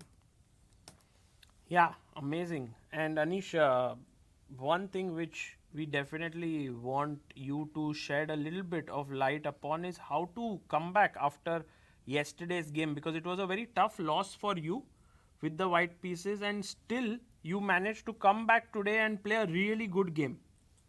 Yeah, I think hotpot was the key, for sure. You're booked for today again as well. Please reserve. I hope Wei Yi will finish early because hotpot is waiting. No, it was good for sure. I mean, honestly, I was just lucky today. I probably Well, in a way, like, you have to get lucky. Like yesterday, in some ways, you were chess, unlucky. so- I always, that's why I always say that chess at the top level is only luck. Like you have because to all are good. exactly, you have to get good, but then once you're good, then you are all just tossing the coin. And okay, maybe Carlsen a bit better, so he gets he's just a bit above. But even now, Carlsen doesn't want to play because probably he knows that he has to join the coin toss the coin toss party. He doesn't want. Yeah, I mean, I think like yesterday, I didn't see or play worse than today in a sense. Like I was calculating, taking decisions. Today, even there were some shaky moments. And, like for example, I don't know why I didn't play h6 and the rook before. Like usually you should arrive to a conclusion before you make a move. I kind of left it in the air and just went rook b4 sort of by hand. And then I was thinking, why not include h6? So today I didn't play that well. I was missing this crucial line with knight x d5, which is understandable because, okay, of course I'm a bit disturbed after yesterday. But yesterday I saw everything, but lost anyway. So, so it happens. But there's one question which everyone, like, many times when players lose a game, they want to sort of stay away from everyone. They want to be in their rooms and so on. I've seen majority of the players acting that way. But when you lost yesterday, you wanted to be with some people and so on. Can you talk a bit about this psychology from where, because I'm sure for you also earlier it could have been that you would want to stay alone when you lost. No, I had one tournament where I've done this to the maximum extent, and it was a disaster. So I played in mind games in China. I was very, very young, maybe 17, 16, I don't know. And my routine was to go to the round. It was many games a day, some rep. Go to the round, lose, go back to the room, watch some TV series, be alone. Go back to the round, again lose, then again go back alone. And it was just, it was a routine, and you just keep losing, and the results are worse and worse. And well, I just learned that you sort of want to do this, like not because you're feeling, if you feel horrible, you want to be alone, but that's all. Like basically, you start self-destructing. And it was, of course, it's harder like for me to focus on preparation because I have to prepare the stuff. It's so sharp, and I was not in the mood, and I had to really focus because normally when I feel good, I prepare. It's much more easy for me. I sort of just prepare and everything. I remember everything, and I'm also enthusiastic. But now, like I was, it was harder to prepare than usual, of course. But I sort of just forced myself through that. But the dinner was nice. I mean, the food was legit good. The company was bearable. So. One of the viewers took the name of the restaurant as well. I think they will have more people going there. Oh yeah. This guy should should give us a discount next time. All he gave was some free water for the pot. Yeah, extra. At least fill up with the proper thing. Yeah, what is this water? I mean, come on. Ridiculous. But guys, do you have anyone would like to ask a question to Anish before we let him go from here? Anyone has any questions? You can feel free. Yes. Prepare any new course? Oh, do you prepare any new courses? It's difficult. Everything is taken. So I could try to do classical Sicilian, but it's already done by my opponent Sam. Arguably, I could do a better one, maybe. But no, I'm joking. But actually, there is one more. So there is also classical Sicilian by Srinath as well. So I'll consider doing one more, but it is getting a little bit difficult because you're running out of topics. We have limited openings. Okay, there are a lot of them, but I don't want to repeat myself. I don't want to do something which is already done by someone else. So I still have a few options, but I have done the things that I was really into. So I've done the Najdorf, and I did a few more courses on e4. I did the e4 for white, and then I did one d4 for black as well. It's Grünfeld. Also, my wife's QGA. I also helped her back in the day to French Dragon. Yeah. So I basically I wanted to in French and the Dragon. I wanted to show some ideas. I had some new ideas, and I thought I'm never gonna play this, so I might as well make a chessable course on it. But it was really nice. Like I basically found equality in the Dragon back in the day when it was difficult to find equality. Like now computer shows, but back then it didn't show. And the French also I had some deep ideas in Navara, which again now with new computers it's all easier. But back then it was really I was really proud to show my work. Yeah, I have still some things I could explore. Like I could, they want me to do some kind of Najdorf thing because Najdorf is doing so well. But I think they don't understand. They want me to make a Najdorf course now, but a worse one than that one. They say now make one for the noobs, but it's not a good idea, I think. And they also say update. What update? There's nothing to update. It's a perfect course. Perfect. Yeah. I mean, I've done some updates here and there. But frankly, it's hard to update because everything's good. I could also consider like some white repertoire, d4 type thing, but I will see. I'll maybe do it at some point, but I'll see for now what's happening. And I'm glad people are enjoying the courses that I've made. Absolutely, guys. Do check out Anish's courses on Chessable. We have Harshit Bhai who has a question. No, I wanted to say I would really love if someone like you does a My Life and Games Yeah, you would love, but you wouldn't even buy it, yeah? Everybody would love, but nobody buys.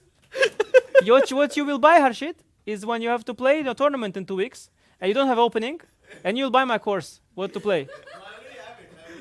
You already bought, okay. Harshit Bhai is going to play freestyle. Look, Isagar, I'll tell you, but all this freestyle, it's all distraction. How it is, your life and games, everybody's like, I hear they're listening because it's free. But even here, they already want to go. But the moment you're trying to sell your life and games, nobody's interested about your life and games but you. So you are very passionate there, telling about your life and you had this game, and they're like, you're not even a world champion. Why are you even here? So it's nonsense. You need a good title. No. Like a title, like... It doesn't help. You need... for example, you need to think what they need. No, they need... Harshit has the same problem. He has the tournament. He's nervous now. He wants to get 2600. He already told me yesterday. But he doesn't know what to play. And he's in panic which opening to choose. He sees everything equal. He doesn't know. He doesn't see what's happening. Why equal? He wants some guidance. And that's why they need opening courses. Right. There is also this thing which is like 100 endgames you must know. Yes. Because people, they are like, okay, I have to study endgame, I have to study endgame, I have to study, and then they feel like, okay, 100, maybe only 100 is okay. And they buy this whole course.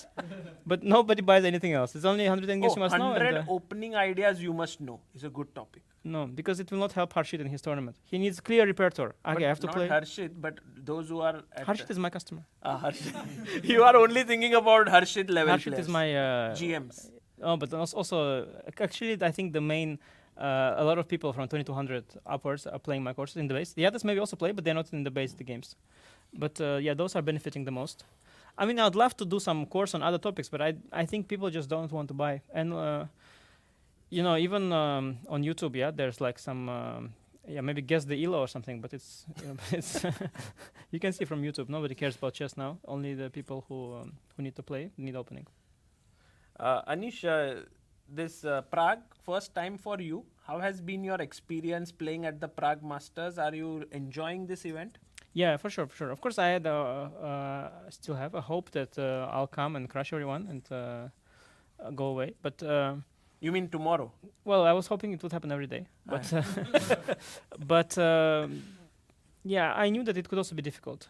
I've played these kind of tournaments before, and I know that the difference between a Grand Chess Tour level tournament and this one is only in the prize money. There is no difference. The players here are even more eager to play. Because people who play Grand Chess Tour, they're okay, they come because the money is there. But here people come to play.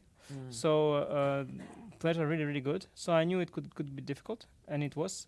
At least I learned a lot, I feel. Because, you know, I don't play so much classical, so many rapid and blitz last couple of years that I sort of need more, you know, because I want to learn, but I need more information. Yeah, like you can't analyze information when you don't have information. So I need to play a lot of classical games to see like what is the state of classical chess, of my classical chess, of their classical chess. Because, you know, you have some people like Carlsen who says it's all dead and it's over. Maybe he's right. Let's see. Let's play. Okay, not yet. Yeah. Did you feel it here, like That is during dead? the games? Yeah. How is dead when I lose to Aravindh? If it's dead, at least don't lose. No. It's You felt like in all the games you felt there was a lot of action. Yeah, I mean, I had, let's say, one game which was very uneventful with Vincent. But to be Yeah, honest, yeah. it is a bit... okay, first of all, he could have pressed a bit more Yeah. in some moments. He didn't. And also, okay, it was his choice. I mean, he played the Catalan. I played this line before, so I warned him, let's say, against Gukesh also. And then he went into the end game, which is, of course, very drawish. So, okay, I don't know exactly what he was sort of hoping for. But then I was black, so it's not my problem. But yeah, when I was white, okay, I had some chances here and there. The thing is that it's also really hard to say. Like, it's very tempting to blame everything on the game, like Levon or Magnus do. They say, okay, chess drawish, this, that. Can't prove that I'm better than 2600 player. Okay, are you better than 2600 player? I mean, okay, how you want to prove? Yeah, you have to prove, and I think yeah, it's easy to blame the game and the whatever, the drawishness or the openings, but as long as, you know, there is someone who won 3 games here and, you know, Prague won 2, then probably it's your own fault. So I think that it's my own fault that I don't have more points than them, and yeah, I'm going to, okay, I was trying to play interesting games. I played a lot of interesting games, and yeah, I'll keep that. Tomorrow one more, and then a lot of other tournaments. Tomorrow actually very exciting game, and you will take part in kind of deciding the championship as well, because you face Prague. Yeah, Arvind is 1/2 point ahead of Half Prague, right? point ahead And of who is Prague. Arvind playing tomorrow? Ediz. With black? Yes. Ooh, that's a very good chance for a draw normally, yeah, you would think. Because Ediz also had good tournament, right? Ediz had 50%. He's very happy. So And Prague will kind of try to push because he needs to win. Good luck with that.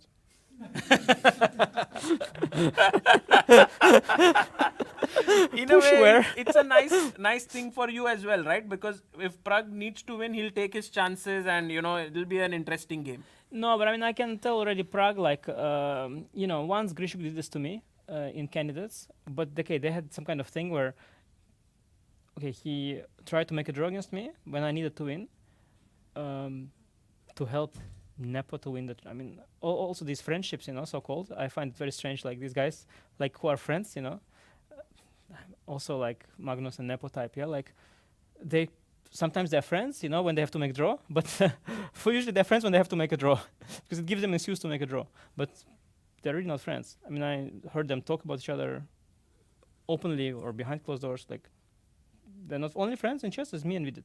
No one else. No other friends in chess. Everybody's enemies.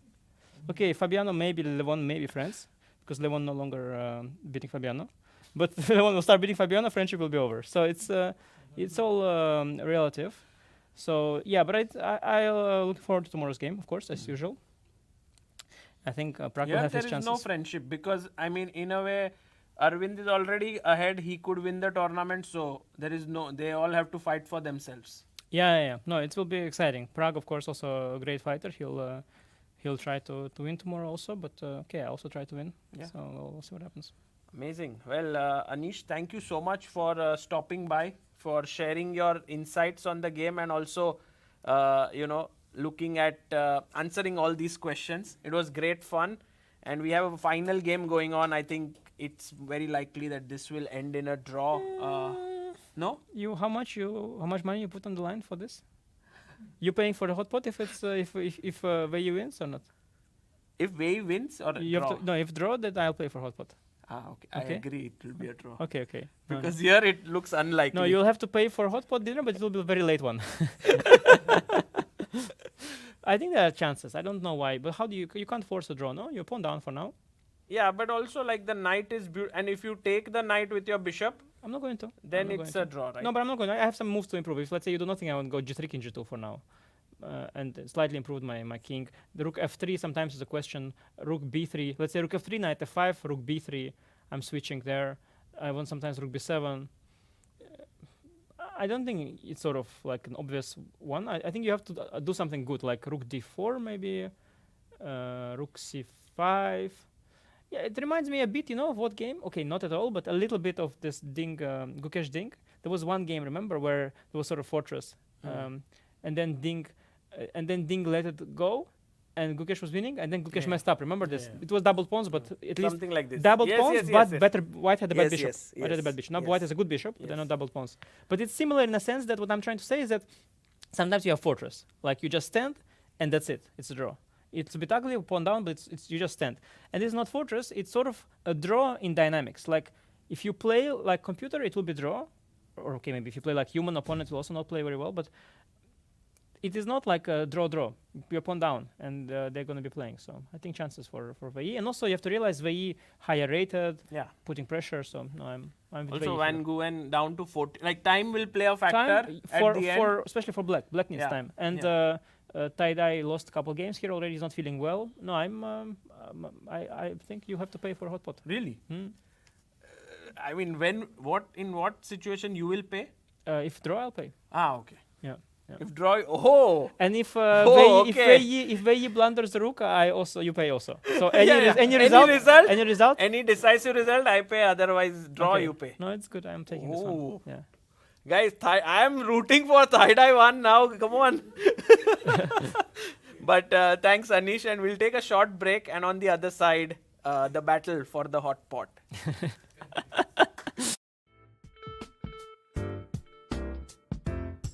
Stay still by my side. So pretty and so kind. I love your leather eyes, reflecting my clothes bright. You've got to be under your skin. I'm flying in a dream. I love your leather look, reflecting my love's good. I love your leather look. So pretty and so kind, forever. Chess is a battle of minds, a game where every move shapes destiny. For centuries, it has endured wars, revolutions, and the test of time. But in today's world of instant insights, one challenge remains. What if one game could change a tournament, but no one saw it coming? At the Chess Olympia, teams fought for medals, yet the Swiss format and tiebreak system left everyone in the dark. Fans, players, even commentators.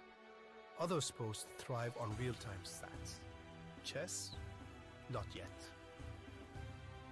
A team of engineers, data scientists, and chess enthusiasts ask, What if you could change the game? What if AI could bring real-time clarity to chess? What if you could predict outcomes, calculate winning chances, and even foresee future parents? Now, we can.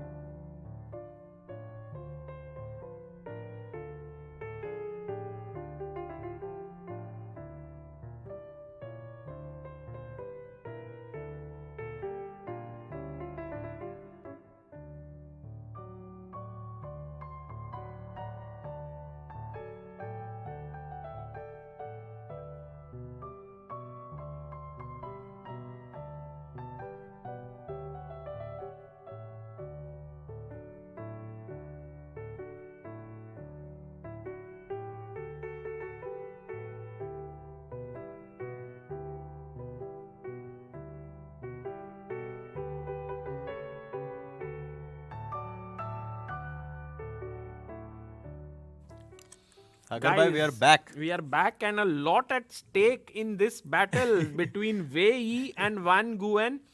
Anish Giri was here with us and said that if there is a decisive result, then he will pay for the. No, But I will don't have know to if pay. I'm invited. Sagar I will bhai, have to pay. ये invitation का question I'm always a little. Well, if I have to pay, then you are not invited. If he has to pay, everyone is invited. Whoever Bula bhai, wants to. So, yeah, but the thing was, if it's a draw, then he has to pay. If Yes. any decisive result, I have to pay. But it looks good for you right now. Right now, Van Nguyen, Let's just stop here. Van Nguyen has to play well. And I think Let's go, Nguyen bhai. if Van Nguyen gets knight f5, Harshit bhai, How and will- h4, he would be very close to a Also, draw. rook c5, rook d2 check is coming. I mean, suddenly black will get counterplay if rook d2 check comes. This is, very nice idea. But I think g4 is the move, right here, that white should play, just to keep some. And if knight h4, it's a mistake. We'll lose our hotspot by. आपको भरना पड़ेगा. So knight f. Oh, maybe king f2 h4 is better, no? Just fix this. Harshit bhai, all moves that you are making are little worse for. No, this is h4 is very, very fine, I think. Okay. Because I'm fixing this g2 and h3 pawn, and if you move the rook to c5, I'm very quick to get counterplay with rook d2 check. So I think h4 is quite likely But to happen. you know, this is the kind of position which I don't know if Wei Yi wants to enter, like king e3, rook g2, I think this is exactly rook what you want. a5, and suddenly like white is the one who has great chances, I feel. You think because rook a7 check will force my king on the back rank. That's a huge point. So in a way, just winning this g2 pawn may not be enough. He does play knight f5, which is I think safer. So g4, maybe he just wants to go knight d6. I see a point. Take, g4, right? take, Take. knight d6, rook c5. No, what? Rook c5, rook a5, right? Rook a4, right? Oh, it's rook c6, huh? It's getting unpleasant actually. Anish is very smart. He saw it. He said all the things. Van Nguyen's tournament was not so good. He's not feeling it. Time is going low. And then he trapped me. Oh, by the way, we didn't check Gurel's game, or was it already a draw? Okay. Draw. So 4 results already. What about the challenger section? Can we just Yeah. quickly take a look? So Nordirbek won his game, which means he's taken the sole lead right now Yeah. with 6.5 points out of 8. Oh my god, that guy is unstoppable.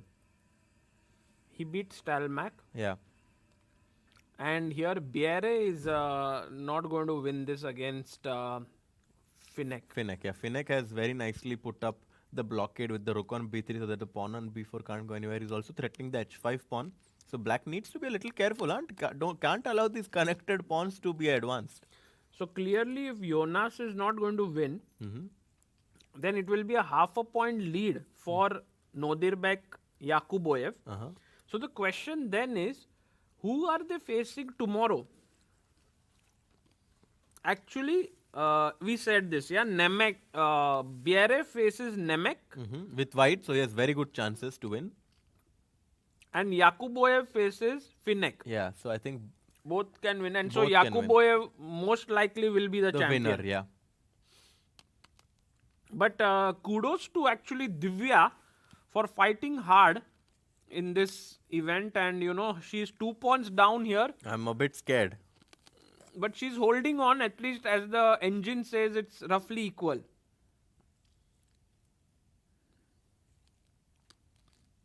What would your psychology be if I were to put you in Divya's shoes, and let's imagine you did not manage to salvage a draw in this game? How would your feelings be? Like, how would you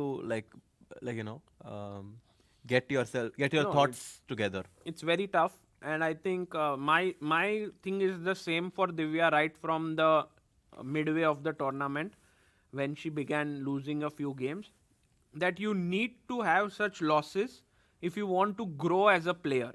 This remains the constant for me, and I truly believe in it, that a player like Divya will become like 2600 plus only if she faces such oppositions regularly, gets into trouble Yeah. and learns from it. True. And you know how they say, like, whenever you go to work out in a gym, like, whenever your muscles hurt, like, it's very important that your muscles are strained in order for them to be stronger. So I think it's similarly, it's very important that Divya gets these positions where she is struggling a lot against stronger players, because this experience will help her in her future tournaments where perhaps she is the one who's putting pressure on her opponents. Yeah, absolutely. And I think this has been, this is something which everyone has to understand, all the fans here, that a player becomes a top player not by just winning. They have to go through certain events which are above their level. And it's actually very, very good that she gets these invitations Absolutely. I mean, to play. there are so many people who would love to play in this event. It's a very exclusive opportunity to play against the top players in such a nice organized event. So definitely a great opportunity for Divya in this event to grow as a player. And Harshit bhai, right now, if we see, she is attacking g3, Yeah. and her knight cannot be dislodged because it's on a dark square. I can even put another rook to defend it. It can jump to g4.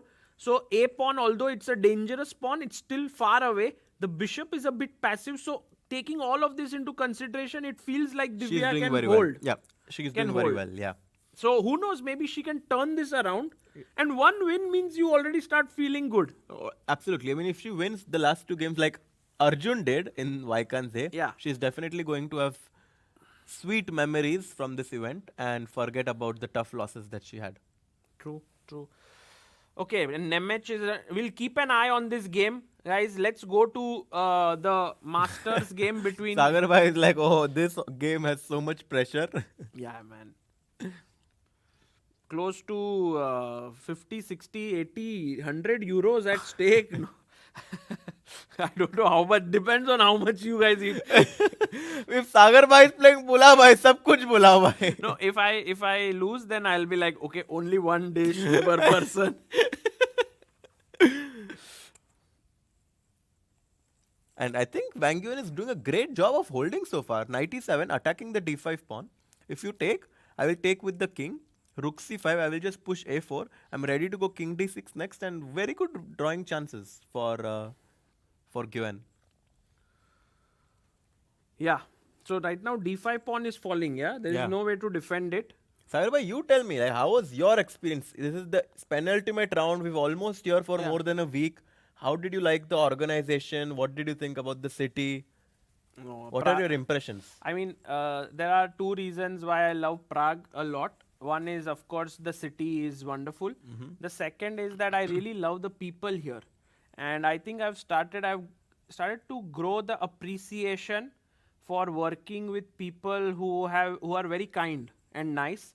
And I think that I felt even in Vaikanse, Yeah. when I went earlier this year. You also- to travel in business class. Bhai. Oh, that because Amruta gifted that. Oh, really? Yeah. Amruta gifted me like the upgrade from. Really? Oh, Because it was okay. my birthday, and earlier in the year, someone had asked, "What's your New Year resolution?" I said, "Once in my life, if I get to travel business class, maybe it's a nice thing." I've forgotten about it, and then that wow, such a Amruta. sweet, I didn't know Yeah. that actually. Such a sweet gesture by no, Amruta. of course, I don't think for the next few years I can travel. Now you're saying it on purpose, yeah, so that everyone will gift you. Very No. tricky. No So one has to tricky, give. Sagar I bhai. think once is good, because if you do it more than once, it's so much more comfortable than the normal way of traveling that you get addicted to it. So I think I'm happy doing it once. Chaska nahi lagna Yeah, chahiye. not to do it more than once. So yeah, and so now I'm here. It's been wonderful Yeah. at Prague, and I hope to come back here again. And also Prague Chess Festival is growing right in front of my eyes. Like I saw it last year, it's grown this year more than last year. And I think the stature of the event is growing. Yeah. You have to be at it for several years, and kudos to all the sponsors. Without that, I realize, like, you can see on the screen. Yes, all of these at the bottom. sponsors, Yeah. yes. These are the ones who are actually supporting in such a big way. So, I mean, Incredible, without yeah. them, I guess it couldn't have happened. There is a true passion for chess in this city. Yeah. Yeah. By the way, absolute blunder would be rook d5. Oh, yes. Then it's just Then bishop you lose e7. 100 euros by. And I'm just losing the piece. So, not this. Now a5 pawn is under attack. So can I take this? And then you take on a5. And you still a pawn down and you have to defend this position. But I get Maybe rook this d2 check, I think. That's check, the way. stopping king e3. And if king e1, I go rook d3. And king e2, I have knight f4 check, which is a very nice check, protecting my rook. And also, yeah, I think this is the way that black should play. But it's still unpleasant. It's a draw, but he's still a pawn down, still needs to defend. By the way, Sagar bhai, what was the goal? How many subscribers did you get now? Oh, I have no clue, bhai. In this tournament, we did not really Push. look at all of these things because we were like so focused on the chess. But maybe next tournament we will do that. Yes. And what about you, Harshit bhai? How was your experience at Prague Chess Festival? Because you have played here once before in the Yeah. open tournament. But here you weren't playing, you were commentating. I definitely noticed that the players playing here have a lot more fighting spirit than many of also from Vaikans. Actually, this year has been very special. In Vaikanse, we got to see so many fighting games. I really enjoyed commentating. Also in this event, I love it when they always play some new ideas. They're always like trying to find some innovative ways to make the game interesting. Especially Arvind, with his opening ideas, has been someone that I've really admired in this tournament. I've been really enjoying his games. So I think overall I've had a great experience, and I'm definitely. Also, the city you liked. City is wonderful. I'm in love with the city.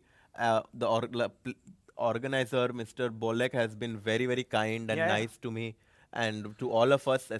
Also, our directors, who are the yes. people who are working with Kadiash and Dominic here. Yes, we've have been been very working helpful. very hard. So we also have one more member from our team, Oh, Shahid. of Shahid course. bhai. Maybe tomorrow we'll invite him to the stream. Yes, He's absolutely. been working across the clock morning, covering the other events which happen, and right now also he's sitting here doing his reports and so on.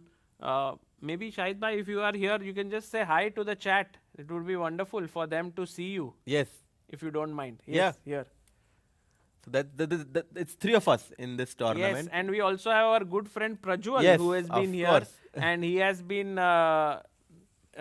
just here doing his things. I saw him in Vaikanse. He came here as a chess fan, and that is Shahid here. Shahid, Yes. if you Shahid is Shahid, your first time on stream, it seems. Yeah, first time ever on any live stream. Oh, wow. That's amazing. Guys, if you are not aware of him, he is someone who does incredible amount of work. Writing articles is one of his forte. He's been doing that for years. Shahid, is there a number of articles you have written? Do you know the number? I don't know. It should be many thousands of thousands. Oh my God. Maybe even close to 5 to 7,000 articles. Yeah, should be 5,000-6,000. 5,000-6,000 articles, and he writes at least 2 or 3 every single day for last 5 years. And I struggled to write one essay in my exam, Sagar bhai. So Yeah, I mean, if consistency had another word, then it is Shahid here. So Shahid, thank you for being here and for joining us. And Shahid, of course, guys, if you want to read about his work, you can go to chessbase.in and check out what he is doing. Just phenomenal stuff. I always keep reminding, I think Harshit bhai, I told you about this story. Once he had to go to some doctor or something in during the day. So he wrote one article in the morning, then went to the doctor. There was something, and then next day again he wrote. And I was like, okay, this is Crazy something dedication. at another level. Yeah. Okay, knight d5, rook takes a5, taken.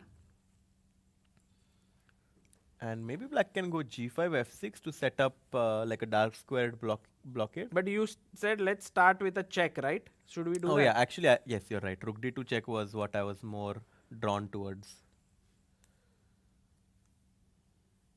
Yeah. I think rook d2 check and rook d3 is the way to do it. Mm-hmm. Also, what about f5? Let's just exchange the pawns, no? We want to make a draw. Why not just go for exchanges? Right, you are absolutely right. If g5, then we can also go f. Oh, rook d2 check played. Rook d2 check played. Nguyen is like, let me just give checks. If you go to g3, I'm going to be very, very G5. happy to go g5, a4, to go f6. And if you make a move like bishop g7 to attack my pawn on f6, I think black has a very interesting way. Let's ask to our play. viewers, black to play, what would you do here? Maybe king e6? Yeah, just bringing the king defined. Also, now people are also tired. It's late in the night, but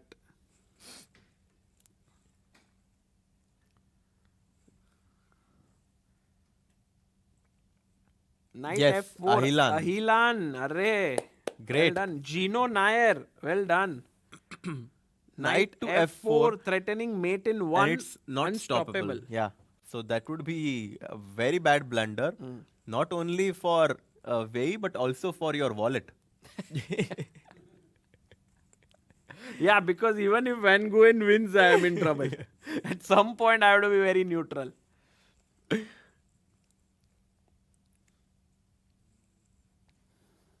Rook d2 check. 14 minutes for Wei, but I don't know. I think Shahid Bhai is in the background walking there, and he was also here. Shahid Bhai everywhere. Everywhere, yeah. How is that possible? Doppelganger. Let's quickly go and check challengers if we have any updates on the Divya game, because I think that Moritzi is winning actually against the Mattis. So Divya here actually showing, she's gone low on time, yeah? Yeah. She's gone lower on time. Actually, Divya was totally lost, I think, at some point. Yeah, it looks really bad. But then now she got came back out. somehow, yeah? I think maybe she can even go try to play for a win now, actually. How? Like, rook, Because you can always trade the rook, right? like queen a1, knight g4 check looks scary somehow. King h2, knight g4 check, and knight f2 you can check. also go like... Oh, is it a perpetual? Knight No, g4. you can't go here, right? Rook b1. No, queen c3. Yeah, or rook b1. Yeah, you're right. So king h2, knight g4, and king h3, knight f2 is perpetual, no? And if I take... Then you lose the rook on c3. And I think white has good chances here to play for a win, no? I wouldn't say so, because safer. your bishop on g2 is blocked. The king on h3 can be weak, so I would actually pick black here. I think knight f2, king h2 back might be the easiest way to do it. And then a draw. Yeah. Yeah, this is what I expect to happen. But I think Divya wants to fight for more. I mean... Maybe. You She- think so, yeah? No? Yeah. Because maybe. otherwise, why would she think for 10 minutes, 12 minutes? Or maybe she just plays it now. Yeah. Okay, quickly going back to the Masters section, because... Sakar in the chat saying, arbiters feeling like jaldi khelo, Panvel nikal. Guys, yeah, actually tomorrow the game starts at 11. Oof. And yeah, it's like we have Sagar to... bhai, might be difficult for you to wake up Yeah, early, I no? mean, going for dinner and all, very tough to do some game commentaries plus coming. Yeah, maybe I have to see.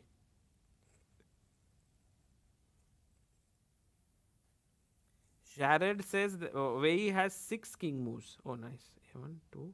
I can only see 4 though. Yeah. King e1 played. Oh, so we are going to get this line, yeah? Rook d3 back. Yeah. Rook d3 will be played instantly, I think. Oh, he played it already. Yes.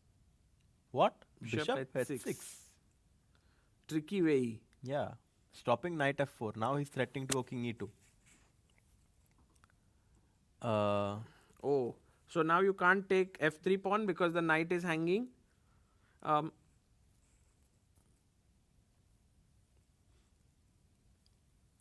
Knight b6? Could be. Could be. Interesting. But bishop h6 is a nice try, no? Yeah. Because as we saw, and Harshit Bhai had pointed this out, that if the king comes up to e2 here, then the knight jumps in with a check, and then black is able to stabilize with f6 g5. But with bishop h6, there is no such time. Yeah. And now... And he has 3 minutes and half minutes on his clock. Sagar bhai, I'm very sorry if you lose. Yeah. Because I'm going to order a lot of food. Yeah, for all the people joining in right now, there is a bet that Anish Giri came and said, where he said he will provide the free dinner for everyone that who wants to join if there is a decisive result. Sorry, if there is a draw. But in case of a decisive result, I should provide the... By the way, Vivaswan Damle, who's been pillar of Indian chess for 50 months. Wow. That's 4 years and 2 months. Jeez. That's incredible. Is that what you were calculating? He says, half century it is. Punyacha Porga, ABD, Punyacha Java streaming. Oh, you are Punyacha Porga. Like you are the son of Pune. And you are... I am the son-in-law. Son-in-law. Arey, bhai, And bhai, bhai. says, India's future looking super strong. Sagar, hashtag Sagar for GM, hashtag GM69. Oh, thanks a lot for being a member. It's great Amazing. to have this support. Amazing. King e6 played. I really like this move because now after king e2, the rook can go to b3 and the knight on d5 is protected. And again, the idea of f6, g5 remains intact to put your knight on f4. I think if Thai Dai 1 makes a draw, I'll quickly invite go to him an as well. Yeah. Like you did the hard work. Please come.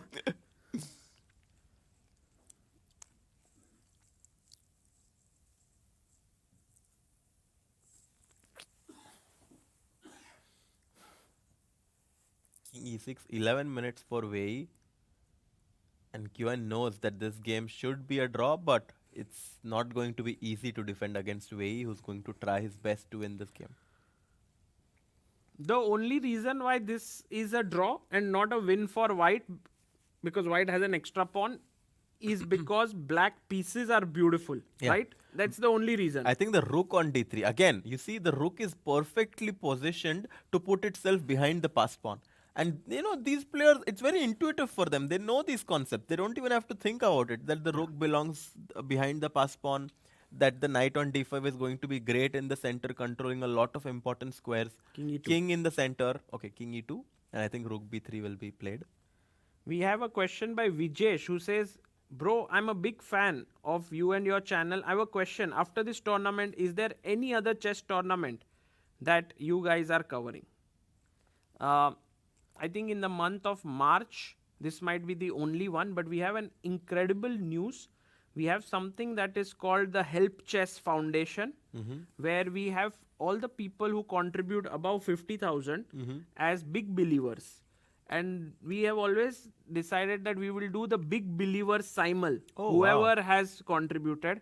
And guess who is the player who is ready to do the big believer simul? Arjun? Close. I mean, Vidit?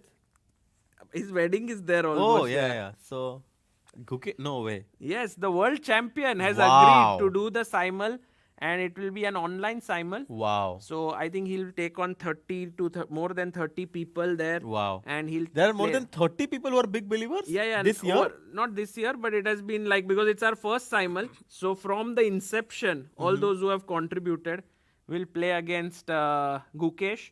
And I think it's when I mentioned to Gukesh that they have contributed for the upliftment of chess players. Would you like to do it? He was readily agreeable That's to it, amazing. and that's his Great gesture by great him. kindness by him. In spite of his busy schedule, he's found time for this. Thank you, Didi, for your super chat. He was the one only who was asking, no, for all the your skincare. No, it was routine and all. Rizzard who was really rizzing me up.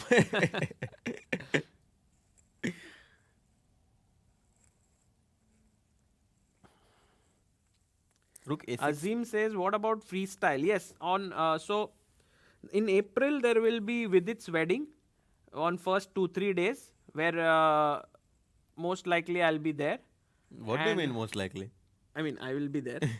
I'm just being kind to Harshit bhai because although now I think Harshit, you also are anyway not going to come because you have a tournament. Yeah. So it is not like you are not in. You can always say you have a tournament. वो तो बुलाया था पर मैं जा ही नहीं सका. And so there and then freestyle chess in Paris, most likely Grenke. And in India also there are beautiful events happening during that period which we will cover. There is the Bangalore GM. Oh, you will cover it, yeah? Yes, we will figure a way to cover that. We will also have the Women's Grand Prix happening In Pune. In actually. Pune. When is that? It's in April first Okay. half. And then we have Pune GM, which is also an incredible tournament of the top. But a lot of things are clashing, yeah? Yeah, all clashing, everything. It's like April is like the hotbed of tournament month. And then, of course, in May, we will have the big Norway chess coming up. You're doing it. Yeah, we will try to figure Oh, how wow. to cover it. But it's huge because both Gukesh and Arjun are playing there with Magnus Carlsen. But it's not clashing with anything, of course. No, It's no, a big not, event. it's not. So, and then Grand Chess Tour will begin. And I mean, the calendar is like too packed. filled up. And I feel more than the players, perhaps the commentators will get tired because you can't commentate on every tournament. Then you will go crazy. At some point, I think I might need to take a break from Sagar Bhai because I might be spending more time with you than my family. Yeah, exactly. I think you need to really. No, but it's fun. No, I'm really enjoying it, obviously. It's great fun and pleasure to commentate on these big tournaments. But you can anyway take break.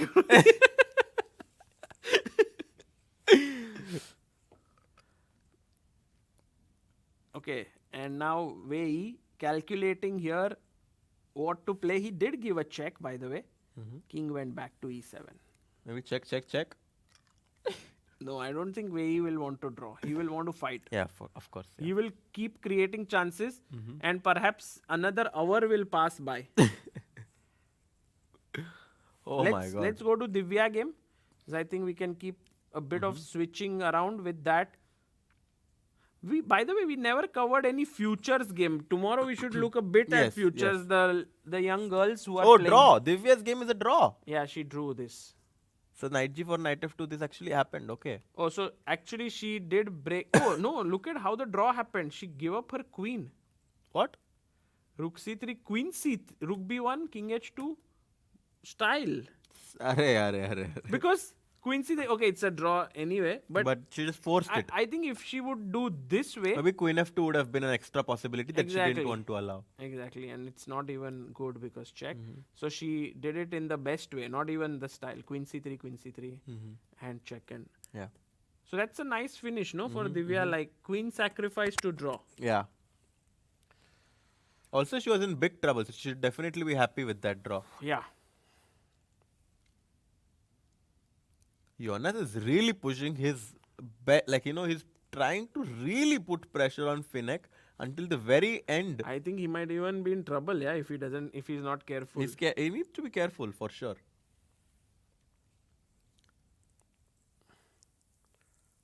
So going back to Masters now. As Nguyen. Oh, he's down to a minute now. Oh my God. A4 pushed. Sagar bhai, how do you rate your chances? I find this to be a very dangerous situation for Nguyen. Really. Because, there's no easy direct draw in sight. And the time on your clock is going down. And you will have to make not just one right decision, but several. And when that happens, it's very tough. Oh, look at Quantum Chair's message. It's so funny, I had to say. Yeah? Hi Harshit, are you a bicycle because you are too tired? Arre bye bye. Oh, nice one. Nice one. I am not a bicycle. Ha ha ha. Check by Van Nguyen. He gives rook b2 check. Bishop comes back to d2 Oh already. my god. By the way, Wei Yi had a better move King here. d3 because if rook b... Oh, king d3 was crazy. Because knight before check looks scary, but there is king c3, yeah? Yeah. Oh my And god. if you take here, I take Of course, here. yeah. Then you're... Like, the knight is But notoriously even, bad even defender. this endgame, No. This should be gone, yeah? Because the knight is a very bad defender against the a-pawn, I feel. yeah. So, he instead goes for bishop d2. I think that still there is a fight there, Harshit bhai. Just so that I can make my point. If I can get my king here and my knight can take care of these two pawns, it will be a draw because it's the wrong color Yeah. square. So maybe that could be a reason why Wei Yi went bishop d2. Urban Monk says Chess World Cup is going to happen in Delhi. That's what I read in some of the newspapers. What's happening? World Chess Cup, World yeah? Cup. In October. In September. Okay. But it's not officially released. But some of the newspapers in India did kind of write about it. Hint, yeah? That it will happen in New Delhi. Should be exciting By actually. the way, the pawn has reached a5. Yeah. It's getting closer and closer towards the queening square. It's a bit scary for black hole now. Absolutely. 2 seconds were only left for Van Nguyen. Now 10 seconds left. Oh my He's- god.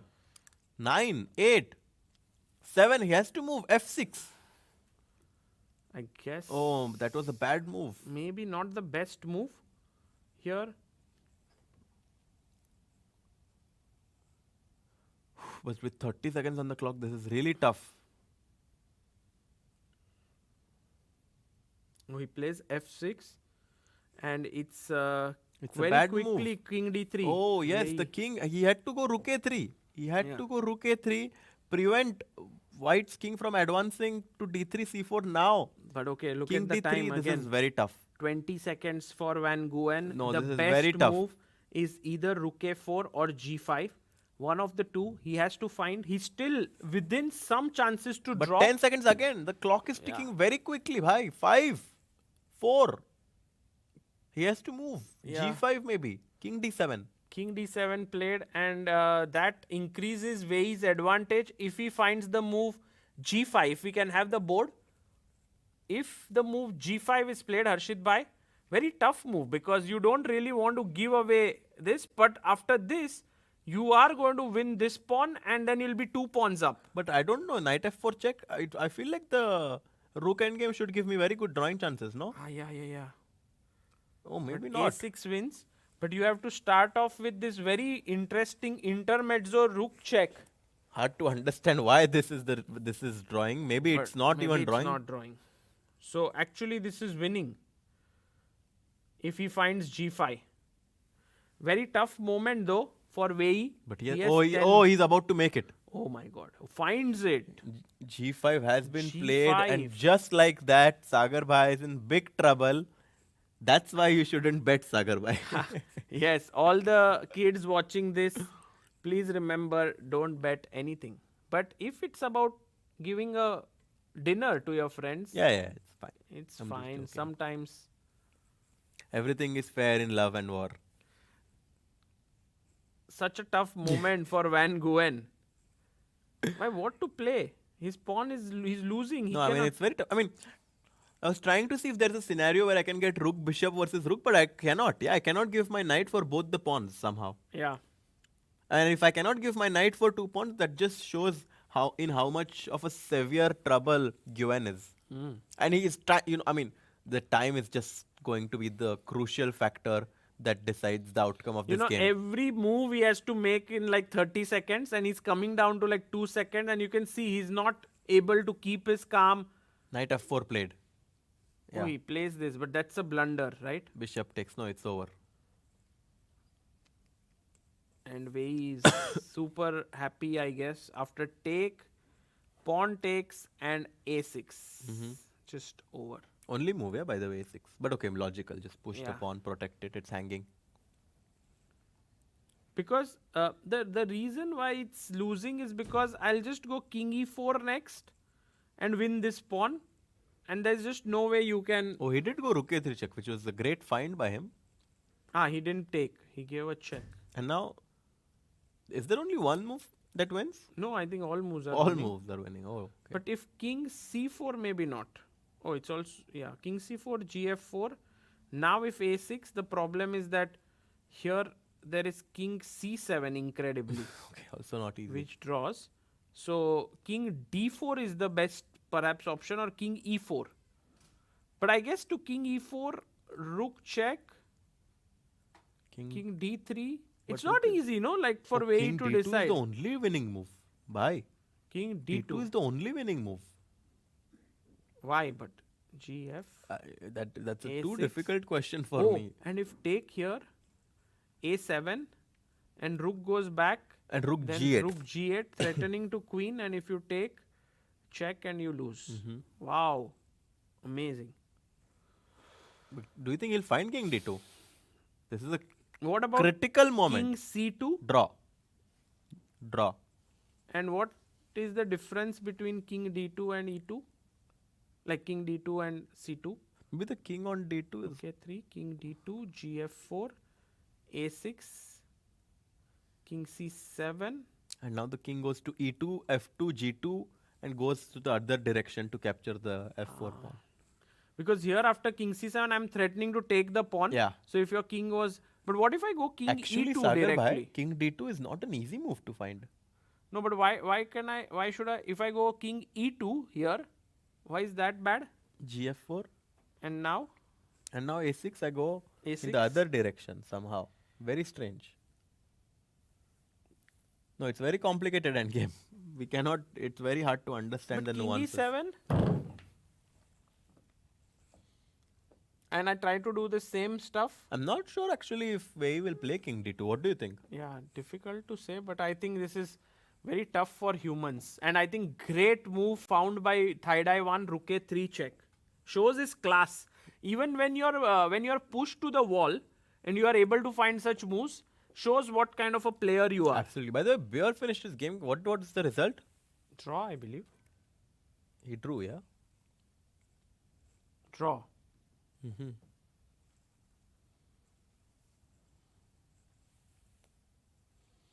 Himang says, "Hi Sagar bhai, is it possible to let all know if there will be any playoffs? If so, what is the format?" Himang, yes, there will be playoffs in both Masters and Challengers. Checked with the organizers here. They mentioned that 5 plus 2, 2 games. In case of 1-1 tie, there will be an Armageddon of 5 versus 4.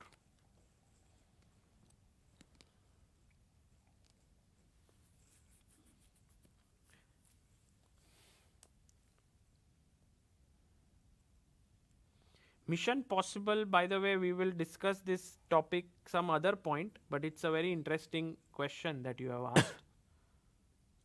For now, Wei Yi is thinking.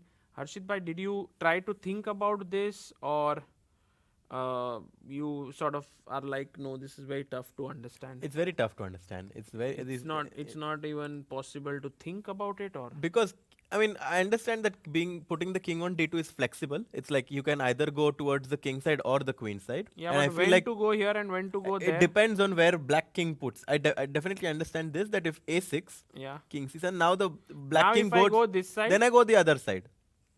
So it's basically like Oh. you have opposition. So I did understand this one point, that after king d2, white has opposition, and depending on where black king goes, white will go the other way. Crazy. So if you are going इधर तो मैं उधर जा रहा हूँ, इधर तो उधर. Oh my god. So if I go here, you go king e2. Mm-hmm. Wow. That's this we should do a short video of this. Yeah, No? it's very nuanced This is idea. a very deep end game. And I think people would love to learn from this. Yeah, and I think Wei is thinking about all of these nuances, and perhaps he might actually figure out that king d2 is the only move. Wow.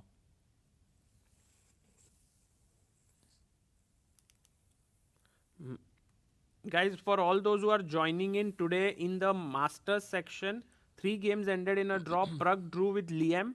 We see on the right, it's there, a small box. Arvind drew against Navara. The big game of today was Anish beating Sam Shankland. Anish scoring his first win. Ediz drawing against Keymer. And now this very important clash for the tournament and also for the dinner tonight. King D2 is tough. Prathamesh says, do we need to book tickets to visit World Cup? Well, right now, let it first get announced properly. Yeah. Then you should do it. Otherwise, it will get wasted.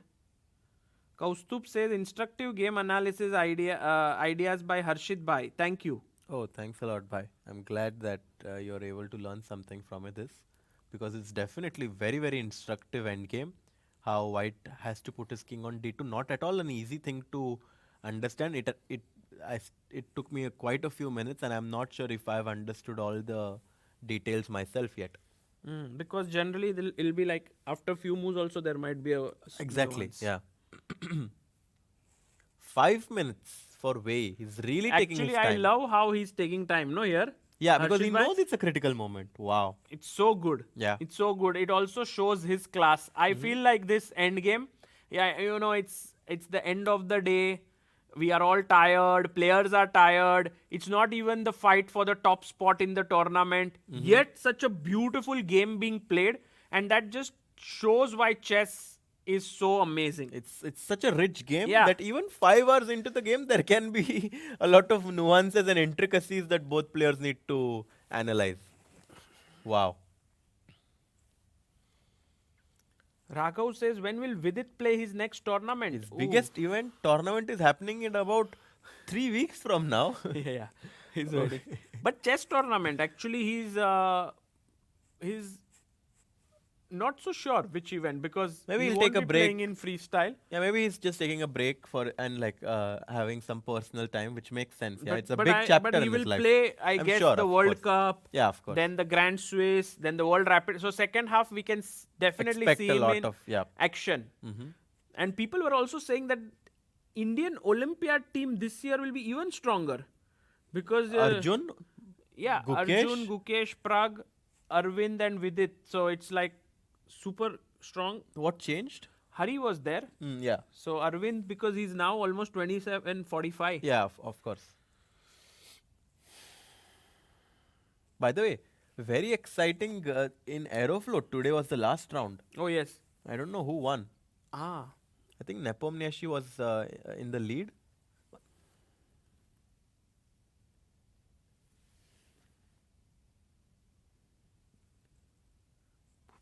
RUS.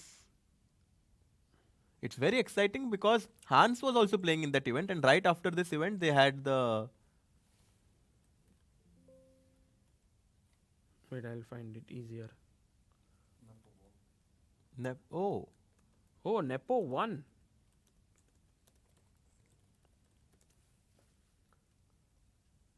So we have Jan Nepomniachtchi scoring Wow. 7 points, finishing ahead of Richard Rapport, Andrei Esipenko, Hans Maxim Niemann. Matlagov, Sergei Lobanov, Amin Tabatabai. Wow, so many players on 6.5. And Ronak finished 16th with 6 points. Ahead of Dubov. Yeah. Not bad. But I think in this event, a good friend of mine really struggling was SL Narayanan. It was a very tough event from him, and he's having...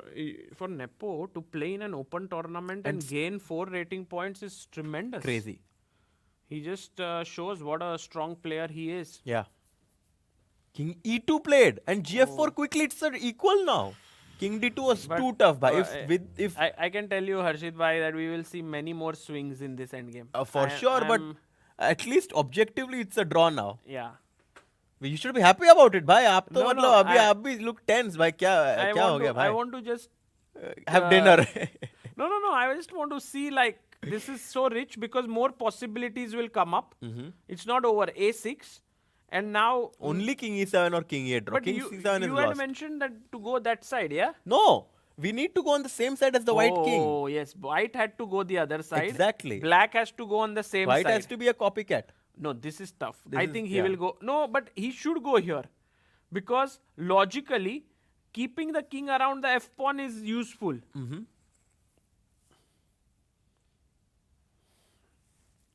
Himang said Hessel had to withdraw with 2 rounds left in Aeroflot. Yeah. What happened? His health was not good or? His performance was, he was really struggling, and it's a phase, you know, like every player goes through it at some. He finds king e7. Yeah, bhai is very good defender, bhai. Yeah, I mean everyone goes through a tough phase in life and in their career in chess, and you know, he just needs to evaluate what went wrong and find the best option from now. Yeah. You know, the Japanese saying, right? The most important step is the next step. So should always try to keep the past behind. And yeah, king e7, by the way, Nguyen very, very accurately finding the best move, which definitely makes me believe that he has good drawing chances, because when the endgame started, I was really unsure if he's going to draw this. Yeah. King e7, and what was played? Rook b6 played. Rook to b6 was played. What? Okay, after king e7, rook b6, yeah. And now black should just wait. Any move, just wait. Yeah, king f7. And now the king cannot go here because the f3 pawn will hang. Actually, it's not that easy. It goes king d2. You can just take the pawn and yeah, rook Take goes and back. come back. Yeah. Urban Monk says, Sagar, can you please do AMA in ChessBase India subreddit? Oh, Interesting. AMA meaning ask me anything. right. For the ones who don't know the lingo. Rook b7 check played, and now King f6. king f6. Or king g6 I would like. Or can you actually bring your king closer? Actually, king g6 is a blunder. Can you believe it? Because I Well, want you to want go... to king your king closer to But the I wanted center. to go king g6, king h5, king h4, go to g3. a7, king h5. King d2, king h4, yeah. Rook g7 is the key move. I stop the king and then yeah. I'm completely Yeah. You are tied just, up. It's and now terrible. the white king will just I come need and my win. king.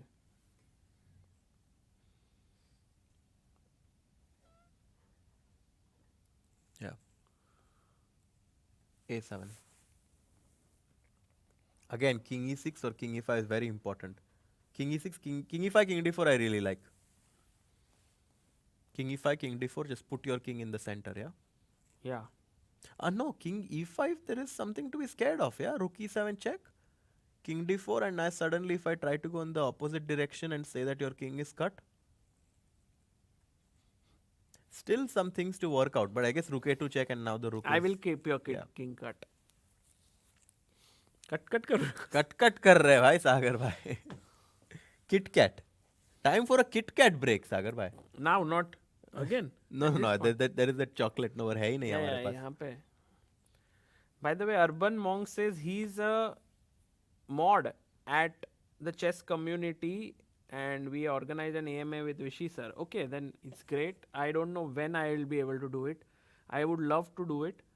But you know, if I have to plan a date or something, it's always very complex for me because I'm traveling a lot. So maybe some point for sure. King d2 played. And now just bring your king. King d6, king c6. Yeah, king d4 I think I like more because king c2 then you can just go king e3, yeah? And king b2 already sacrifice your rook. So I think that king d4 is the best way to do it. The question here is for you, Harshit. Do you know where your very good friend Abhimanyu is? The Tanmay asks. Yeah, I mean, he wanted him to push for 2700 this year. Yeah, no, Abhimanyu is very, very motivated. He's working a lot on chess. He's around Your move. 2640 now. King d4. King d4, yeah. He's around 2640 and starting next month he's going to play a lot of events. So it'll be very nice. I think he's going to play in Uzbekistan next, where there is a big tournament happening. So we will see him in action starting this month. Amazing. King d4, and yeah, now if the king goes to c2, king e3, and I think that Nguyen is very, very close to making a draw now. King c2, king e3, rook b3 check. Oh la la, Never that was take it for granted. Go king Oops. c5, no? that was Just- a big blunder by me. just- Rook b3 and white is completely winning. Yeah. Have to be accurate, bhai. Yeah, king, I'm- go back, king c5. Or maybe just rook a6. So that now whenever you go here, I'll go here. Because I just want to give my rook at some points and then make a draw. Okay, makes sense also.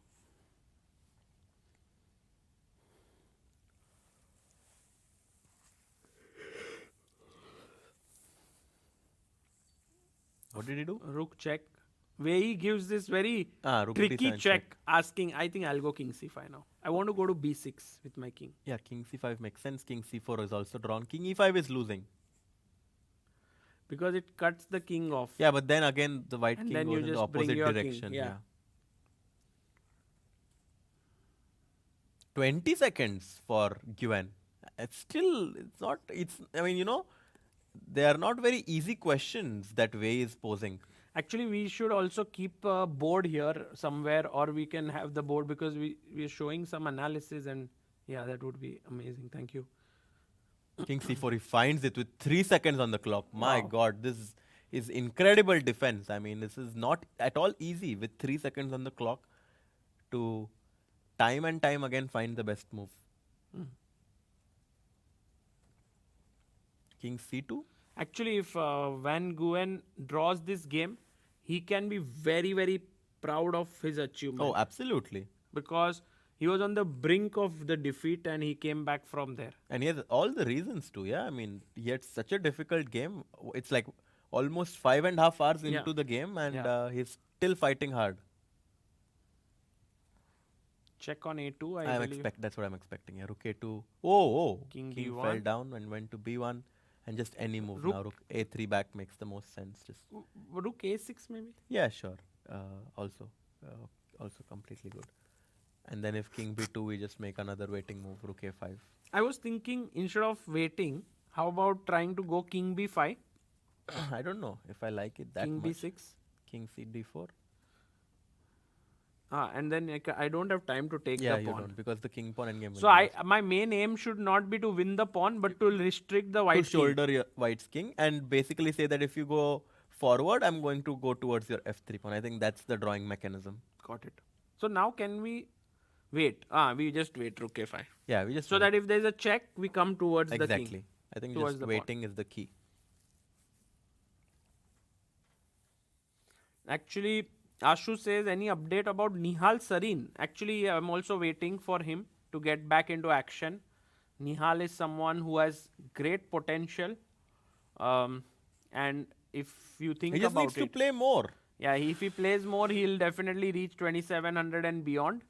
And today we also had this World Juniors which are going on where Pranav was already won? completely crushing. He was 1 point ahead. I don't know what happened. What he should have won, no? No, no. Himang Bhai can tell us in the chat.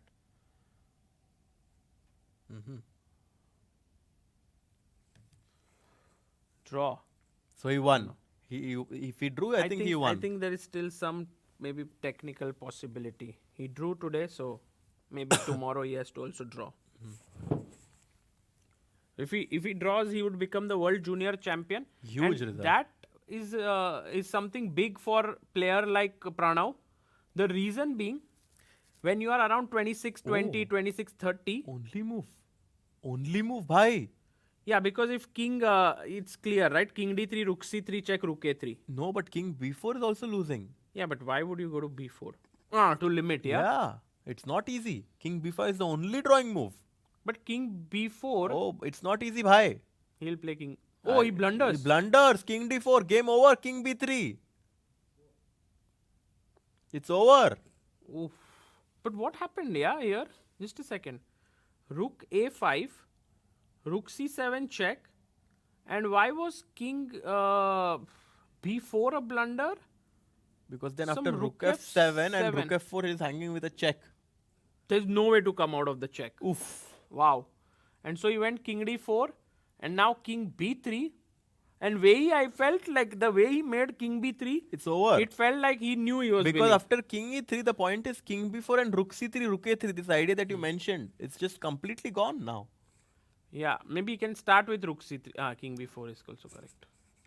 Yeah. Can he take Rook A7 now? Oh, he's just not in time or He's what? not in time.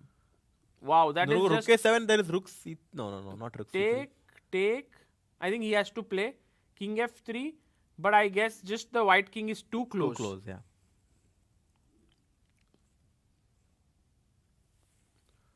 Wow. Wei Yi finds a way. Finds a way for you to pay for dinner tonight. Ah, Yeah, this is over. I was quite proud is of tough, Van man. Nguyen. Look at him shaking Yeah, his but it's head. tough, like these games are so tough. They really are, Yeah, this kind of suck your and excitement from chess many times. especially in the second last round, he's shaking his head. He defended so well for the last 5 hours, and now, of course, he knows it's completely gone. Rook A3, and he's going to resign now. Check, but what? King King A5. A5, yeah. He's just making moves, but yeah, he knows he's lost. It's very tough, bhai, to lose like this after 5.5 hours. I agree. And it all was one mistake, which we didn't even realize where it was coming from. So tough it was. Yeah, he's just distraught. This is Very. top level chess. It's unforgiving. Absolutely unforgiving. It just shows how difficult it is to, make a draw against players like Wei Yi. Yeah. He posed questions until the very end. He resigns. He resigns, yeah. Wow. And when Nguyen asks Wei Yi the first question, isn't the rook endgame drawn? But the interesting thing is Wei Yi had a win with King D2 he didn't find. So in a way you can say that. But King D2 was too tough. But yeah, I guess the draw was also very, very difficult. So hard to say, what was the best outcome of this game. But finally, it's Wei Yi who wins the game. Yeah, and you can see Van Nguyen there. He's thinking in his mind like what could he have done better. And I must say that here the moment where the game slipped away was King B2, Rook A5, check. Maybe What a tricky check, yeah? Maybe Rook A5 was not so accurate. Maybe bring the rook to A somewhere. Maybe just something else, yeah? Rook A4 or no? King B4. Rook yeah. A4 is not working. What about King B4? No, Oh, it's king- already a king- Rook blunder A4 because maybe. of Rook F7. Rook A4, yeah? Maybe. Might be the best. And this might be an easier draw perhaps. Rook C7 check where... Rook C7 and then King King D4. B5. You also... No, King D4 is losing again. King D4, King B3, no? Yeah, Same. this concept is lost, yeah. Yeah. So I have to always go to B5. I think this was the thing that was very hard to understand with 30 seconds on the clock. I like Van Nguyen also just discussing this. After such a tough game, he Yeah. still has energy to discuss. Oh my god, insane. That's why he will be a world-class player Yeah. very soon. And can we look at the standings after today's round? Wow, we After already eighth have it round, ready. Yeah. Amazing. Arvind in 5.5, Praggnanandhaa with 5, Wei 4.5, trying to catch up with the leaders after having Wow. half out of 3. Wow. He's now on third What place. a fighter. Crazy fighter. And then we have Vincent, Keymer, Ediz and Anish on 50%. And then Navara, Liem and Shankland on -1 and Nguyen really struggling in this event with 2.5 out of 8. You are saying that Wei Yi actually scored 4 points out of his last 5 rounds. Yeah. Wow. Wow. And does he have technically still chance of winning this event? Remember what happened in Tata Steel. He does. Imagine that tomorrow Arvind loses to Ediz Gurel, Praggnanandhaa draws against Anish, and then Wei Yi, who is tomorrow, I don't know who is he facing. We have, let me just check the pairing. Oh, it's there. Yes, It's we have there. the pairing. Pairing is there. Wei Yi is playing against Quang Liem with the black pieces. And chances are pretty possible that Wei Yi could win. Depends on Liem. It depends on whether Liem wants to finish the event with just an easy draw or he wants to play. But still, I mean, it's not a given, yeah, that you can draw with white whenever you want. It is. No, come on. for that level. Come on. I think so. It's not a given. Yeah, I mean, unless black takes big risks. Yeah, plays Karo-Kan. There is no draw. Slight minus. But you play. Yeah, maybe. Anish, Prague, David, Sam. I think David, Sam, no one has a chance. Ediz, Arvind, of course, the main game. And Nguyen, Vincent. Also not a chance to finish in the top. Yeah. So, these are the standings of the Masters. And in Challengers, I think we have a sole leader now. Yakuboev. Nodirbek Yakuboev doing his magic Yeah. and leading the tournament. And I think it's time for us to call it a night. Yes. Because it's 8:30 here. Yes, long day for us, but it was incredible. Fun, very, very exciting games. Finally, Wei Yi won his game and Anish was the one who won his game as well. So 2 results. Yeah. Tomorrow is the final day, guys. Slightly early, 3:30 p.m. Indian time and 11 a.m. European time. It will be a lot of fun. Tomorrow's the last round, Sagar Bhai. Yeah. We'll see you, yeah? Take care, guys, and sleep well. See you tomorrow. See you.